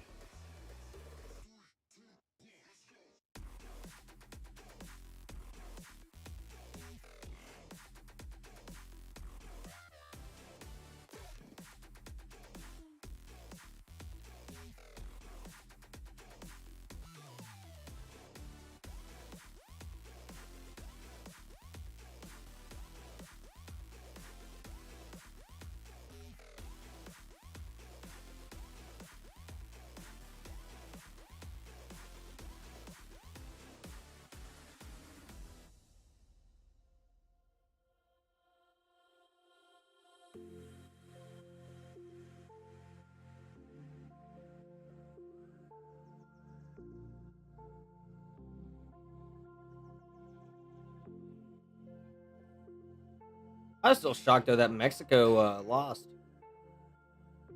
They're like they're 0-2.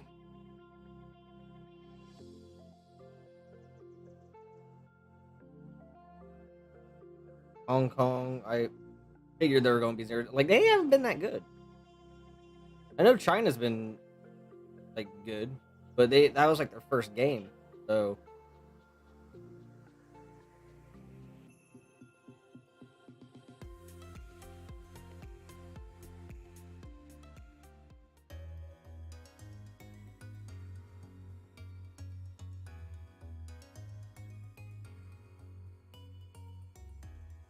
Our next match is going to feature Team USA and Team France. This is going to be our first look at Team USA, and this is an opportunity for Team France to redeem themselves. It was a surprising loss. I think most people expected France to come out on top in their matchup against Team Japan, which looked so very crisp and clean. So France, back to the drawing board, trying to figure out how they can take down the rest of their group.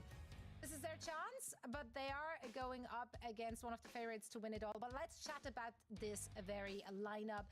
Guys, what did we learn from their match yesterday? Where do we see room for improvement? I mean, they are, I think, making some adjustments. We are seeing Bembes coming into the lineup. Yesterday, we saw Poco get more playtime against Japan. So, you know, like you said, I think they went to the drawing board, see what they needed to fix, and I think one of the things was trying Bembes, right, as a main tank. I think all of us were surprised when they lost to Japan, but I mean, the talent is there, right, guys? France has a lot of great players, so I think, for right now, France, they just have to not think about their loss yesterday. Focus on this match because this is a big one. If they lose this, they're going to be 0-2 and things are going to look a lot more difficult for Team France. Yeah, maybe they overdid it. Maybe they overcooked, with 11 people on their committee. You have 6 assistant coaches, 1 head coach. That's a lot of voices to be heard. Maybe they need a little bit more. Exactly. Or maybe they need more. Who knows? Either way, they'll need a lot of things to go up against this USA roster. A mixture of old and new. A lot of star power in this very lineup. Yeah, I think some people were expecting Super to come out as a tank player for this team, but if we're being realistic, I mean, Kalush, he has played at the highest level Overwatch like recently, right? And his Sigma has been phenomenal. Yeah. So if we're truly in a Sigma meta, then Kalush is going to be the tank player you're going to see for most of this tournament. So they did a little bit of trolling, as we'll see throughout these highlights. Ultraviolet playing Ramatra, for example, Kalush on the Moira. This was how Team USA advanced through the qualifiers. This one, they're actually playing seriously on this one. This is what we want to see more about. No joke. Maybe not Moira qualifiers. Like I said earlier, when I first saw this clip, Moira is my favorite support, and to this day, she is still my favorite support, just because of the fact that she can.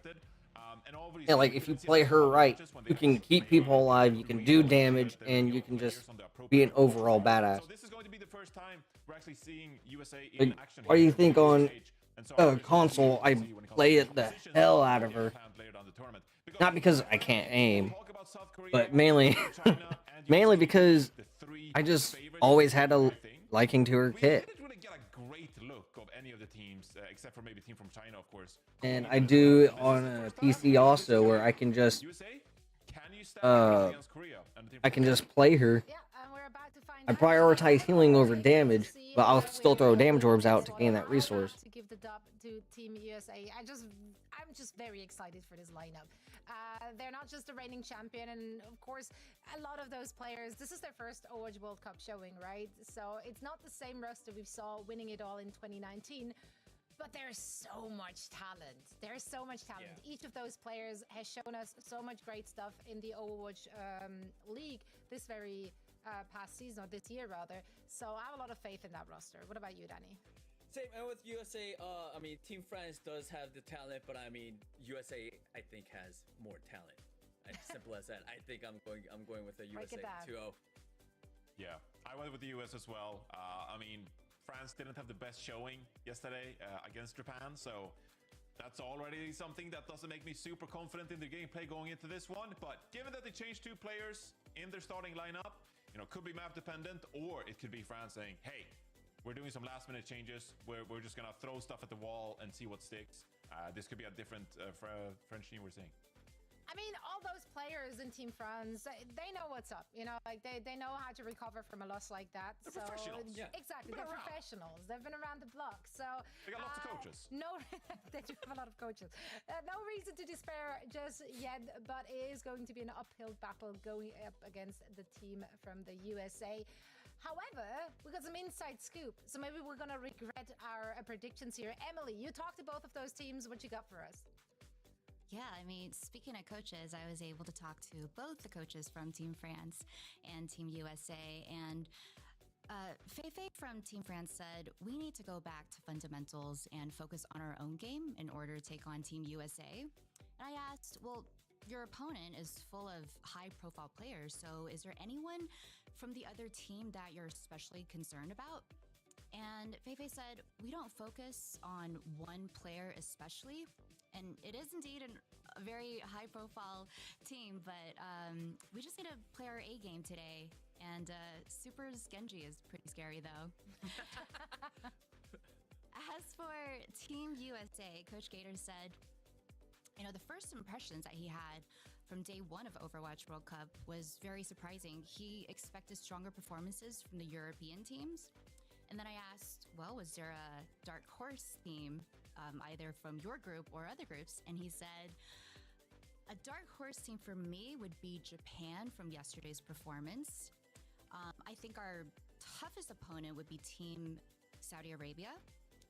But our team has spent a lot of time together. What the and fuck the game is a skills kilometer? and we have a very open communication and comfort level. Yes. I approve of that meme. Yeah, there's some great players. What but, the our fuck toughest is a opponents kilometer? is ourselves. That's right. Thank you so much, Emily. There you have it. Back to the drawing board for France and general impressions there from Team USA. I think we're very much aligned with their impressions. There were some surprises day one, but you know, that was just one day. We have a lot more games to play. So any of these teams can come out and redeem themselves with some standout performances in their upcoming matches. I am super excited for this one. Let's see. Let's get a second look at Team France and a first look at Team USA. But first, we're going to head into a quick break. And after that, we're back with all the action.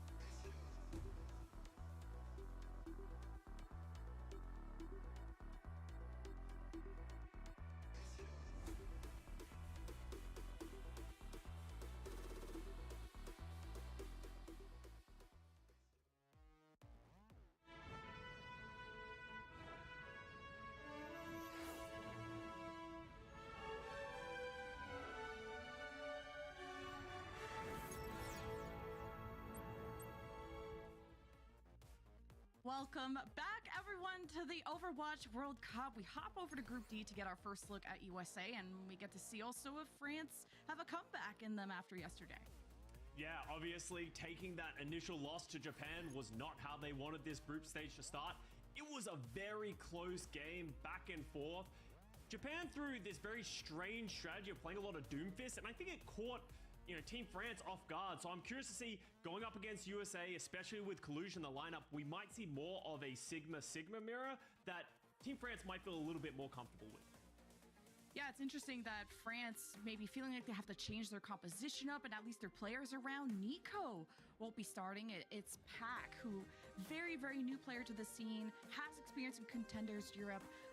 Wondering what his hero pool is going to be. I was very much expecting Nico today, but a lot of World Cup experience across the board, besides, a few new players like Avo and Pack and Natlox. And they're going to need as much experience as they can get because they're going up against Team USA, which has a very experienced roster. As much as in 2019, it was a completely different set of players other than Super, who came out of retirement for this one.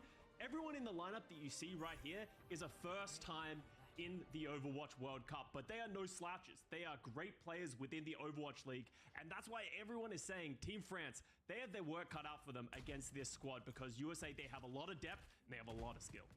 Now USA are one of the big favorites along with South Korea, but USA they had public tryouts which were so incredibly competitive. Like they have three tank players, quote unquote, if you count that Dante could come in as Doomfist maybe. But we start on Busan downtown with some Junker Queen out of Ben Best. We don't get to see that too often. Usually back on his Washington Justice days, it was a lot of Reinhardt. Yeah, so Ben Best is in that lineup. I must have missed that one. So that means they're playing completely differently to what we saw from them yesterday. They're going to want to play fast with this Junker Queen. Speed boost in with the shout. There they go. There they go, but Avo, probably why you sub him in. That hit scan, although maybe he wasn't in the Overwatch League, is such an important hero to play on downtown. If you can dominate the top of that building, you got sightlines around the map. It's difficult to maneuver. Seems like USA haven't been affected too much. The first cap goes to France, and using that speed, they dash on right to Hydron, forcing out his jump. USA don't have a lot of, space until Kalush decides to go to the point by himself. Now has reinforcements, but is below 50% health. Doesn't have a lot of armor. But with that immortality, RuPaul wasn't sure how Kalush was going to do either, and France now rotating behind. And they're jostling for position, both teams neither wanting to make a move, but Pac once again with a first pick onto RuPaul. That's a lot of healing out for USA. Yeah, France, they just collapse after that initial take. USA, I mean, they just kind of played this cat and mouse running around the staircase, and I don't think Pac is going to get out, but good retake by USA. Yeah, they didn't have the healing, but they didn't need it. They got the picks. They had the positioning in that moment, and you're going to see a switch out from Ben Best as well. Doesn't want to play the Junker Queen into the Orisa. It's a unfavorable matchup, so they go back to their Sigma style that they were known for, just recently, yesterday, and then Avo also over to the Sojourn. USA now have the Ant Matrix, so France got to hope that they can cross quickly to that Mega Pack side, and half of them managed to do so, but France are all split up, and USA converge on the ones that made it through. Now the Sound Bear from FD God does rally the troops in France, hoping to maybe use this Dragon Blade, but Pack is hesitating, and France are losing bodies. USA haven't really had to use their DPS ultimates, but let's see what Kalush can do. Good Terra Surge really splits up France even more. Fantastic spear, and USA haven't lost anyone at this point, and they'll take the lead. And USA just use all of their ultimates slower. Their sound barrier went out from FD God. Ultraviolet, not known for his Lucio, uses that a little bit later, and that gives USA the advantage. They have control of the room. There's nothing France can really do, but now there's a window here for Team France. Pac, he has that Genji blade, no sound barriers on either side, but Sugar Free can match with his blade of his own, and we know how good Sugar Free is on the Genji. France unsure if they wanted to take that coast side, but decided to speed on through. Pac with the Dragon Blade dashes in, didn't get the reset. Maybe worried about Hydron, who has got the overclock, plenty of space to work with. Even has the speed of Ultraviolet. Jumps back on top, tries to dodge. Oh, that Bab. Okay, I was gonna say they better get him. He was fucking one. Enough work for USA. Now within one fight territory of winning the first round. Yeah, and at 85% encounter, USA, they're going to try and punish Ben Best. They're trying to get him early. If they can get this pick, Team France might not even get another opportunity. Oh no, how are they going to get to the point now? Avo switches over to the Tracer to touch, but it's going to be a difficult route to get. FD God is not thinking about touching at least. Okay, last minute there from Avo. FD God next, Pac on top. And France behind after what you thought was an early good take, and they had the rotations. They had USA fleeing the fight at all times, but as soon as USA retook, it was just a wall that France couldn't break through.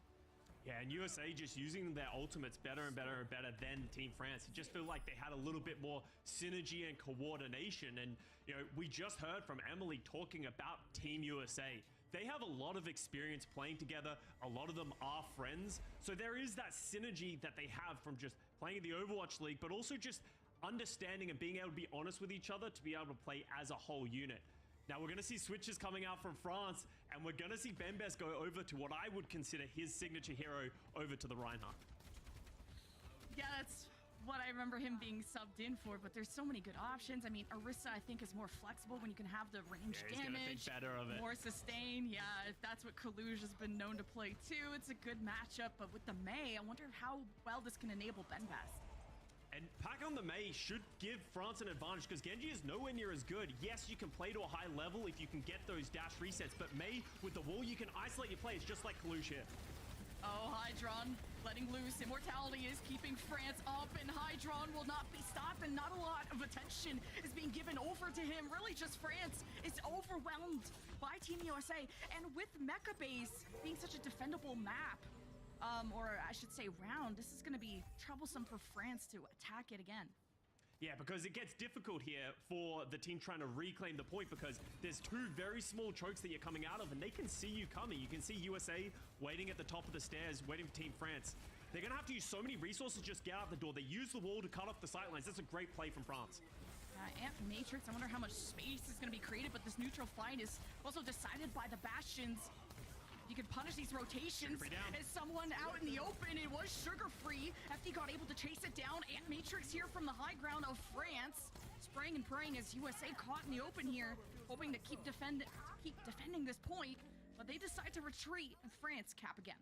That's a great play. Drops that wall that just sort of scatters USA. Kalush went forward, but the rest of the team wasn't there. From there, France just finding their advantages, find the initial pick, gets Sugar Free down. But now ultimates are starting to come online. RuPaul has the amplification matrix. USA are going to rotate to the right side, drop that one early to give them some space. Hey, Amp Matrix, this scares the heck out of France. There who they go go. back to the high ground, and USA chasing them down, and Hydra maybe even getting them low here with the artillery strike, and Oh, Evo's my so damage. low! And he's popped up too! USA taking fight after fight and committing more ults. Here's the Dragon Blade, but caught the Terra Surge, not ideal, but Bembes at least wanted to go for the trade, but didn't channel it long enough to get Sugar Free. It will be USA capping the point yet again and taking the lead. Just perfect position of the artillery strike by Hydron. FD God does pop the sound barrier, but it's just a second too late. Then Bembes, also using the Terra Surge incredibly late. So now they don't have big ultimates to get back into this fight. It's going to have to be on pack with this Blizzard to try and isolate some of the players from Team USA. Yeah, USA came in with a plan. Ant Matrix, artillery, and France. What do they have cooked up? At least getting out of the doors is good, but the Terra Surge has everyone low! France still live, and they place the Blizzard at their feet. This does solidify USA a little bit, but with the sound barrier of Ultraviolet, USA march on. Here's the artillery strike from France. Maybe finish off some of those targets. USA are down by 2. And France with the 5 versus 3 just have to finish off what they started. And Bembes gets to just gallop towards USA to look for those staggers to buy time that they desperately need. Just a great play once again by France. You can see they understand how they want to get into these retakes, and USA, because they aren't running the Mei of their own, they don't have ways to limit France's ability to step into them. So once again, USA, they're actually going to fake it to the right. They've actually caught France. France give them the opening. They jump through with the amplification matrix again. Yeah, you also got to keep Sugar Free in check. He's looking for flanks. Here's the artillery strike from Hydron. There's a lot of targets in these close quarters, and at least you're making them dance around. Maybe expose themselves out in the open.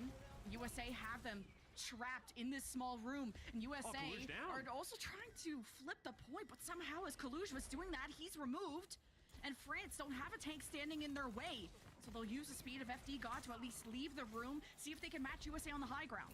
And France have all the advantages right now. They have 3 ultimates online, pack coming up to the Blizzard. They should be able to deal with the Sugar Free Blade and take this round. Yeah, Matrix ready. See Natlox placing it down. USA want to break through with the Dragon Blade to scare them away from it, but the sound barrier is used and the Terra Surge. That is a lot invested there by France, but only a few more seconds left for them to defend. And USA race the touch. It's up to Kalush, but he's only one man. And France seconds away from taking round 2 and forcing the decider. And you can see France feeling a lot more comfortable on this composition. They understand how to play around each other. Blizzard down late, they need to keep Benbest alive because spawners are going to come in from Team USA. Sugar Free falls, Benbest does, but they do get Hydron and close out the second round. And we have a match going on right now, Lemon. Yeah, I was wondering how France were just going to get through these chokes using speed. I think the Blizzard was something they were able to defend themselves well with. And it was good coordination and also just the Bastions being able to kick off these fights. It was, I would honestly say that was a close round between the two.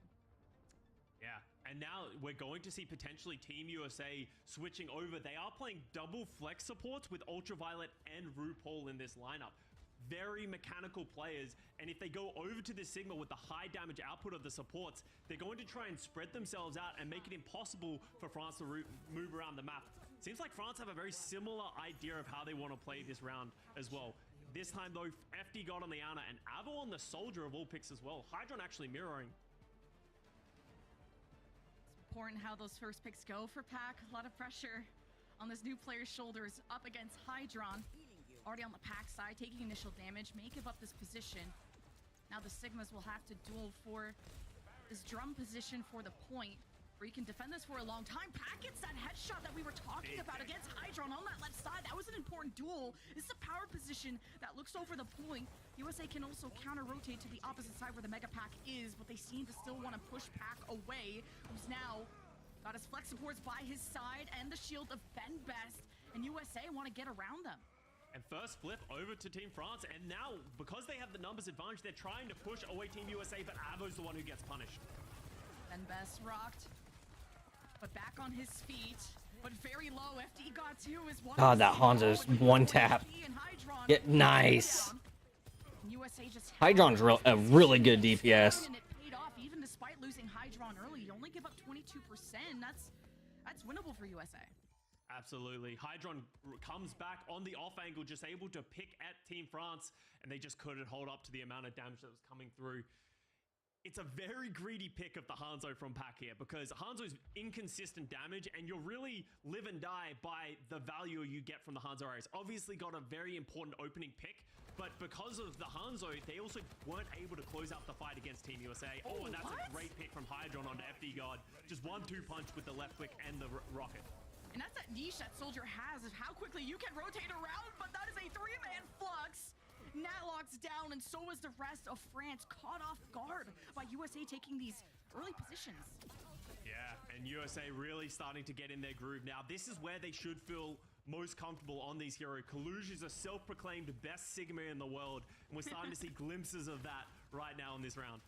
Look how forward Hydron is. And there's not really any punishing that. Avo will be on the Soldier, but you don't want to chase that down. USA, especially FD God, has to be careful and mark these locations. Now, France will head to that left side drum. Ooh, there's a Hanzo. Pack hoping with the okay. Of these arrows, maybe you'll get a random pick, but he was lucky before. Uses the Dragon Strike to flush them out. Here's the Captive Sun from Ultraviolet. Well, they just screwed up. I already forgot they already had a Hanzo. I just said, ooh, a Hanzo, and I just said, oh, he was so warm, they better get him. Like an Ultraviolet. Damn. Sugar Free wasn't even there. But 80% plus, this is getting to last fight territory. Benbest gonna do his best with the grab flux, but not putting too much of a dent into USA. And now all of a sudden Benbest is caught in no man's land, doesn't have anywhere to go, does manage to take down RuPaul as well, so some big individual plays coming from Team France. Are they going to be able to touch? Has to be a heroic play from Avo. They, yeah, they wasted Visor right there. Didn't really get any value out of that. Presence of the Visor. Now spots UV on the right, and this is not even a duel he's confident in taking, especially with the mechanics that UV has. Okay, I was about to say this Sigma's about dead. Was it his name, Kaluj? And France just can't hold on for much longer. Map number 1 goes to Team USA. It was interesting to see Benbest coming into this lineup, considering he played Sigma on 2 of the 3 rounds. That's something that you would imagine Poco coming in. Maybe his leadership and experience as of late. That's why they've decided to go with Benbest. But Team USA, as much as it wasn't that close on the second round, you know, France really started to show some life. USA showing the dominance that they have in this roster with just so many skilled players on every single role.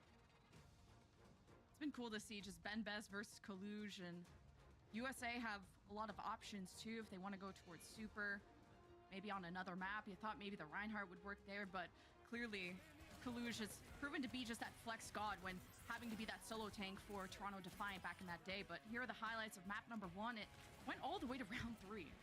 Yeah, and it was very close. A lot of people had USA as pretty clear favorites heading into this one. But, you know, Team France really showing that they have what it takes. When you have FD God on a signature hero like Lucio, Ben Best able to play those frontline tanks, and then, you know, Nico, This is great. They come in to play the Mei. There's obviously signs of life there, and France can field a strong team, but USA just a little bit too much. And I am going to say it, I do want to see Super come into the lineup. I want to see the Super Reinhardt. It almost needs to be done at some point. That's what France are worried about. The Super Genji, as Emily said, is very scary.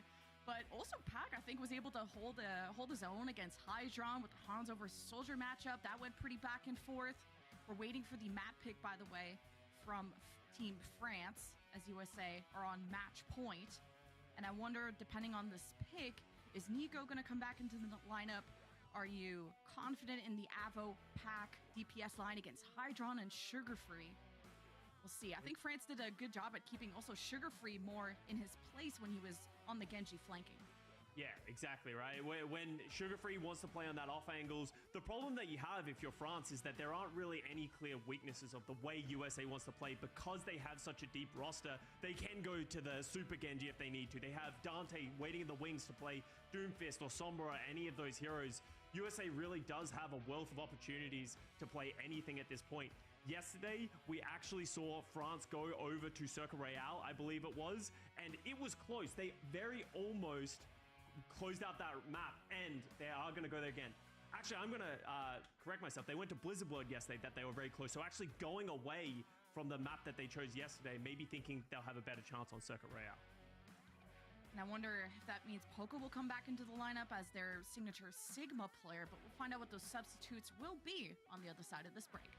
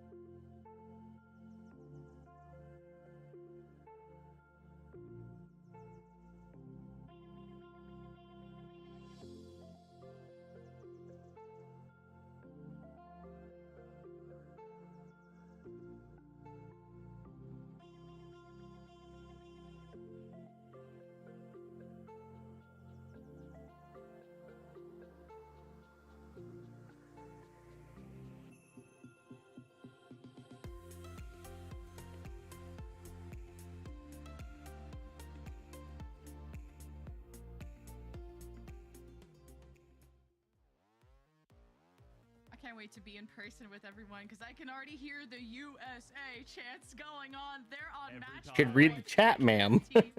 What the fuck is a kilometer? 0-2, there's still a chance to qualify. It just means the journey gets rougher from here on out. There's always a chance, and you can see the handsome man taking his spot in the middle of the team. Poco has come in to play the Sigma on Circle Royale. This is what we expected to Interesting. see. That's the only sub we're going to see coming out from Team France, and they must be confident in taking this Sigma mirror. They're going to take them to Circle Royale. Yeah, because we only saw Nico play May, and I know that's his best hero, but maybe they feel like they have more flexibility and would rather take the risk on Pac and Avo. And yesterday we got to see Avo play a pretty good Sojourn, pretty good Bastion, even today too. So I wonder how Pac is going to fit in this when you have probably going to play 2 hit scans here on Circuit Royale. Who's going to take that Widow? Was it Avo, I believe, on downtown? Either way, but going up against Hydron, who when I started casting him in Contenders, he was the Widow back in the day. I'm pretty sure Hydron has called himself Himdron multiple times in post-match interviews. Like, he says sometimes he just sort of transcends himself and just like hits a different level, especially on the Widowmaker. He is a terrifying hit scan to have to go up against, but this is the path that the Team France has chosen. So you have to believe that there is a reason that they have confidence in themselves. But another thing that France is sort of playing into is, once again, Team USA playing the double flex support. They can play the Alari and the Baptiste, and both players are very comfortable on those heroes. RuPaul was just recently an Overwatch League champion playing Baptiste, so that's a difficult thing that you're going to have to face. And it's been cool to see RuPaul just grow as a player in terms of skill-wise, and also as his whole career just so fast. Like, he's blown up along with Ultraviolet, who has been always just the most respected player. Like, if you've watched Contenders, if you support Tier 2, like, yeah. Ultraviolet has been the GOAT for so long. Then you got, you know, Sugar Free, Rookie of the Year, no big deal. Like, this roster is so stacked. It's insane. France, you gotta hope that they can put a good dent. Now they got that leader of Poco in the lineup. See on this map choice how it'll go. Oh, that was just shooting into the flock of players, hoping for something. Doesn't end up finding anything, but Pac is actually leaving the spawn on the Symmetra, so there seems to be an idea here of what they're going to do. First of all, it's going to allow them to TP onto this left side, and boom, there you go, instant value, Sugar Free down. They're going to try and push to see if they can find anything else, but it doesn't look so. So USA, because they're playing the Sojourn and the Widow, they're looking for picks. They're not looking to go in, they're just looking for the DPS players to hit shots. While France, because they're playing the Bash and the Symmetra, they have to go in. They have to utilize their speed, their movement to get on top of Team USA, and there they go. It's a little trickier for Sigma to take the space. You constantly have to readjust that shield. This France composition has become a brawl composition with the Lucio, the Symmetra that can move them around. That's how they caught USA off guard, knowing that maybe these double hit scan, especially that Widow's gonna come out, not as mobile as the rest, and that's a free point A cap from France. USA didn't even want to contest. Phenomenal game plan from Team France. They obviously came in, knew what they wanted to do, and they caught Team USA off guard. I don't even think many shots have even been taken from Team USA. Maybe one of the fastest first point captures I've seen on Circle Royale in a very long time. See how far this momentum can take them. Hydron on the flank spots out the supports and maybe even Pac, and now he's exposed himself, and USA have to head back. Hope to defend the end of point B, and not much contest coming out of Kalush to maybe stall out, maybe around this corner, but they'll be down to this Amp Matrix from Natlox. He has it early. Ooh.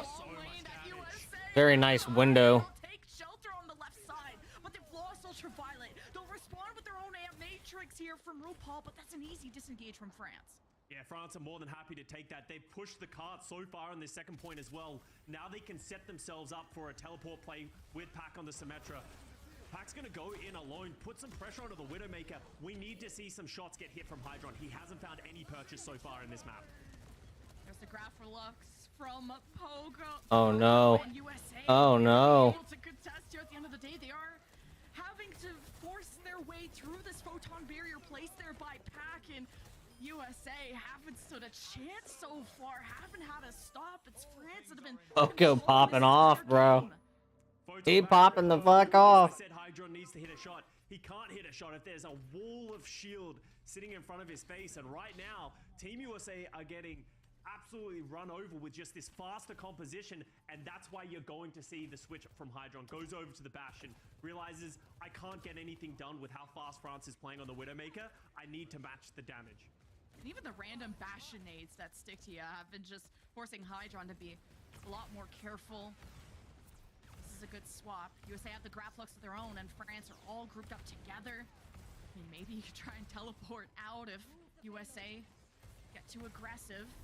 France. Look at how much space the USA are giving up. They've given up the first corner and the second corner, and now France, they're just going to teleport. Ooh. All the flare was eaten by Poco, so there's nothing that Ultraviolet is going to get from that ultimate. Yeah, France are just taking all the positions that they want. Now the Ant Matrix is pulled, and while they're all grouped up, That was one. That's two. That's three. Four.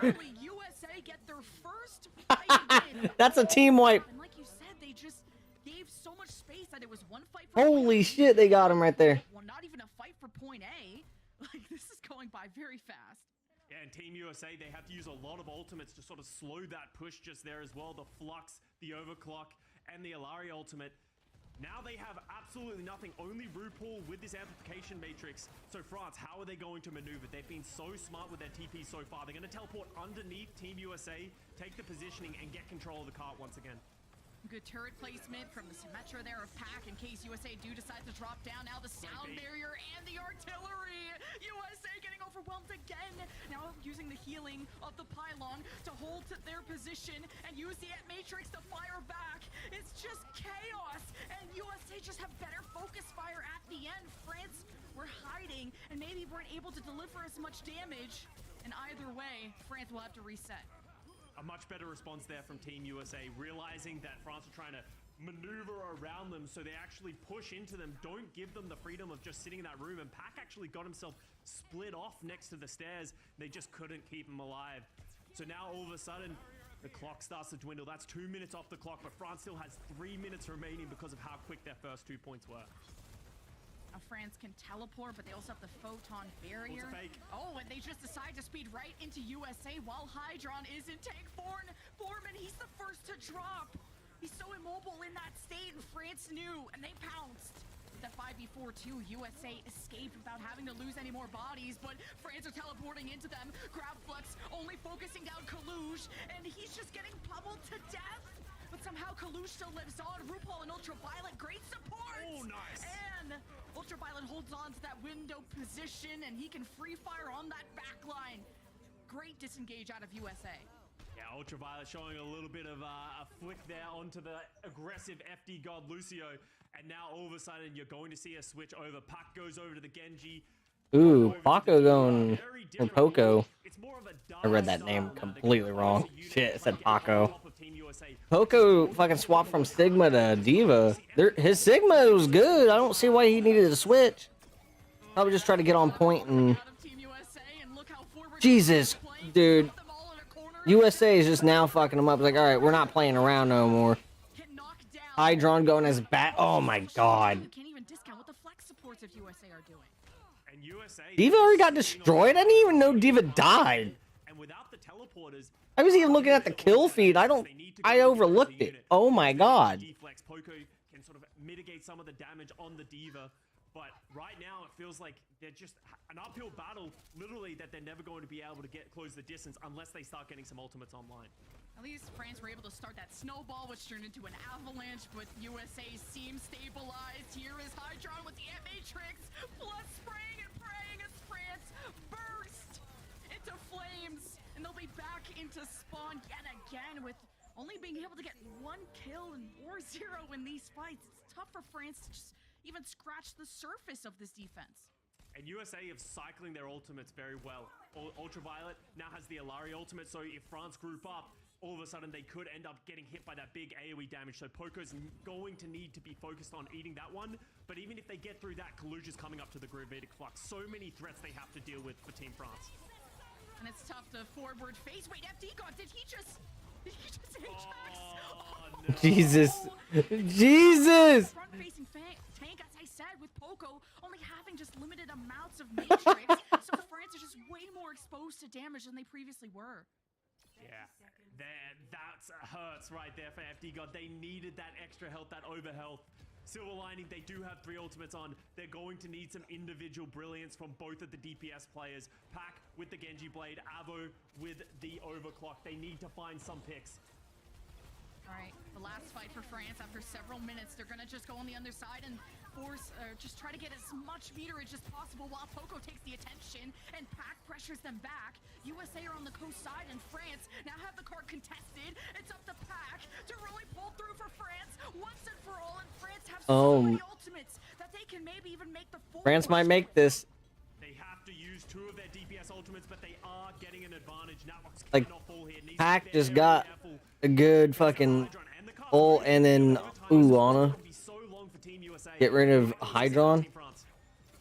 Yeah, the Nano and Poco self-destruct just for that second life. The Nano's given over to Pac, and with FD God, they hope to close the doors for the spawn. Oh, that's a Bastion ult. I hear it. I hear it. Matrix couldn't support Kalush through the LOS. The artillery Up, support down. but USA seem to have enough damage. Nope, nope. Oh, oh, they might get it. They might contest it. And RuPaul will be there to assist, but with the sound barrier that FD God was able to generate at the last, Oh my God. They're just trading right now. They're just trading. And then they got a Widow. Doom's about dead. Oh! No way! Oh, the spawn doors are just too close. No! Oh my God! This is fucking... This is nuts! Oh my God, that shot, but France pulled through also with the swap of the tracer of Avo and Poco that has been... Oh my God, that was one hell of a fucking hold. Several attempts just to get through the initial part of point C turned into a great momentum push for them. The most drawn-out overtime fight I've ever seen. Lots of firsts happening here on Circuit Royale, but Team France just able to... Oh my goodness, this is gonna be a fucking match. Difficult map to full cap. There's a lot of issues you can have on the first, second, and the third point, as you just saw from Team France. So now, Team USA, yes, they did manage to get the time bank down, but at the end of the day, they have a monumental task to get all the way to the end, to even take it into an overtime. And it's difficult to cap this map. Now we get to talk about that more. What was it? Only once in Overwatch League history that we've had like a second round of attack, or sorry, a third round of attacks, but it is difficult to cap this map just with how that last point is just so good for the defense. And you even saw the initial part of point C can be very defendable too. It's how really Team USA can create the same snowball that France did, but that's still a winnable push for France. Absolutely. And if you're Team USA now, you have to be thinking, what are Team France going to play? The Symmetra isn't going to work anywhere near as well on defense because it's hard to sort of push your objective. They could do it, but it would be a lot more difficult than it was on offense. And right now, I'm just going to say it, Hydron hasn't been hitting the shots he needs to hit on the Widowmaker. So do they make a change of their own and sort of move towards just playing the more traditional Bastion and Sigma and just playing the fundamentals better than Team France? I think France had an edge just based on the surprise factor, right, of teleporting into them. You had the immediate Bastion nade, which sticks to you. They couldn't get away. USA couldn't get away in time. And then they were able to make that snowball push where Team USA were maybe still in a planning phase, hesitating. The fact that they didn't contest that point B highway at that halfway point to create more fight opportunities. It came down to just France having more ultimates at point B, which created just this long push with, what, 4 minutes for point C? But once Team USA stabilized, when there was more of a neutral fight, Team USA were the better team.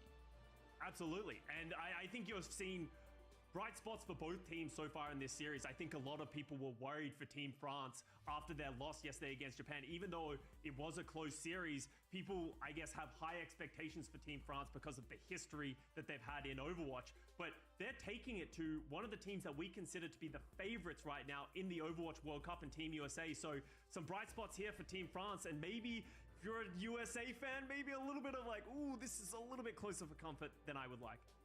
It's just cool that France clearly came in with different strategies. I've seen like some teams that basically run the same composition where they don't have time to scrim, or this is what works. If it ain't broke, don't fix it. France has shown different signs of creativity. Even when the Nico sub didn't work out in the first match, they brought in Pac and Avo, who...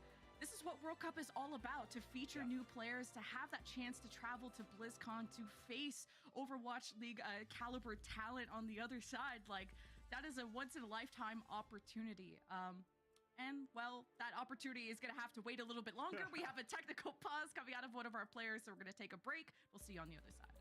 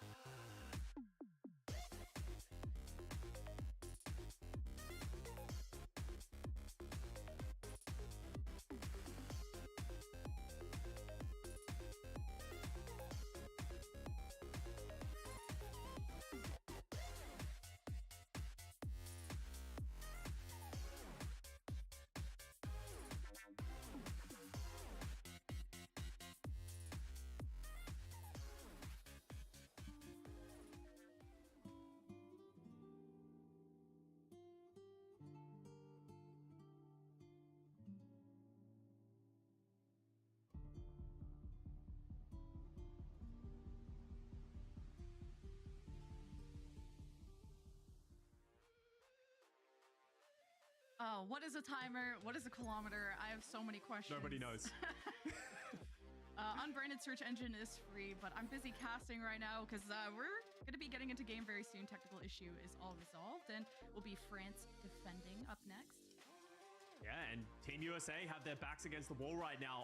Full capture, 3 points there from Team France, playing a very smart Symmetra style. But now we have to pose the question once again, how do things change now that the sides are swapped? Could we see Sugar Free going over to the Genji? We've seen players try to do that in the past. Oh, never mind. We are unfortunately paused again. So what is a pause? There's a lot of questions being posed right now. Well, when the game has halted. Well, kind of going back to our previous point, like France, I think, had a lot of success because they were able to surprise USA and have these creative strategies. And we were thinking during the break, like, what could France do on the defense to surprise USA? Like, there's playing in that corner room. We saw, well, I guess Ben Best was in playing Queen. Now it's Poco, which still they were playing that kind of speedy brawl. So the Lucio and the Sigma could still be in the cards, or they could just stick to a more traditional defense to force as many fights as possible. Yeah, it's impossible to know. And honestly, one of the things that I've really liked from France, they said it in the interview with Emily, saying, we just want to play our style. I think yesterday they kind of got sucked into everything that Team Japan was doing, where they were playing Doomfist, and they just didn't look as coordinated. In this match against Team USA, they say, we don't care what you're going to do. We're going to play our style and make you play our game. And so far it's working. If they can find a way to do that once again, then all of a sudden Team USA, they might not be able to close out this map. I wasn't even sure if France could close out that last attack. I don't know if we have, I heard that we had a replay of that. It was just all out chaos. Oh, it looks like our teams are ready, so we don't have to banter over the replay. But yeah, it didn't even look like France had enough bodies. I think it was Poco and FD God, I think, the ones to hold it all down, and USA had respawns coming back. I'm surprised France capped it all. Kaluj lived for so long on that Doomfist. I thought it was going to be enough time for the rest of his team to consolidate, but with how long the overtime spawns are, just too hard for the rest of the players to get there. So great play from France, and now we're actually going to see it. France rolling out with Pac on that Symmetra once again. So we actually have seen a lot of different strategies from teams playing close, as we're actually going to get some replays of the last attack from Team France. Yeah, this was when, is this right before the FD God, Ajax? I'm not sure, but you see how Poco is not able to front face a lot of that damage. He always has to go around, look for boops, and I think Kaluj was able to take a lot more pressure, and I think that's why USA were able to hold on for that long. Yeah, an important flux, unfortunately, for Kaluj to miss in that moment. So now Team USA, they are going to move away from the snipers, like I said. They're going over to Hydron on the Bastion, Sugar Free on the Mei. This is a very traditional way of playing the Sigma composition. You're just high damage output. You can wall up behind the opposition Sigma to cut them off from the rest of the team and hopefully get the damage to take someone out. But France, once again, still playing that Symmetra, so they have the advantage of a teleporter. See France, or maybe hiding around this corner to surprise them once again. Are they going to want to teleport on top of this bridge? It is a bit of a scary situation. You don't want your Bastion to be in the middle of 5 people, but the teleport, I think... Onto RuPaul, takes him out. Okay, I was like, where did they go? They kind of blended in with the white stairs there for a second. So France all split up, but managed to remove RuPaul, as you said, and USA know that they can't take that fight without that support.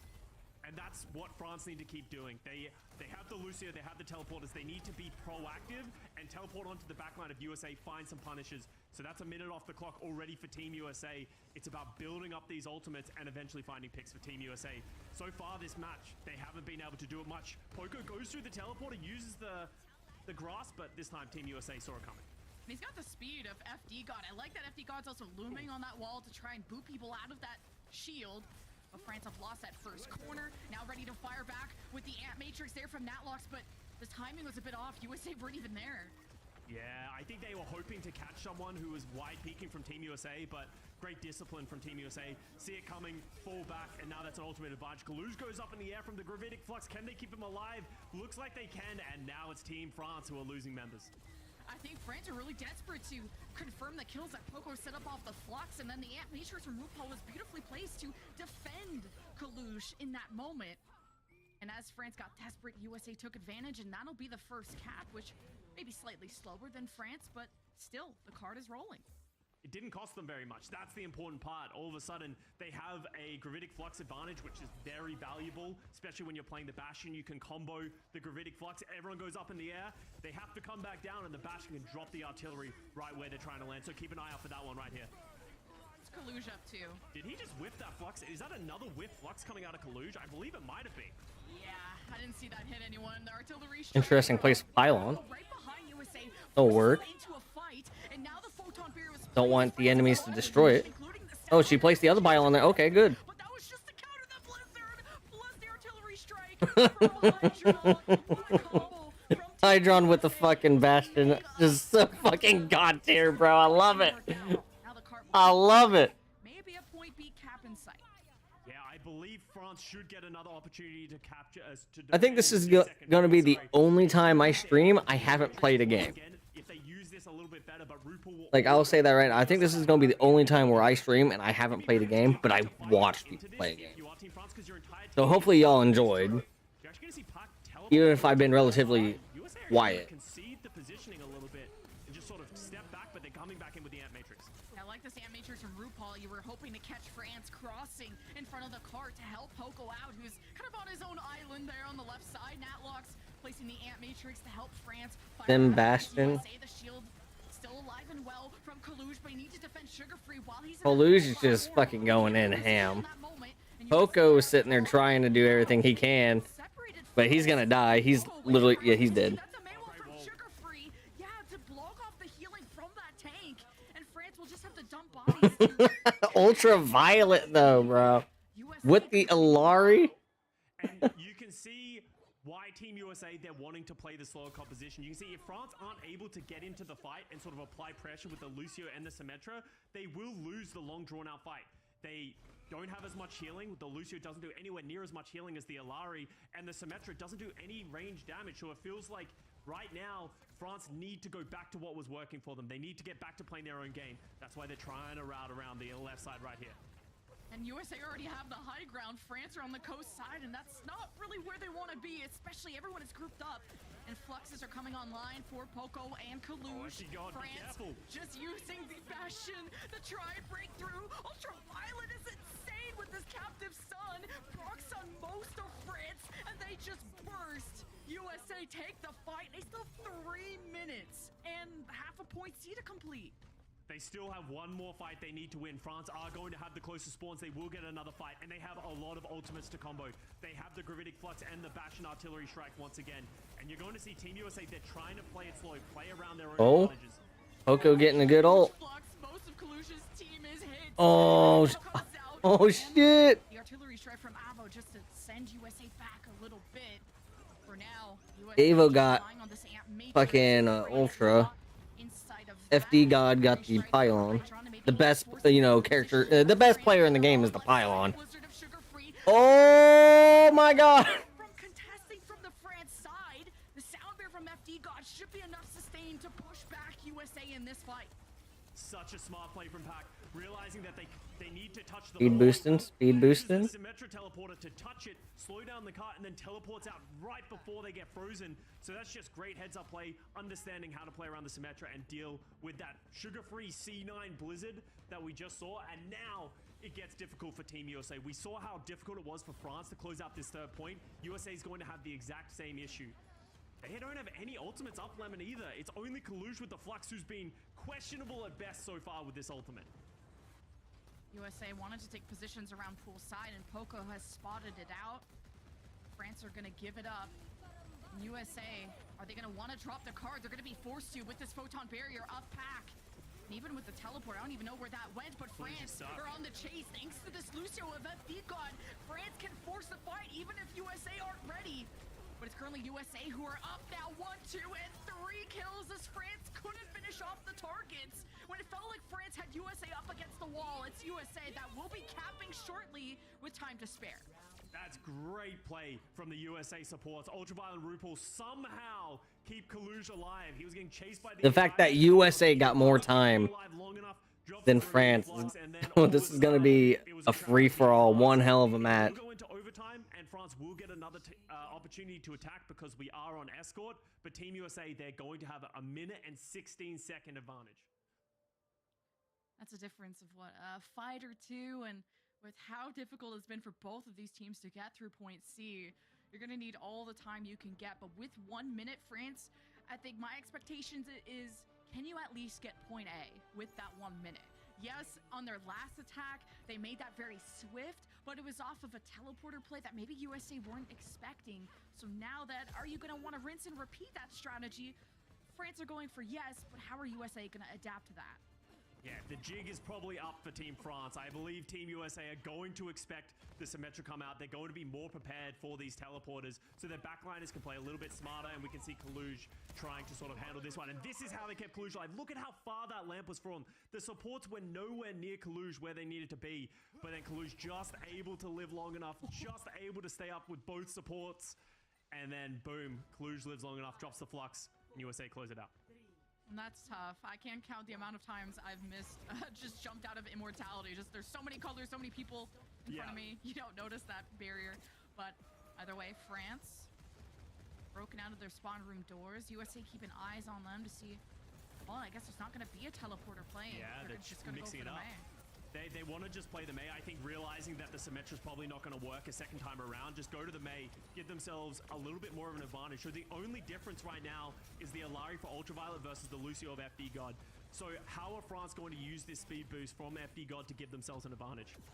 Good May wall 2 behind Kalush would be huge, and that kind of misses. Kalush manages to escape in that left fashion show room. France gotta hope that they can build up this amp matrix, and for Natlox, it's been significantly quicker than RuPaul, and this could be what decides this last fight.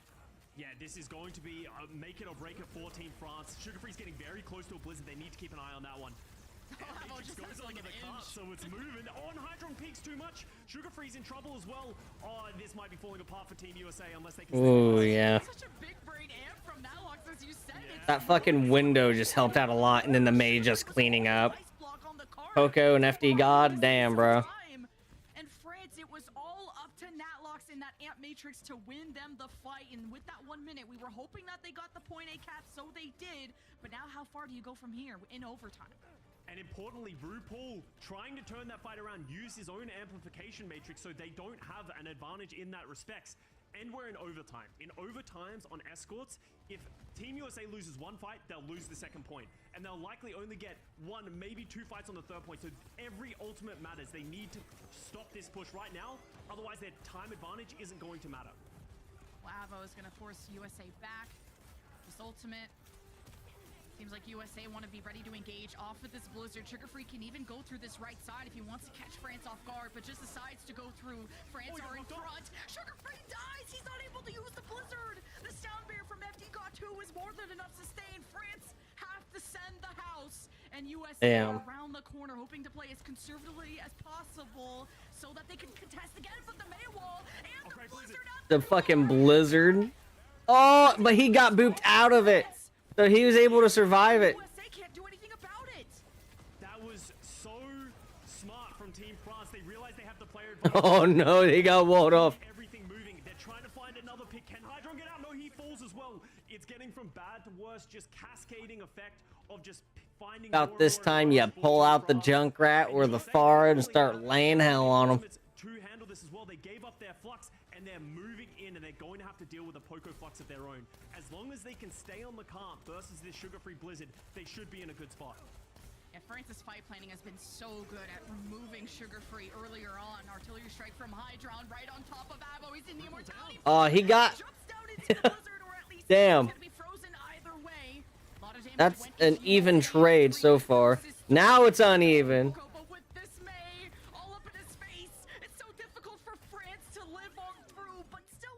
They pushed it hella far though. France going fucking nuts.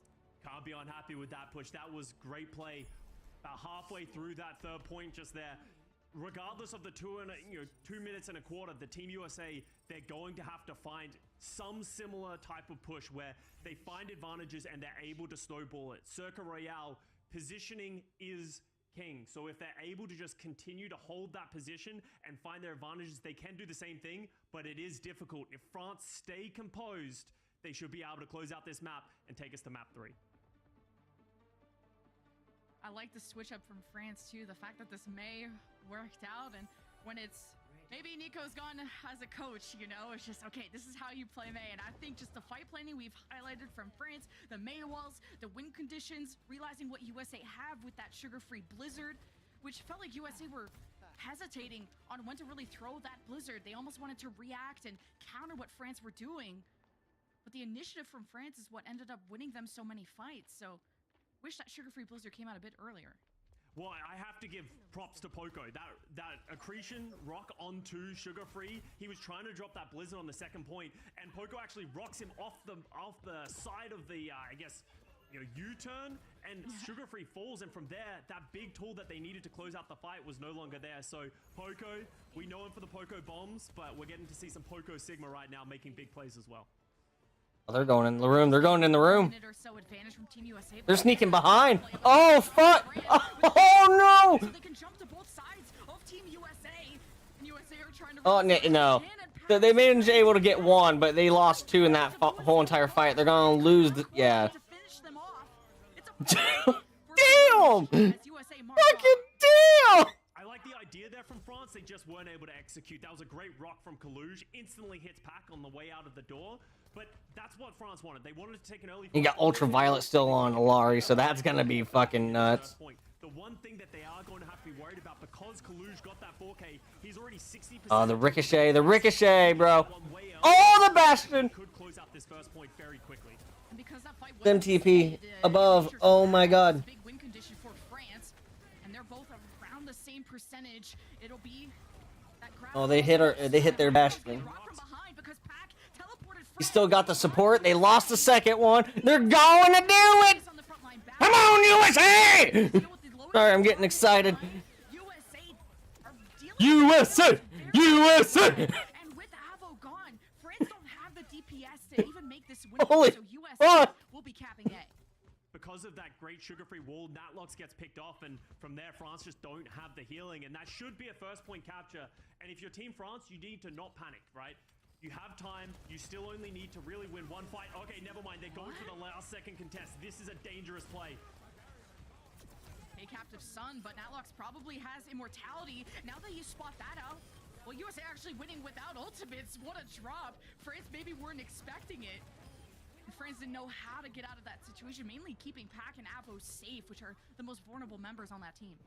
I wonder almost if Team France's idea there is to rush into Team USA and hope they use a lot of ultimates, because Team France didn't commit anything to that fight. They just wanted to fight early. So we are going with 10 seconds remaining into overtime. If France wins one more fight, they will win the map. And they have a lot of ultimates, but so does Team USA. All right, the grab flux from Kaluj, FD God, holding on to the Bastion up Sound top Bear, with and window. Oh, fucking Natlox got destroyed by Ultra.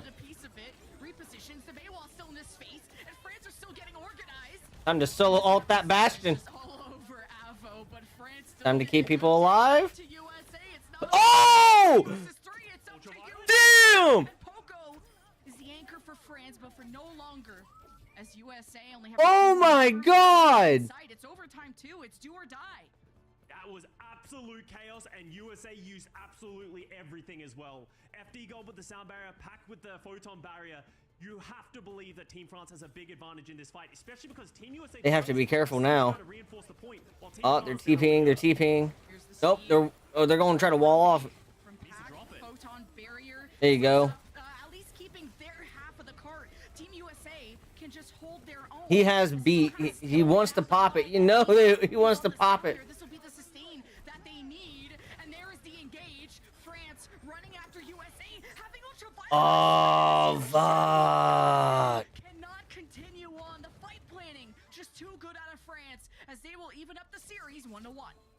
Team Well, France this is gonna be a hell of a match, bruh. They didn't need to just blow the sound barrier and the photon barrier off the bat. They both do the same thing. They keep them up, they keep them sustained, drop the wall on the cart, get Kaluj very low because he has to keep contesting the point, and then after Kaluj gets low, engage with the sound barrier. There's nothing Team USA can do.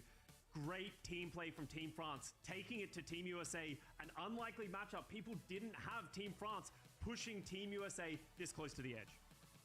Huge change-ups from France, going from losing 2-0 to Japan to now taking a map from everyone regarding Team USA as being one of the best in all of World Cup. So huge turnarounds from France, and we talked about just good leadership on this team, and I wonder if that's the difference that Poco makes too. Yeah, Poco, he's always been a cool, calm, and collected player. You know, all the way back from his days with the Philadelphia Fusion, he was just known to always be a very, I don't want to say monotone, but just a very calm person in those comms. And you can see that coming through on this team. He has a lot of rookies to play with. Avo, Pac, Natlox, they're not as experienced players on the international stage, yet they were able to keep their cool against some of the best players in the world. Sometimes it's not as much about the mechanics, but more about your positions, your rotations, and good placements of those cooldowns. When to use the Matrix. Natlox had a perfect play to even place it on top of the card at some moment to win them point A. To Poco's grab flux is being followed up with. And FD got always these well-timed sound barriers. You know, the one Ajax is one thing, but 90% of the time, these sound barriers have made a huge difference for the sustain of Team France to live on in these extended fights. Now we await the Team USA choice of map of either Flashpoint or Push. I wonder where that's going to go. You have to wonder where USA is going to go, because obviously in the head-to-head matchup where they weren't playing the Sigmas, USA looked, you know, they look like they have that flexibility to be able to do it. So you could go to Flashpoint. It plays very similarly to Control. Push can sometimes be, I don't want to say a coin flip, but anything can happen. You win a couple of team fights, you snowball things, anything can happen, and New Queen Street is going to be the choice for Team USA.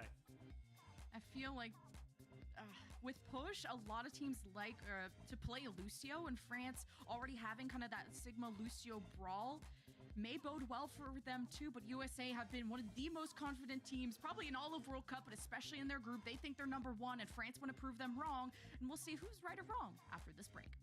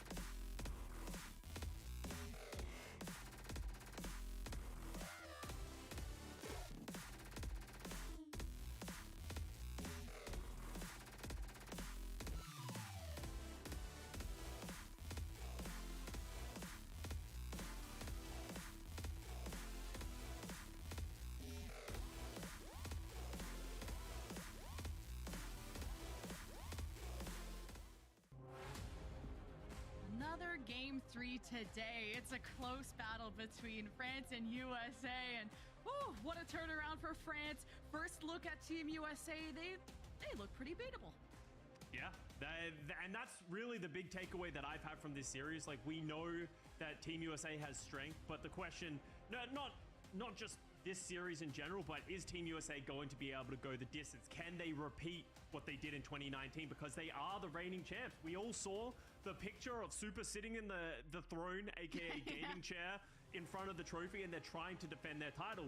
Yet still here, Super fans punching air because Super is not coming in for map 3 on New Queen Street, but there are some subs here for Team France as Nico comes in to replace Pat, which indicates to me, Lemon, that they're going to be playing more Mei, less Symmetra.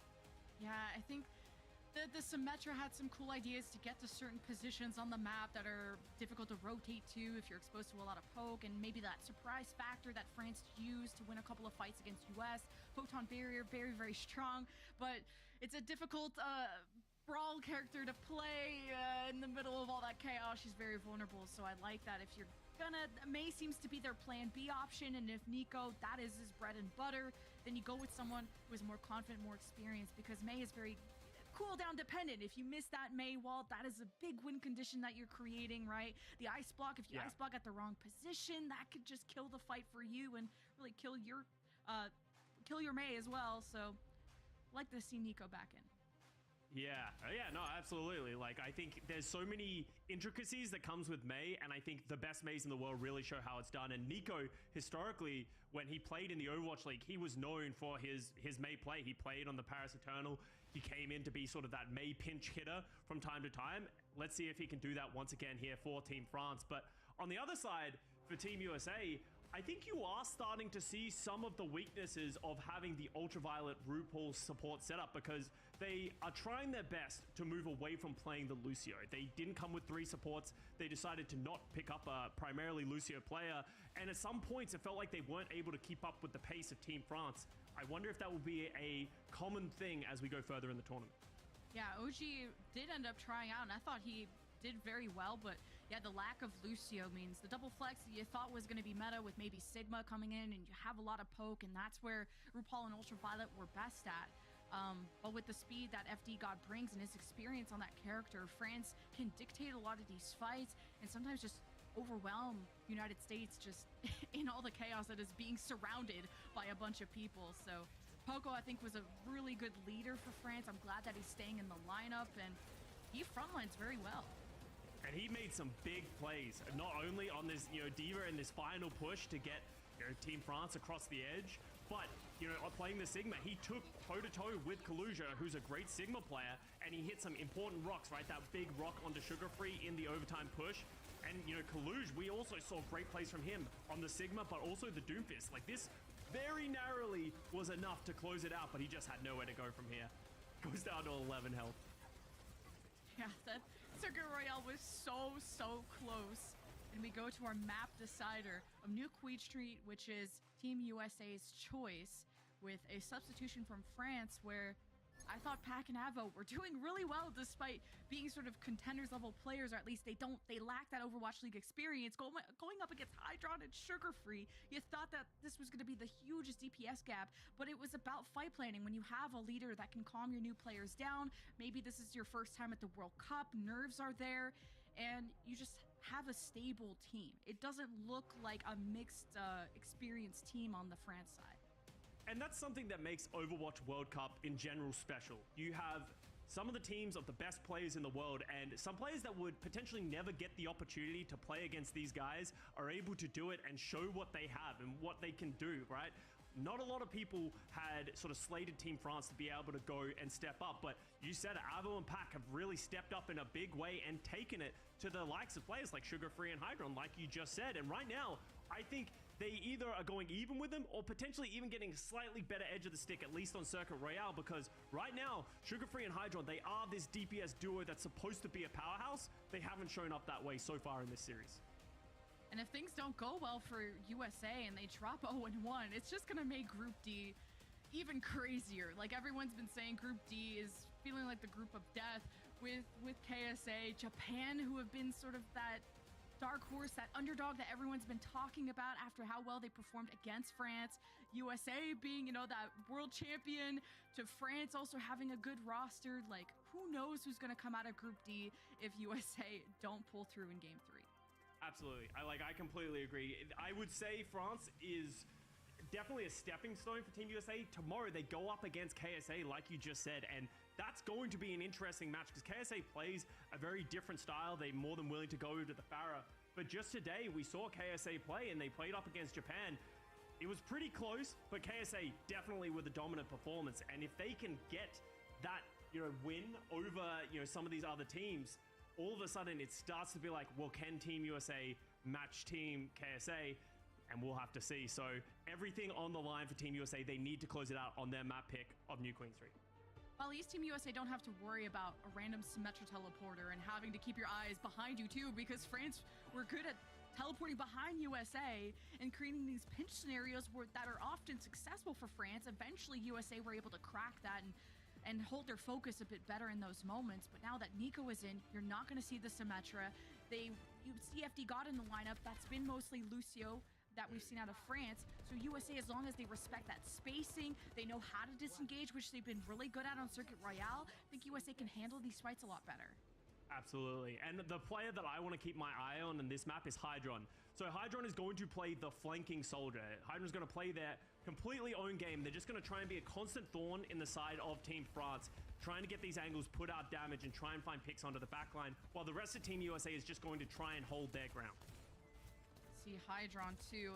It's at the bottom of that tunnel. France are a little bit split up. FD God is assisting Nico to rotate to mainly dual Ultraviolet, who's sitting at that top window. So there's sort of mini fights taking place at different areas, and France can do that because they're playing a Lucio.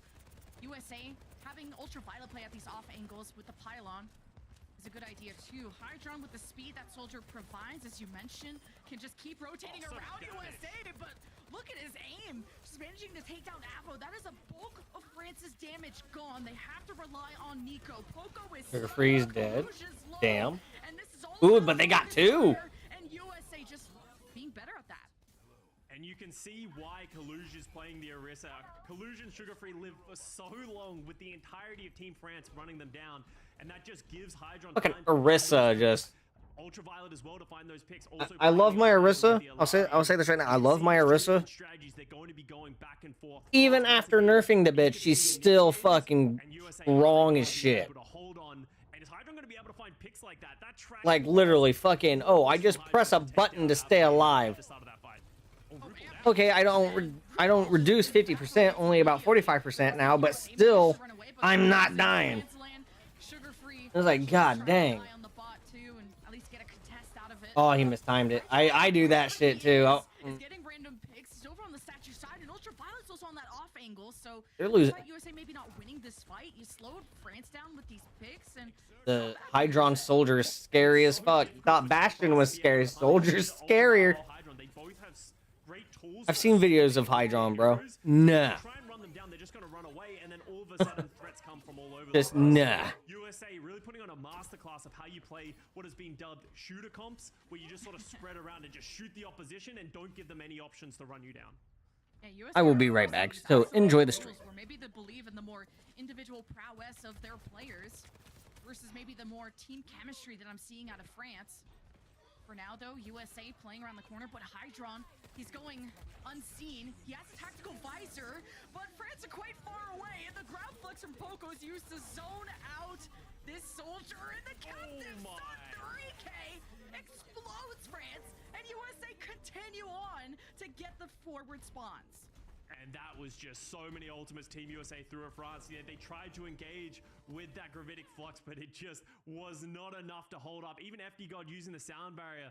So now Team France, because they don't have the same Symmetra, they can't do the TP plays like we saw them do on Circa Royale. So right now, it just feels like they're being constantly surrounded and peppered with damage. And so far, they're just getting picked before the fight even begins. Yeah, pretty forward Blizzard to at least get a kill onto Poco, but this is a momentum push for USA, to say the least. 75 meters and more. This is going to be tough for France to retake. Of course, there's plenty of time, but USA haven't been stopped yet. I'm worried. Yeah, it's getting a little worried. The only time things halted for a little bit was when Nico hit that great right click through the amplification matrix. But other than that, it feels like they've just been chasing ghosts, unable to find a single pick. You can see FD God and Avo running down the flank, trying to get a pick here onto, I believe that's Ultraviolet? Yeah, Ultraviolet and the others, but they weren't able to find anything. And Ultraviolet's the one who gets the pick. How does that happen? Ultraviolet and Hydron are menaces on this backline. France are trying to do a better job of marking that because that's how France have been losing. They lost a grab flux just to scare Hydron. They didn't even hit him with it. And France are continuing to struggle because they're getting surrounded by USA and they're panicking. And Ultraviolet has so much confidence right now. You can see playing aggressive, not afraid of anyone from Team France. Nico was still holding on to this Blizzard, hasn't found a good opportunity. Who do you Blizzard on the side of Team USA? You can't just throw it at the back line. It doesn't work on an Orisa, it doesn't work on a Mei, and FD God's dead before the fight's even begun once again. Mechanics on display by Team USA. We had criticisms about the double flex support, but they're showing us why it works. Ultraviolet is just simply the third DPS as Team USA look to full cap at one of the fastest times I have ever seen. Team USA take the series. Some of those concerns that myself and maybe others were having about Team USA. Good. I know I just had to go out there and help real quick. What the hell? Great play from Team USA. But USA, I figured USA was going to do 2-1. Right there from every single player popping off in each moment. I wasn't going to straight up say, oh, well, you know, straight 2-0. No, I figured they was going to do 2-1, as I said earlier. And that's that confidence showing through from Team USA to have Ultraviolet and Hydron constantly on the flank. And with the aim, too, that Hydron had, the kind of low bursts of damage that Soldier, you know, why people don't like Soldier as much as other choices of hit scan. Hydron proves that with good enough aim, you could still get picks with it and just be such a nuisance, even with Alari from Ultraviolet. The 3K Captive Sun, easily my MVP of the match has to be UV. Yeah, absolutely. I think there were individual pop-off plays from lots of them, but UV really stepped up when it mattered most in certain situations, especially in that third map. But also, we see USA go 1-0 in the group of death, Group D, but Team France goes 0-2. They're not completely out, but it's going to be a hard path forward if they're going to make it to BlizzCon. Yeah, and France's next opponent is going to be KSA, so that's a tough one. Everybody in that group of Group D is a team that are very capable of qualifying. And can't believe we had another Game 3 today, so excited to hear what the desk thinks, so over to Zoe. Thank you guys so much. Yeah, what a game. France got all of our hopes up just to be crushed on that third map. Yeah. By a convincing showing from Team USA. Let's discuss how they got it done because, quite frankly, initially, France looked a lot better. I think they really made the right changes heading into day number 2. Let's discuss what changes those were and how Team USA still came out on top. Yeah, I mean, look, for France, right? Swapping over to Poco, playing in this matchup, playing with the Sigma, it is one of the best compositions in the game currently at the pro level, right? So it did unlock things for them. Playing this Lucio Baptiste with the Genji lineup early on, upping the pace. Being able to play the Lucio on this team is obviously something that's going to help them up the pace against a team like USA. This was a great point that, you know, custom made, of course, as well. And that I know that Danny wanted to touch on as well, so I'm gonna let you do that. No, go ahead. No, talk about it. Well, I thought it was a great point raised by Costa that is, you know, a double flex support backline with Ultraviolet and Nepal for USA. And so that kind of like limits the pace in which they can play. You know, you can't bring out that Lucio as much because you'd probably rather play the double flex support, right? You'd rather play the Alari with the Baptiste, for example, maybe even bring out the Kiriko, right? Rather than try to match France when they're playing the Symmetra and the Lucio.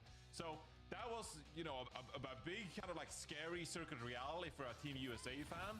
But then when Kalush swapped over to the Orisa and Costa Gonna wall you off. Hello. And that's gonna be you know. Oh no. Yeah, no, they're dead. Fucking Alari's ult with Orisa. Jesus. Great fucking combo. France 0-2. But a bit scary still for USA. Like, I'm got Yeah. completely sold after some weaknesses being spotted there in that matchup. So, whew, yeah, no, this is their first match, and I'm like already like, whoa, USA, like, any losses, sweating in the winds here, playing Saudi Arabia this week. It felt a little bit, Danny. I think you said that whilst we were watching the match. It felt a little bit like USA needs to warm up. Yeah, I mean, they are still a strong team, right? And also they did beat France. But judging by what we saw, and also what Johnny and Costa was saying about their backline, they have 2 support players and not having a main support. You know, it could maybe possibly be a problem for them in the future, right? And you know, so it's sort of a limitation that they have to work with. So we'll just have to wait and see. One thing can be said about this group, though. I do think it may very well now be the most stacked group, with France turning it up today and making the changes needed to be more competitive, with Team Japan surprising us all on day 1, coming out on top, and of course with the Kingdom of Saudi Arabia being exactly what we thought they would be, which is a cohesive, well-oiled machine who is looking very, very dominant in their match. Team USA got their work cut out for them. It's going to be so excited to see which 2 teams will advance out of that group. Now heading up into a break, and after that we will be talking about the last match of the day to fill our daily quota of Commonwealth Battle. We're going to have Canada facing off against Australia. All this and more after this.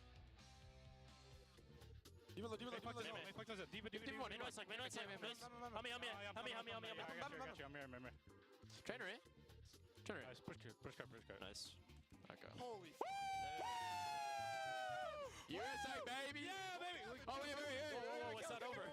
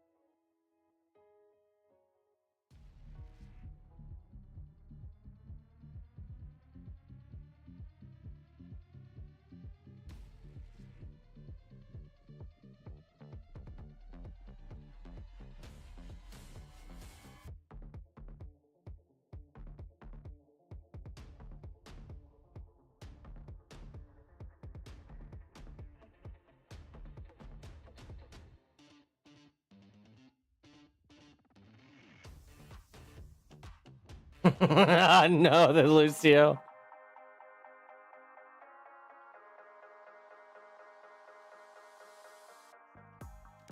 We are getting ready for our last match of day number. I wish they would bring that map back. That was a really good map. Group stages. I actually like that. Format. We've had exciting, explosive matches thus far, and I'm sure this last one will not disappoint as Australia will face off against Canada.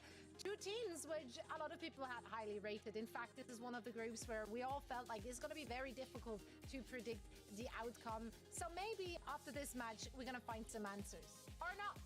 We'll find out very soon as they will be playing in just a few minutes. For now, let's take a look at their rosters, starting with Canada. Canada, unfortunately, they are coming off of a loss from their first match yesterday, Danny.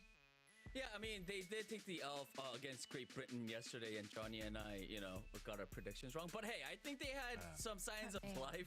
I think it wasn't all doom and gloom for them, right? Because they had some great players, such as Seeker that we're seeing right now. This guy made a name for himself in the pro scene.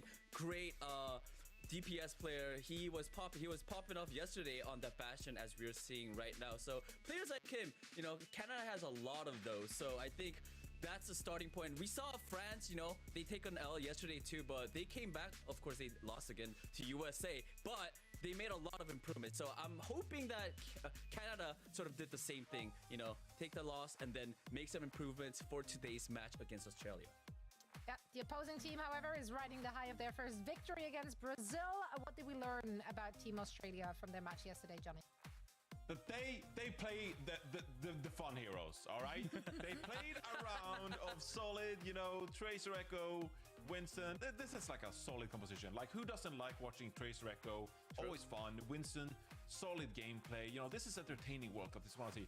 But this right here, coming out with the Reinhardt, hitting the big shatters, speed boosting with the Lucio and teleporting with Nanda's Symmetra, of course. This is what we really want to see here in the World Cup, right? Am I the only one? Am I the only one who really wants to see this? This is entertainment to me. So Australia, they just came out the gates and they were like, we're not gonna play Sigma. We're not gonna play Orisa, like slowing the thing. No, we're gonna go out with pace and we're gonna push the tempo, and that's what it's all about. Okay. Loving the Reinhardt action coming in from Australia. I hope we get to see more of it today.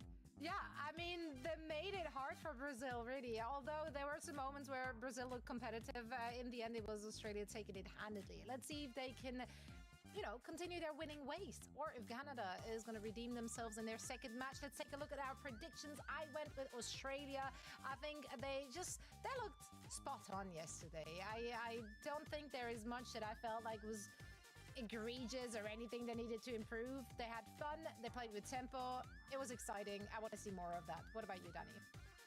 Let's go Australia. You guys all know I love a team that uses Ryan Rush comp. I've been supporting Ryan Rush comps all throughout the year, and as soon as I saw Australia playing it, I was like, all right, this is my team. Australia, let's go. I'm in with Australia as well.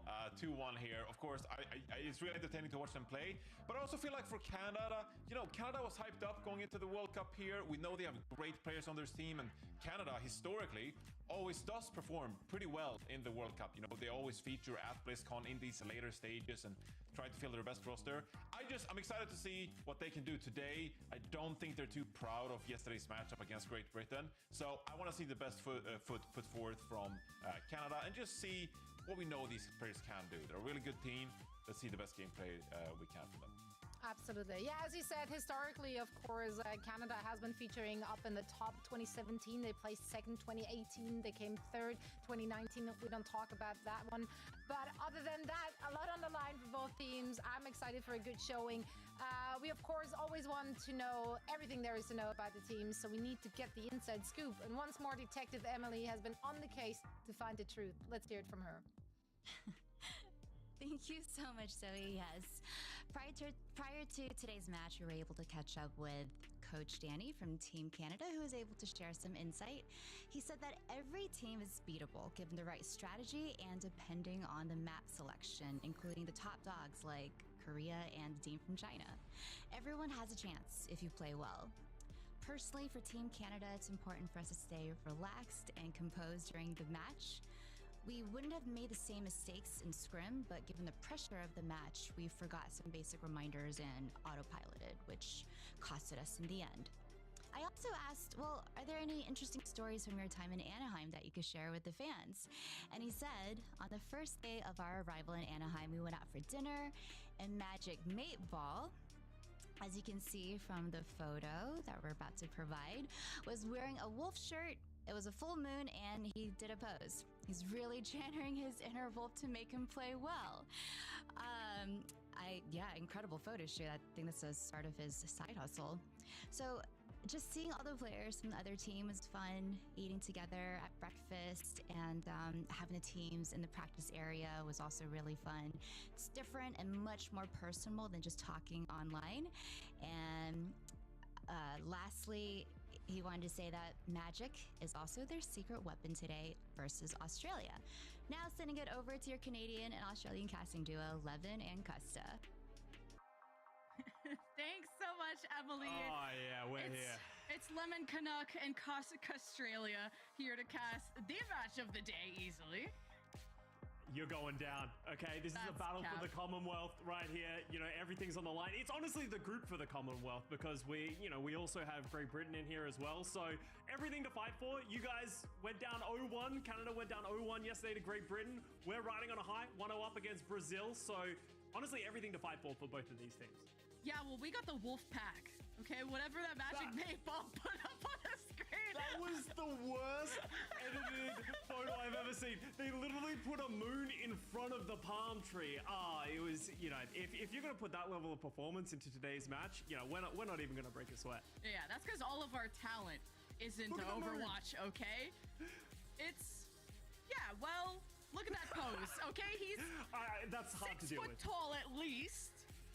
And he's the magic weapon or whatever they said. So it's going to be hard to take down an alpha like that, but Magic Mate Ball, apparently the secret weapon heading into this series. I'm excited to see what that is going to be to show.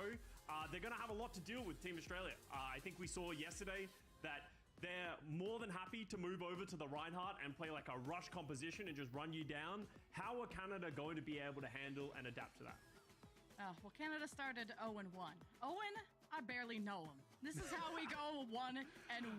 Magic Mate Ball, if you've been under a rock, you wouldn't know this player. But if you've been watching Contenders North America, you know exactly who this player is. Won the Contenders Summer Series with Wisp. We have some of the best North American talent when it comes to Tier 2 on this roster, including Cal, who got second in Contenders North America with Team Timeless. I'm really stoked. Of course, we have Overwatch League caliber players too, like False from Vancouver Titans and Seeker from LA Valiant. So we're no pushovers. Yeah, but we got a good bunch of lads that are about to run you down with Reinhardt. You can have all of these, accolades to your name. We got the power of friendship, and the boys are coming. So let's see what we're going to see. Looks like Australia potentially going to start on this Reinhardt. It does work very well against the Symmetra, but Canada potentially seeing this one coming. It looks like False is going to roll out on the Orisa as well. But for the most part, these teams are going to run at each other. It'd be interesting to see who comes out on top. Yeah, who's going to come out on top? The lads or the buds? False versus Kuffa. See if Kuffa has what it takes on this Reinhardt. False, I'm the unofficial coach. Blow up his shield with your left click. Seeker, go tackle Bird. I was in a show match with you. I know you can aim. Here's the thing. We're just going to yell coaching advice. That's going to be the entire cast. So if you're expecting something different, you're out of luck. Aki goes down first, which is a terrible start for Team Australia. Gets caught off by Noxious, and that's a quick double kill, Team Canada. Oh, Noxious. He's been so passionate and vocal on Twitter about just how excited he is to be playing for his region. He's very well known in the collegiate scene, playing for top schools like Harrisburg and St. Clair. So you might think, look at this roster, like, oh, not a lot of Overwatch League players that have experience in the Overwatch League. But hey, we have good players. That's all that matters. Yeah, Overwatch League is overrated. We have no Overwatch League players either. But we do have lots of Contenders players. We're actually going to see Kuffa switch over to the Sigma.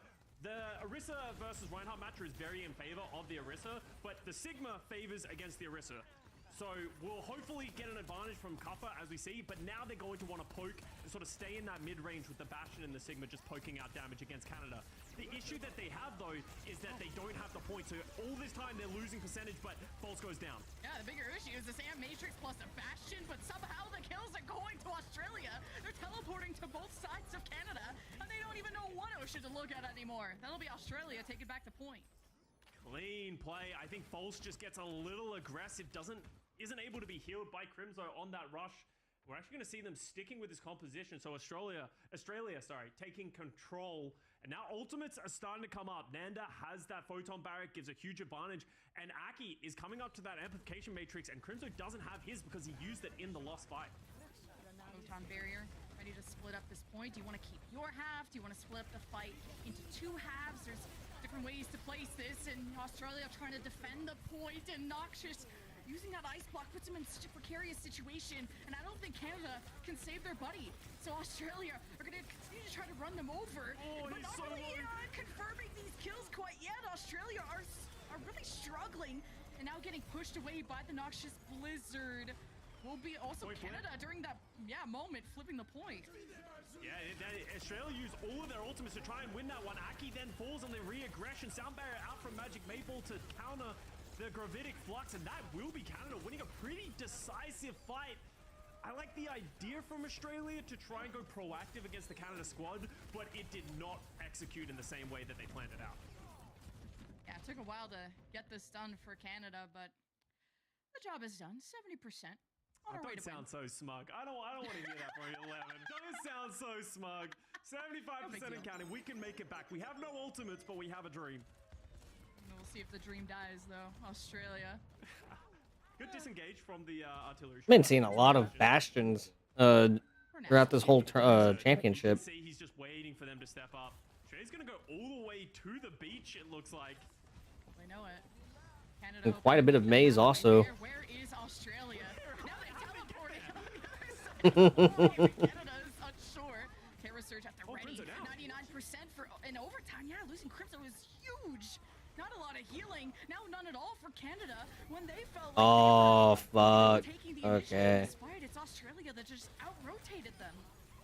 Yeah, you know, Australia, we're known for our beaches. We apparently found a teleporter on the outside of this map and made it to What they need to do is build up Maze ult and then throw it out where everyone is at, and then Orisa just goes in with hers and just pulls everyone in and just kills them. No ultimates to go with, and now they're starting to charge them up as well. So Australia potentially back in the driver's seat of this round.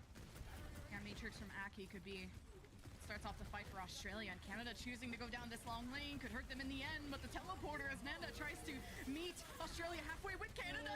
Only got one. They got two. Just walk into pain. And Canada, though, it's not looking too good. They've only lost one, though. Can they finish off the remnants of Australia? The spear misses. Now Kuffa is a believer, apparently, with Oh, that Bastion should have been dead. but Noxious and Crimzo will Unfortunate. well, now the Blizzard from Noxious is thrown to try and lock down Burtlock, who just speeds around it. Thanks to the sound beer, Australia will sustain through it. It is just such a crazy last fight. Yeah, it's just desperation mode for Australia. Everyone switched over. We got a Moira, we got a Tracer, and they are managing to hold on for just Moira, Tracer. Oh, that Bastion's dead. He popped ult. Oh, nope. I guess not. He's still alive. Oh, shit. Down by two, but the lack of damage hurts a lot. Magic Mayfall 2 with the sound barrier. We're just gonna run down Australia once and for all in this round one. Trying to kill him. Shit. Known to turn fights before. Taking a while. I can't believe it's still going. Burtlock gets one, but with Aki falling, Nami's gonna need to go nuclear to be able to win this. Gets Burtlock getting, chasing down these speedy heroes of Australia. I cannot pronounce that name. We'll take round one. I should just say nah. 81, but that was hard to follow. That was an all-out brawl. There was no rhyme or reason. Honestly, both teams doing a great job of entering back into these fights, finding avenues, and both of the Baptistes were struggling to stay alive. They were usually the first ones going down. So now we head over to Beach. Kuffa's going to, looks like, start on the Sigma. I think if you know that the Canadian team is going to play the Orisa into you, if you try and play the Reinhardt, I think this is the right decision. Just put Kuffa on the Sigma. He was doing work with the Sigma. They just weren't able to close out the round. See if Kuffa will still live with a Bastion of Seeker. I played in a show match with that guy. He's pretty good. And now he's pretty good. We got the stage nerves out of the way. See, Seeker, honestly, this is unfair because Seeker has advantage because he played Samoa earlier in a show match. So I feel like that's an unfair advantage that Team Canada has. But, you know, I'll take it up with the refs. Okay, Crimzo dies. Crimzo down again. Wow. That is the best Canadian talent we'll ever have. He better not leave. But he's dead, so he is left for now, but he'll be back. We'll be back. And Australia utilizing the Symmetra very well. It feels like that's how we keep finding picks onto Crimzo. Australia, they're teleporting into an off angle or behind into Crimzo, and Crimzo's just struggling to deal with it and stay alive. So first capture goes over to Australia, so we're already in a much better spot than they were last round. Now, no one really taking a lot of damage because that fight was so quick. You don't have Amp Matrix as that ultimate that could usually start that second fight. Look at this teleporter that goes behind Canada. Now they just hope to chase them down. False frontlining quite well, but slowly running out of juice. Immortality. Oh, they got the May. Trading blow for blow. Oh shit. Up by one, and Seeker has been let loose. Damn, he already got window. This is what the Wolfpack does. The Wolfpack does. They hunt. They hound. Honestly, Australia, and a great play by Canada. They drop the amplification matrix. Seeker's in the wheels mode, just does so much damage in a short amount of time that Australia just evaporates from the map. So that is going to be a point flip coming back over to Canada. But now Australia, they're the ones who have the amplification matrix. They have to become the Wolfpack. Channel your Wolfpack, Australia. Gotta get your Elus ready. Oh, Amp Matrix right there from Australia. Catches Noxious and the rest off guard. Canada couldn't find shelter in time before the storm arrived. And Australia will keep their lead, and we'll get the point back. The bashing grenades through the amplification matrix do like something north of 200 damage. You have to be so careful. If you get stuck by it, you're just going to instantly die. So it's such an important tool, and it gets charged up so quickly. So great play by Australia. They have to use the photon barrier as well to get into it. So now Gravitic Flux, Bastion Ultimate coming here for Australia. It's such a good combo because people cannot avoid it if they get picked up in the Flux. Good thing Australia didn't take that teleporter. Oh, what? How does Aki die to that? Even with the immortality and everything. Great first pick by Canada. Soundbeers exchange. Canada in a 5v4. Also a back cap too by Canada has Australia's focus all over the place as they hope to escape. At least keep shelter inside of this building. Very early sound barrier from Burlock trying to keep them in that fight, but as soon as Magic Bait Ball responds with his own, there's nothing you can do. So now Tank Ults, Blizzard here for Noxious. It's going to be hard for Australia to deal with. They do have the teleporter to sort of manipulate their movement around it, but you can see them struggling to find any positioning. Actually, they're teleporting behind Canada once again. Kuffa's on the backline, just floating into space. Kuffa looking for Seeker, isolates him with the grab flux and the artillery strike on 3K. Terra Surge by False as he just surges into Australia and buries him 6 feet under. Oh, that's not good. That's not good. Great play by False. Just, you could see Kuffa just got caught, wasn't able to get through the teleporter from there. False had a free run into the backline of Australia, and now 80% final fight territory here for Canada. Australia needs to find something to get into this fight. Noxious is hiding, hoping that Very Canada far gives back. up a bit of space and maybe baits Australia into a blizzard or just sees who is going to touch out of Australia. But either way, Australia are just distancing themselves because of the Amp Matrix there of Crimzo, but Canada a few seconds away from taking map number 1. There's a response there from Aki with the Amp Matrix. Good zoning by Canada, but maybe not able to escape in time. The Bastion damage is simply too much. Nami, 3K, 4K, almost the ace. And Crimzo won't let it happen. Good boy. Nanda is bloodthirsty, still going for it. Almost kills Crimzo with the right clicks, but now all of a sudden it's Australia. They have control. They have the photon barrier. Noxious is still holding on to this blizzard. He was anticipating a teleport play by Australia that just never came, so didn't get the opportunity to drop it. So fortunately still holding on to that one. But last fight, Australia needs to win this one to keep the map going. Seeker's already so low by the Symmetra turrets that Nanda placed.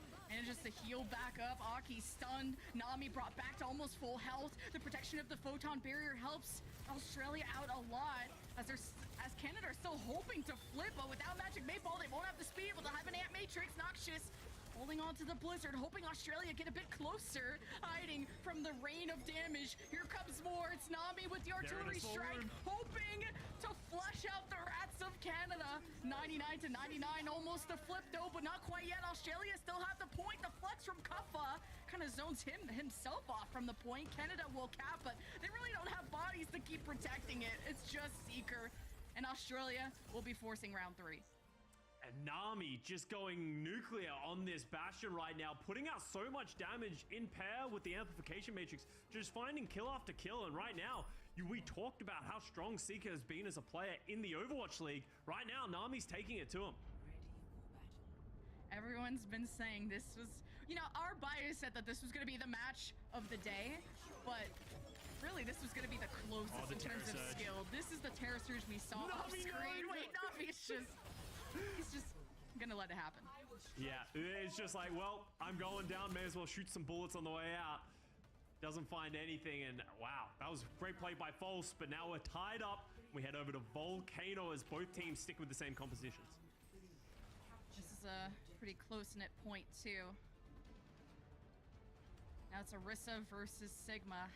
False has been good at just running them down. That's exactly what Orisa needs to do. As long as you protect Seeker, it's the biggest source of damage, but Australia just trying to counter-rotate away. Cover gets knocked into the pit, bounces back up. Nothing to see here, nothing to worry about. Australia does have first point control, so it's going to be Canada who are going to have to run into Australia. Seeker and Wheelsmore, Nami cannot get caught. Great teleport out by the team. I love the creativity out of Australia and how they can get away from Canada. Canada gotta be careful with how desperate they become to finish off these targets. They get them so low. It's been some great kind of cheeky positioning from Canada to go around these corners.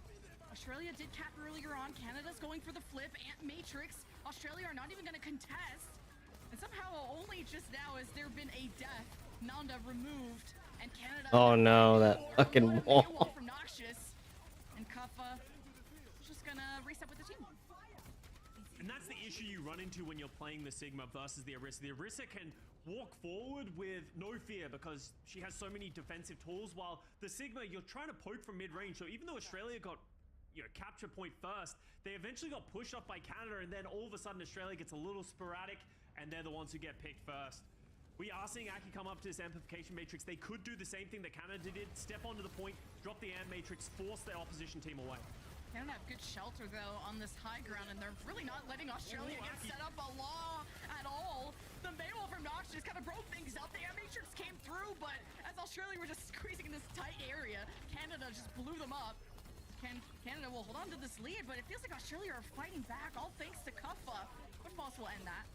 Wait, one-man sound barrier? Oh, late sound barrier from Burlock, trying to keep Kuffa alive. One he definitely is going to want back, and that's such a huge tool to go by the wayside because Canada still holding on to so many of their ultimates. Crimzo coming up to another Amplification Matrix at 65% and counting and close to 5 ultimates. This is going to be very difficult for Australia to come in. They need some magic. Photon Bear is going to be big for Nanda and friends. Splits up the fight, but Canada have already arrived. Artillery strike 2 from Seeker was just to get Australia low. Canada were looming to see what they could get out of that fight. Sound barrier engaged. Canada rush in, and a great spear hits Nanda, and a Terror Surge is more than enough for False and friends, the Wolf Pack of Canada, to take down Australia again. Just rushing some of their ultimates, not completely in sync, and it just feels like Canada was able to withstand everything that Team Australia threw at them. Doesn't look like they'll get another touch, and Team Canada going to potentially take the first map. Burlock gets pinned against the wall by the javelin from False. I think Canada's gonna dominate. Now you've fallen for our trap, Lemon. Now you get to deal with the wrath of Kuffa Reinhardt. It's too bad we're remote. You gotta go tell the lads that it'll be okay. Map choice for Australia is coming up. Match point for Team Canada. I think this group, was it Group B? Yeah, with Australia, Great Britain, Brazil, Canada is gonna be one of the most difficult ones to predict. I think it's the interesting thing about Group B is there isn't one team that everyone expects to just be a standout, right? Obviously, we have the team from China, we have Team USA and Team South Korea who have been doing very well in their group so far, while everything's up for grabs in this Team B. Obviously, Canada lost that first match to Great Britain, which was, you would say, an important one for you guys. So that is why this is an important first map win, because you need to win this series if you're going to make it out of this group. Well, Samoa went the distance still. I think the teleporter plays from Australia were really fun. They were really trying to confuse Canada for a while and see after Canada had used cooldowns if Australia could kind of surprise them, taking a different position, and with that early engage, see if Australia could get early picks from it. And I was entertained. I thought I had fun. Yeah, Australia seems like a for-fun team in the way that they play, right? Like, they want to have and play their own style. It feels like they have a bunch of wacky strats that I feel like Hunter's been cooking up in the background. And they utilized it well somewhat, but as soon as Canada sort of wisened up to some of their strategies, it felt like it's began to fall flat. So potentially Australia, if they are going to continue to face against this Orisa, might need to make some changes. See, I think, yeah, the one-man sound barrier from Burtlog, I think, would have maybe salvaged the next fight if that wasn't used. But hey, maybe Australia can salvage the series. They decide to go to Circuit Royale. Oh yeah, this is absolutely going to be a Cup for Reinhardt special. We saw them do it just yesterday against Team Brazil. Symmetra teleports, Reinhardt shatters. It's going to be a good time. Oh, see if that Reinhardt will survive, and we'll see you all on the other side of this break.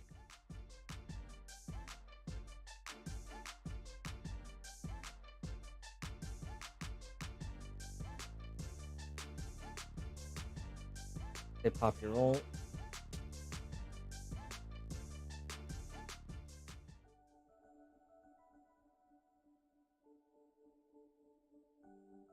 I'm also watching a YouTube video. At least right now. Because we're on the break.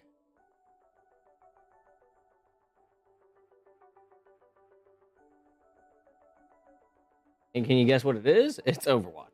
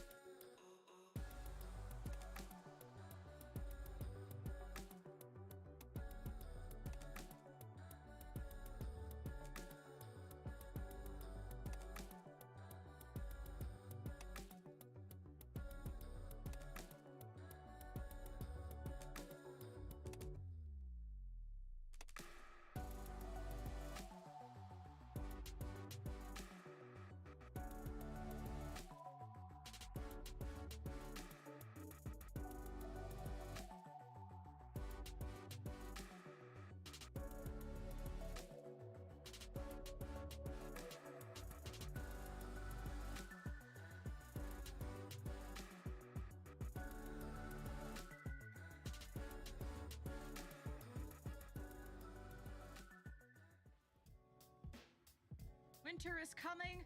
Nah. Darn the it. North is I was like, here. oh no, hope no one So deletes this excited. message. That's just Nope. the buff we needed. Yeah, honestly, you got a buff, but honestly, I thought we would have something when we went over to beach, and that is the one that we actually won because we are right at home, and the patriotic paraphernalia is right here. Honestly, we have to represent our countries. I actually had to get it off the wall. I actually got stabbed by a pin, but honestly, I think I got outdone by Lemon here. You are very Canadian right now. Yes, I even Oh, very he's got it. specifically dyed my hair this color just to Oh. be supportive. You're Committing to getting the bit. stabbed by your jersey, so that's just the type of vibes All that right, are going matches, on. come on. 'Cause you're also getting stabbed in game. Australia Oh. dropped game one. We did lose game one, but honestly, we love a good underdog story down in Australia, so I'm all about it. I'm all about it. You want to have your backs against the wall, and honestly, I think Control is a map type that I think Australia, the way that they like to play, isn't very conducive. They, also struggled against Team Brazil in the matchup against them, having to play some other things. So now they get the map pick, they get to go over to Circa Royale, and I think they should feel a lot more at home. Is Canada going to try and play the Sigma into it? We've seen teams struggle against the Reinhardt and the Symmetra teleporters. We just saw that in the last series. So I'm curious to see what both teams are going to do. And with False in the lineup, yeah, that traditional off tank, I feel like this is his bread and butter when it comes to the meta. Difference between Canada from yesterday, today, well, one, Canada's winning, but also two, Magic Maypal is playing over Cal. Yesterday, Cal was playing Lucio. He's more known as that flex support. Magic Maypal is the North American Lucio, and well, now he's not playing it right now, but maybe that'll change. But the kind of teams are discovering that the Lucio Sigma seems to be kind of this really aggressive brawl composition that is taking up a lot of space and does well. Yeah, I think the Lucio just gives you a lot more options of how you want to play the game. Obviously, there are times that you want to play the double flex support, and it wouldn't be the craziest thing if we saw Magic Maypal come out here on the Ana. But interesting adjustment here for Australia. They aren't actually going to play the Reinhardt, to my disappointment. They're going to go back to the Sigma. Unfortunately, we don't have Punk to be able to come in to play the Sigma. He is obviously the Australian Overwatch League player, probably the best Overwatch League player that we've ever had come out of the region, and he's given the opportunity to Kuffer to be able to play on this international stage, to be able to play against some of these world-class players. So I want to see how Kuffer's going to match up in this Sigma mirror.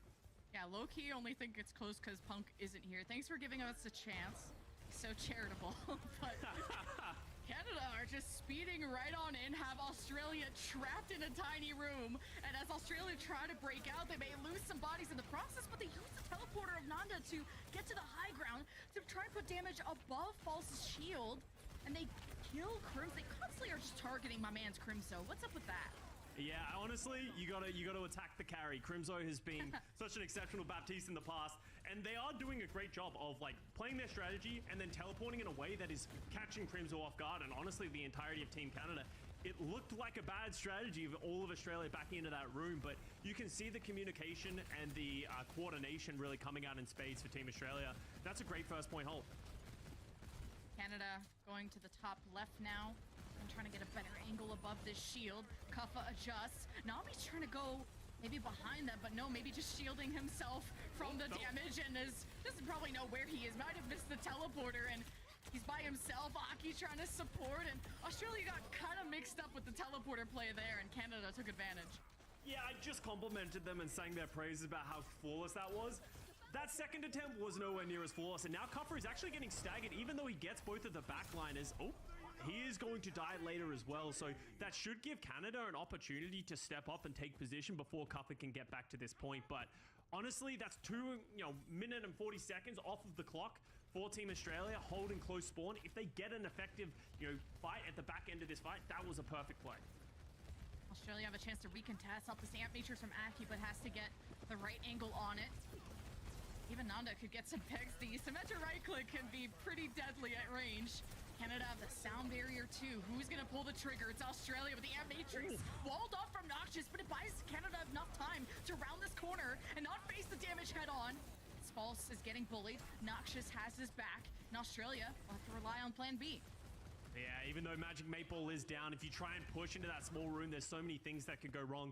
Just take that time advantage that you got from a great amplification matrix and grenade from Nami. Early flux comes out from False, followed up by the Blizzard. Ooh, Kuffa's very low too, and Burlog frozen up, killed, not able to drop the sound barrier, which could have maybe salvaged that fight for Australia. The photon barrier is a good defense, but I think Australia want to get this over with, so Canada will cap point A. Yeah, I think Burlock just not able to get the sound barrier off to deal with the Flux Blizzard combo. So not a bad hold, definitely took a lot of time off the clock, but Canada has managed to roll through, and that only cost them the Flux and the Blizzard. Smartly held onto some of their other ultimates, so now they're able to snowball. Are they going to be able to hold aggressively like you've already seen them? False stepping up, doesn't want to give Australia the positioning. Artillery strike from Seeker forced out the immortality, which is still very valuable. Australia are quite low, and Burtlog is late with the sound barrier to save Nanda, and Kuffa just falls over to the Amp Matrix plus Bastion. When you're caught out in the open like that, is just death. And that feels bad. Bertlog just not able to get it off in time, and Canada just able to clean up almost freely. It did cost them everything they have, and Australia will get another fight, and they do have the big combo once again. The Sigma Gravitic Flux with the Bastion ultimate. If you time that together, but you can see Canada, they're going for a flank. They don't want to let them use these ultimates freely. Noxious is just getting away with putting so much damage on so many heroes at once. Already has the Blizzard. Canada hit by the grab flux, and the artillery strike was a nice attempt at the combo there from Australia. And Noxious feels like he has to commit the Blizzard just to end this quickly. And Canada cap point B. Oh, was that a love heart? That was nice. Thank you, Noxious. I wasn't sure. But that's just great heads-up play from Canada. They recognize the disadvantage that they have in ultimates and then take an early fight that caught Australia off guard. And now we're going to see the switch out of Kuffer, realizing, Sigma isn't really working. Let's go back to the tried and true and heads over to the Reinhardt. The issue with Reinhardt, which I know like Hadi and others have proven on the contrary, is that the Reinhardt shield can get busted up quite quickly, and then you're a sitting duck. Not the best tank to play at range, but Australia are trying to gap close as much as they can, but they can't seem to get to that high ground. Canada are holding them at bay. There's the Mei wall from Noxious. It's great to invest these walls to allow Canada to rotate into a safer position. Australia haven't been able to punish that until this moment. Magic Maypole is now the target of that focus. Australia also stay stable on the cart. They got Noxious right where they want him. Somehow he gets away. Yes, a huge flux too with the artillery strike. Australia fall to the floor. They scattered the Canadian squad, but they just weren't able to find any other picks. They just struggled to take down Noxious. They will get another fight, but it's going to be desperation mode. Bertlog with the sound barrier has had a couple of them go by the wayside. Needs it to be perfectly timed to help his team. Noxious does not care. He wants this Blizzard as soon as possible. Sound barrier, photon barrier. It's just a lot of sustain, a lot of defense from Australia. I'll access past. Not what I was wanting to do, but it did it. Important time to hold it because of how far the card is pushed. It's a difficult point to assail. Canada has to get positioning. They have to move through, and you're going to see False actually recognize this as well. Switches over to the Orisa. I talked about it earlier in the series. In general, when they play Reinhardt, if you switch to Orisa, that's a counter. But then Kuffer instantly makes the swap over to the Sigma so that he's in a better spot in this matchup. So you can see the tank mind games and swaps happening in real time. Ooh, okay.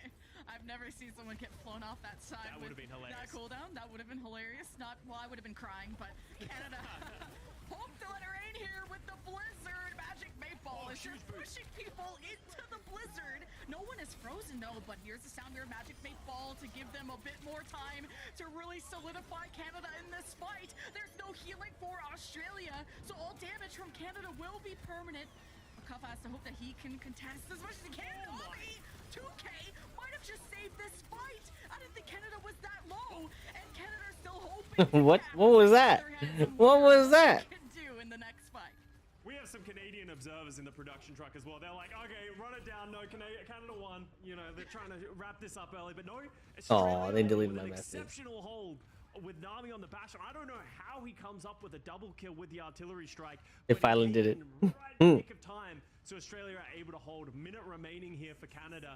Australia, once again, not many ultimates to answer back with. So how is Canada going to utilize the amplification matrix? So far, it feels like Australia's been trying to disengage from every single amplification matrix. Are Canada going to recognize that and throw it out a little bit later than they usually do?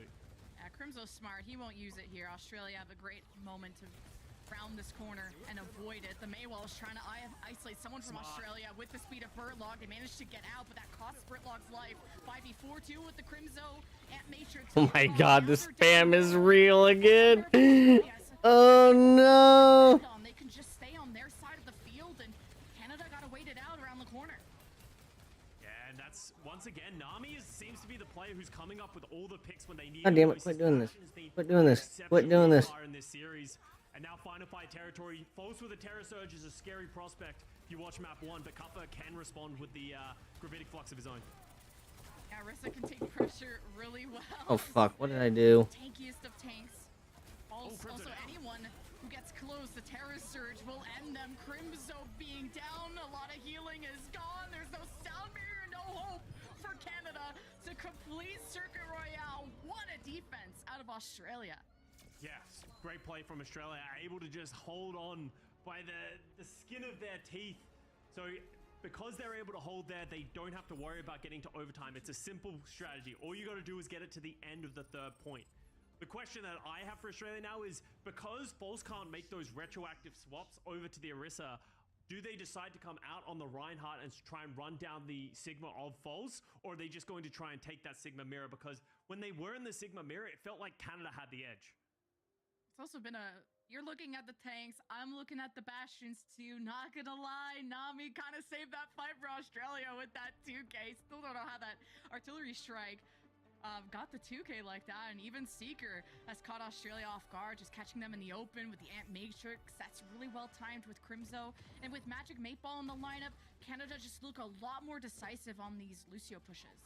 Yeah, absolutely. I think Canada is doing a better job of adapting on the fly in the middle of these fights, while Australia is getting scattered a little bit too much. If they can start tighten that up a little bit, there's potential that they will, be able to start turning some of these fights, because right now it feels like Canada, they're really determining the flow of the game. But if Kuffer does come out on this Reinhardt, like I was saying, that might put the ball back in their court.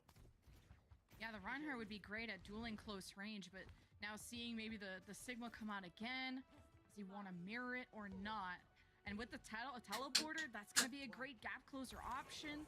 Along with the Lucio, Australia are out the gates in a quick teleport. Canada are already speeding away. Nami's in tank form. And good grasp, too, from False to eat up a lot of that pressure. As Australia kind of have already used their cooldowns now, so I have to take a second. And obviously the big advantage of Sigma is that you can shoot from mid-range and you have bullets, while Reinhardt, you have to be in their face if you're going to offer absolutely anything. So they need to keep going in with these teleporters if they're going to play this Reinhardt composition. The Kuffer's just so split from the rest of the team. Whoa! Getting very low. Yeah, you're gonna have to talk to him about that one. I thought he was charging it to his own death there, and who is teleporting behind there? I don't know, but Australia are having issues with this Bastion, but Canada got so desperate to finish off these kills, they found themselves in a pickle. So Australia somehow get through in this fight. Yeah, we were questioning that Symmetra teleport flank, and we were trying to work out where they were going because they were so split from the rest of the team, but it was just Aki who was just shooting into the back of the head of the Canadian team, drops the amplification matrix, and is able to trade out some of those kills. And the card starts moving for Australia. That was great play. But you can see Kuffer at 31% ult charge, Nami at 40% ult charge. They have not been able to do anything so far in this matchup. Oh, that's a bad death as well. Yeah, just a random icicles at range. A lot of the supports are kind of getting first-blooded, and I'm not even just targeting Bertlaw. Crimzone, Magic Mateball too, and that's made a huge difference in these fights. Yeah, and now all of a sudden it gets more difficult for the clumped-up composition of Australia. They're going to be running into a Gravitic Flux from False. Noxious is going to have the Blizzard as well. So there's going to be so many threats that they're just going to have to avoid. Aki falls now as well. You spoke to it, Lemon. Just supports are falling left and right. Oh, later. Whoa, I don't even know how that happened. Teleport behind somebody and pin them in. Fun little Rhine strats. Sound barrier from Canada. They think this is winnable, especially with Kuffa low. And Canada are now playing kill confirm. And Australia have half their time bank on. This is getting very messy all of a sudden. Aki goes up in the air. Sound barrier, photon barrier. Everyone's just throwing ults left and right to stay in this fight. Finally, Canada is going to disengage. But Australia's got to be careful. They can't get a head full of steam. You can see Noxious waiting there. He wants to drop the Blizzard. Oh, no. Does he manage to get it off? He got stunned, but the Blizzard is still active. The artillery strike from Seeker. Double kill. And Australia are just sitting ducks. Sitting kangaroos. I don't know. But, man, Australia, they can pull through sometimes in these chaotic moments. Yeah, and honestly, it feels like Australia wants to keep it a little messy. It feels like where they're right at home, but they kind of got baited into that Noxious Blizzard. He was stuck in the ice blocks. You saw Kuffer just waiting for him to come out, maybe hoping with the Earth Shatter that he'd be able to cancel the Blizzard before it came out, but it just wasn't enough. And as soon as that Blizzard comes down, comboed with the artillery strike, there's just nothing Australia can do. And now, minute remaining for Australia to get through here. Ant Matrix from Crimzo almost caught Australia there, and they're kind of split from each other, using the barriers as cover. Back, he placed his own Amp Matrix, which kind of scared Canada back to this corner. Artillery strike now from Nami. You got some pretty close members there of Canada. They're hoping to stay alive through all of this fire. 37 seconds, and Australia can see the end of point A, and Kuffa almost saw life flash before his eyes. Finally he's finished off. He can't keep getting away with that. And Canada know to punish Kuffa when he doesn't have that shield. And there's nothing else he can do without it. Australia just aren't able to find the picks right now. It feels like they're just constantly running into the endless amounts of damage that Canada is throwing at them. They'll have one last fight, no ultimates to speak to, and False has a gravitic flux. This is going to be difficult. You're going to need something special from somebody. All right, last fight for Australia, or will it be Canada taking the series? Australia now hoping to run away from this grab flux. You know, Kuffa's gonna get killed by the rest of the team. Let's go for the most important ones, the supports. Aki is just getting backhanded by False as Australia are just scuffling through the car, not able to contest it for much longer. And Canada take the series too. Oh, I had something meaner to say, but you know, GG's, man. No. Honestly, you know, as much as there were some good moments from Australia, Team Canada definitely showing to be the better team in this series. I think the way that they played coordinated, they played to their strengths, you could really see. And I think the adaptation of putting Magic Maple onto the Lucio definitely helped you guys. Like, you looked where you were disjointed yesterday, I feel like the Lucio filled in some of those holes. And I feel like we got a better explanation of the meta as the days go on in the group stage. A lot of teams are looking better almost with a Lucio Sigma or a Lucio Orisa. Of course, this is depending on preferences. Like that Seeker and Noxus and everybody are throwing up the number 1 or L. I don't know what they're throwing up, but... Yeah. Well, you're not number 1 because you also lost to Great Britain. So we're both equally losers, unfortunately, right now. So we can both just agree. Maybe can make it through.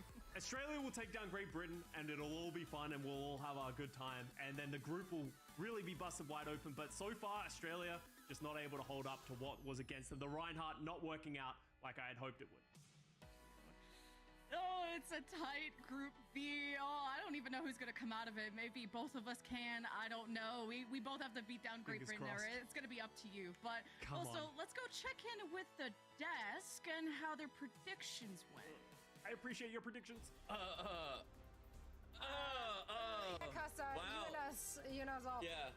Costa took that L with a lot of grace, just saying that they're now equal losers. Since Canada lost so much yesterday. Sure, why not phrase it like that?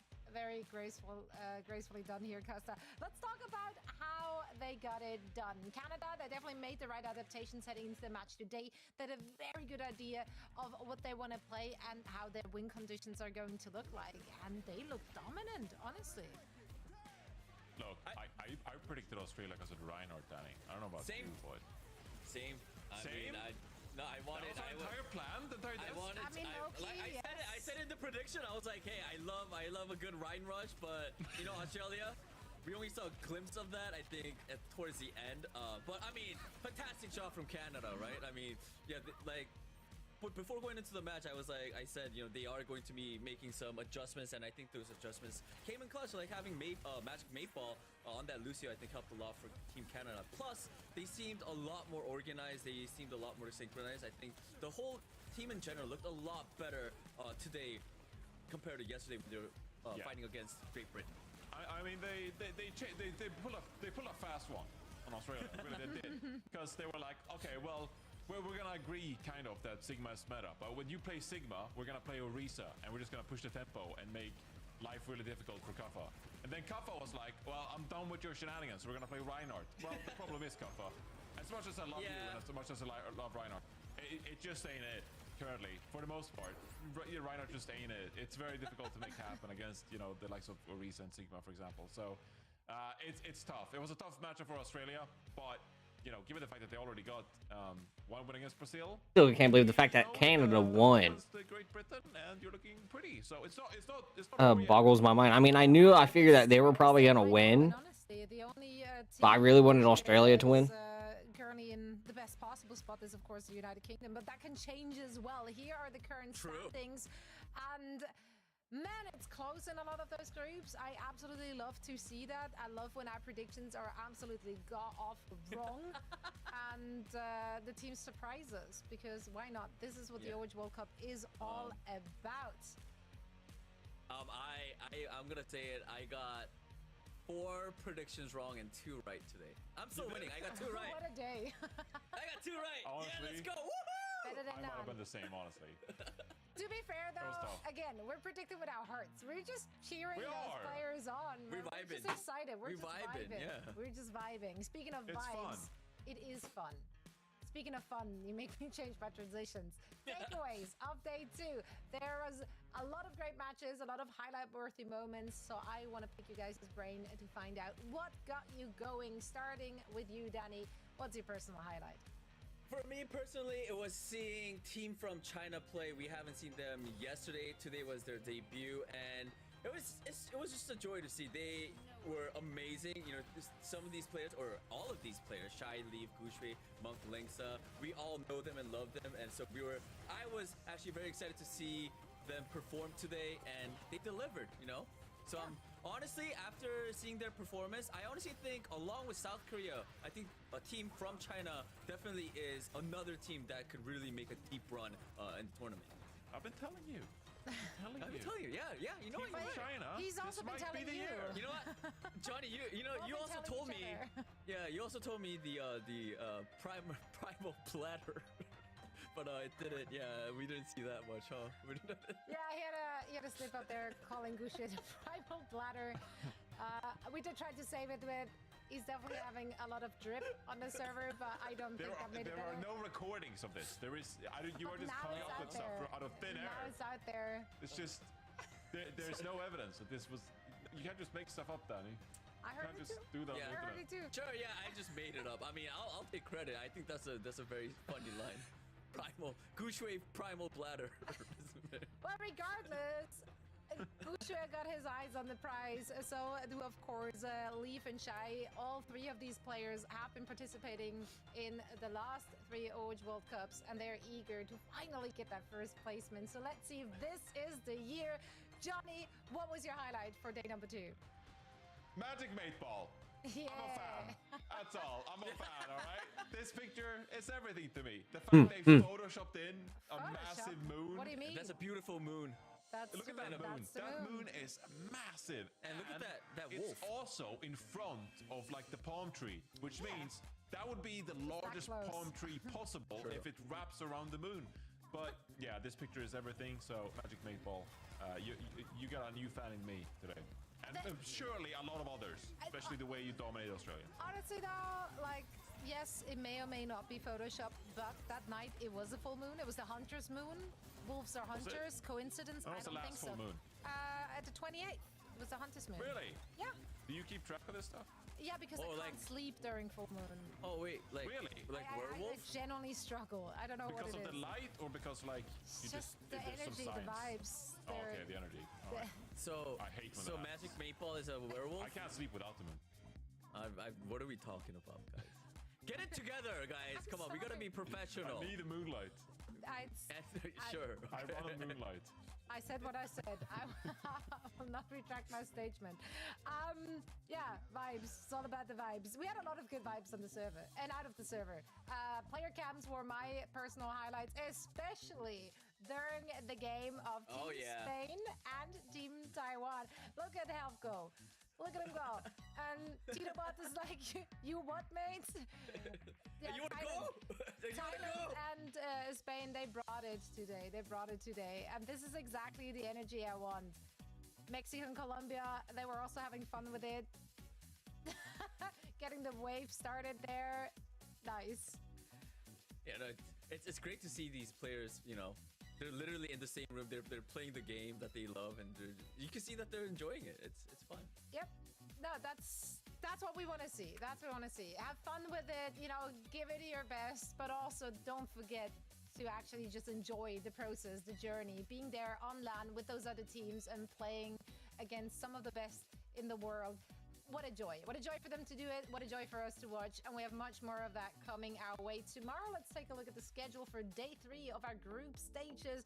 Got some more bangers on the line here. Any of those standing out to you guys? KSA versus USA. That's gonna be a good one for sure. Right? This Johnny, gonna are be you gonna pick? such a Are you tough gonna pick group. all the other rest of all the matches? No, gotta Since pick I one mentioned today. one. I can only pick one today. Yes. Okay. I think I have to go with Australia against Great Britain then. It's obviously a crucial matchup now for Australia if they want to make it out of the groups. But then then again, like as we've said many times this week, Group B is the toughest group. And so I think we're going to see some good matchups from Group B. So I gotta stick with the theme here. Australia, Canada, Great Britain, all competing for 2 spots making out of Group B. That's the one to watch out for. I generally think that Group D and Group B managed to somehow make it equally competitive within their group. I do think based on the performance from Japan and, of course, Saudi Arabia, this is going to be tough. And now France looking improved, but the USA, did they look shaky or was France just a lot better? Like, we don't know. We don't know. I mean, they were better. They were better, but USA was nowhere near as convincing that I would have wanted them to be. Yeah. Yeah. I said what I said. Yeah. Yes. I needed confirmation. Yes. Yes. Affirmative, Zoe. Affirmative. I agree, Zoe. Well, thank you so much. Great point. Was Brilliant. that so hard? But anyway, it was a long day. I get it. We can all be on the same page and agree on things again tomorrow in our pre-show. Same place, same time. We thank you all so much for watching. We had a great time. And we're going to run it back again for day number 3 of the Overwatch World Cup 2023. See you around. Grab a bladder. Run for it. I'm walking run. Min. Run. Stay Whoa, point, run. Run there.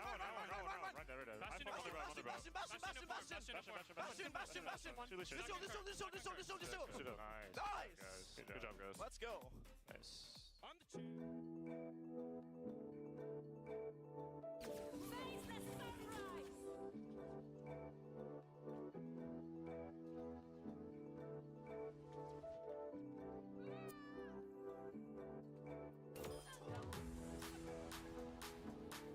They went ham. Like Spain, they went ham. They did really good. A lot of the teams did really well. I was actually surprised though Japan lost to Saudi Arabia, but they did, like, they tried their best. Saudi Arabia just had a better team. They dominated. They were really good.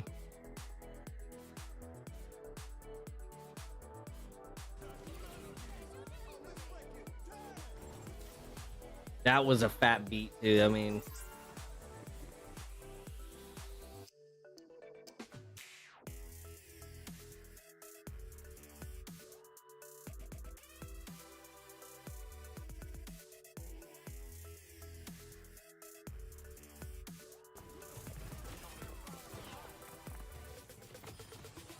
Leave is just a beast on here.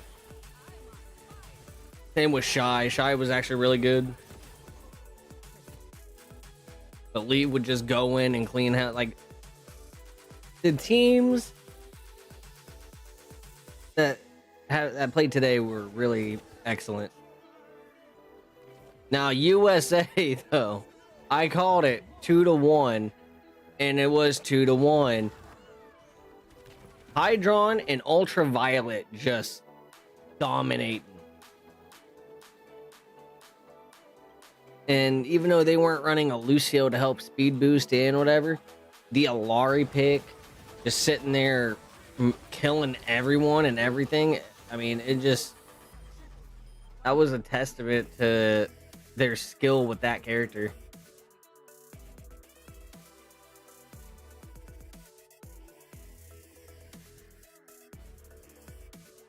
That's the face of a champion. You see that sad face? Tune in tomorrow.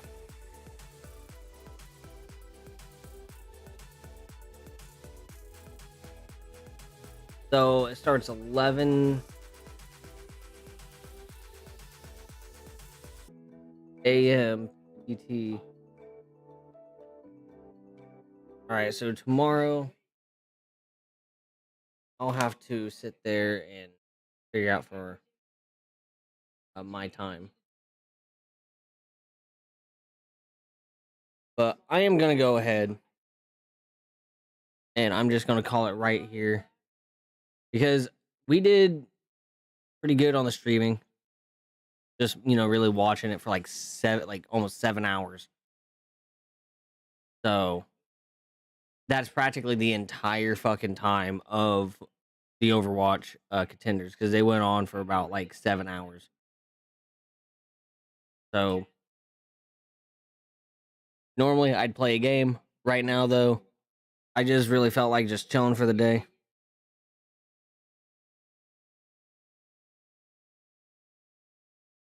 And I am just gonna go ahead. What?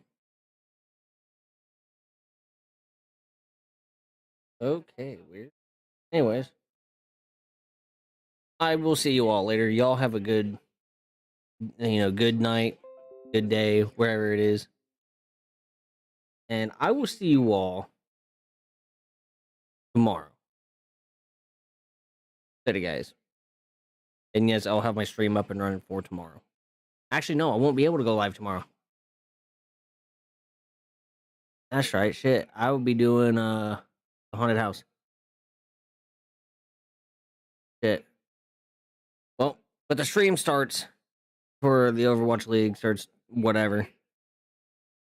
So other than that, I'll see you all later.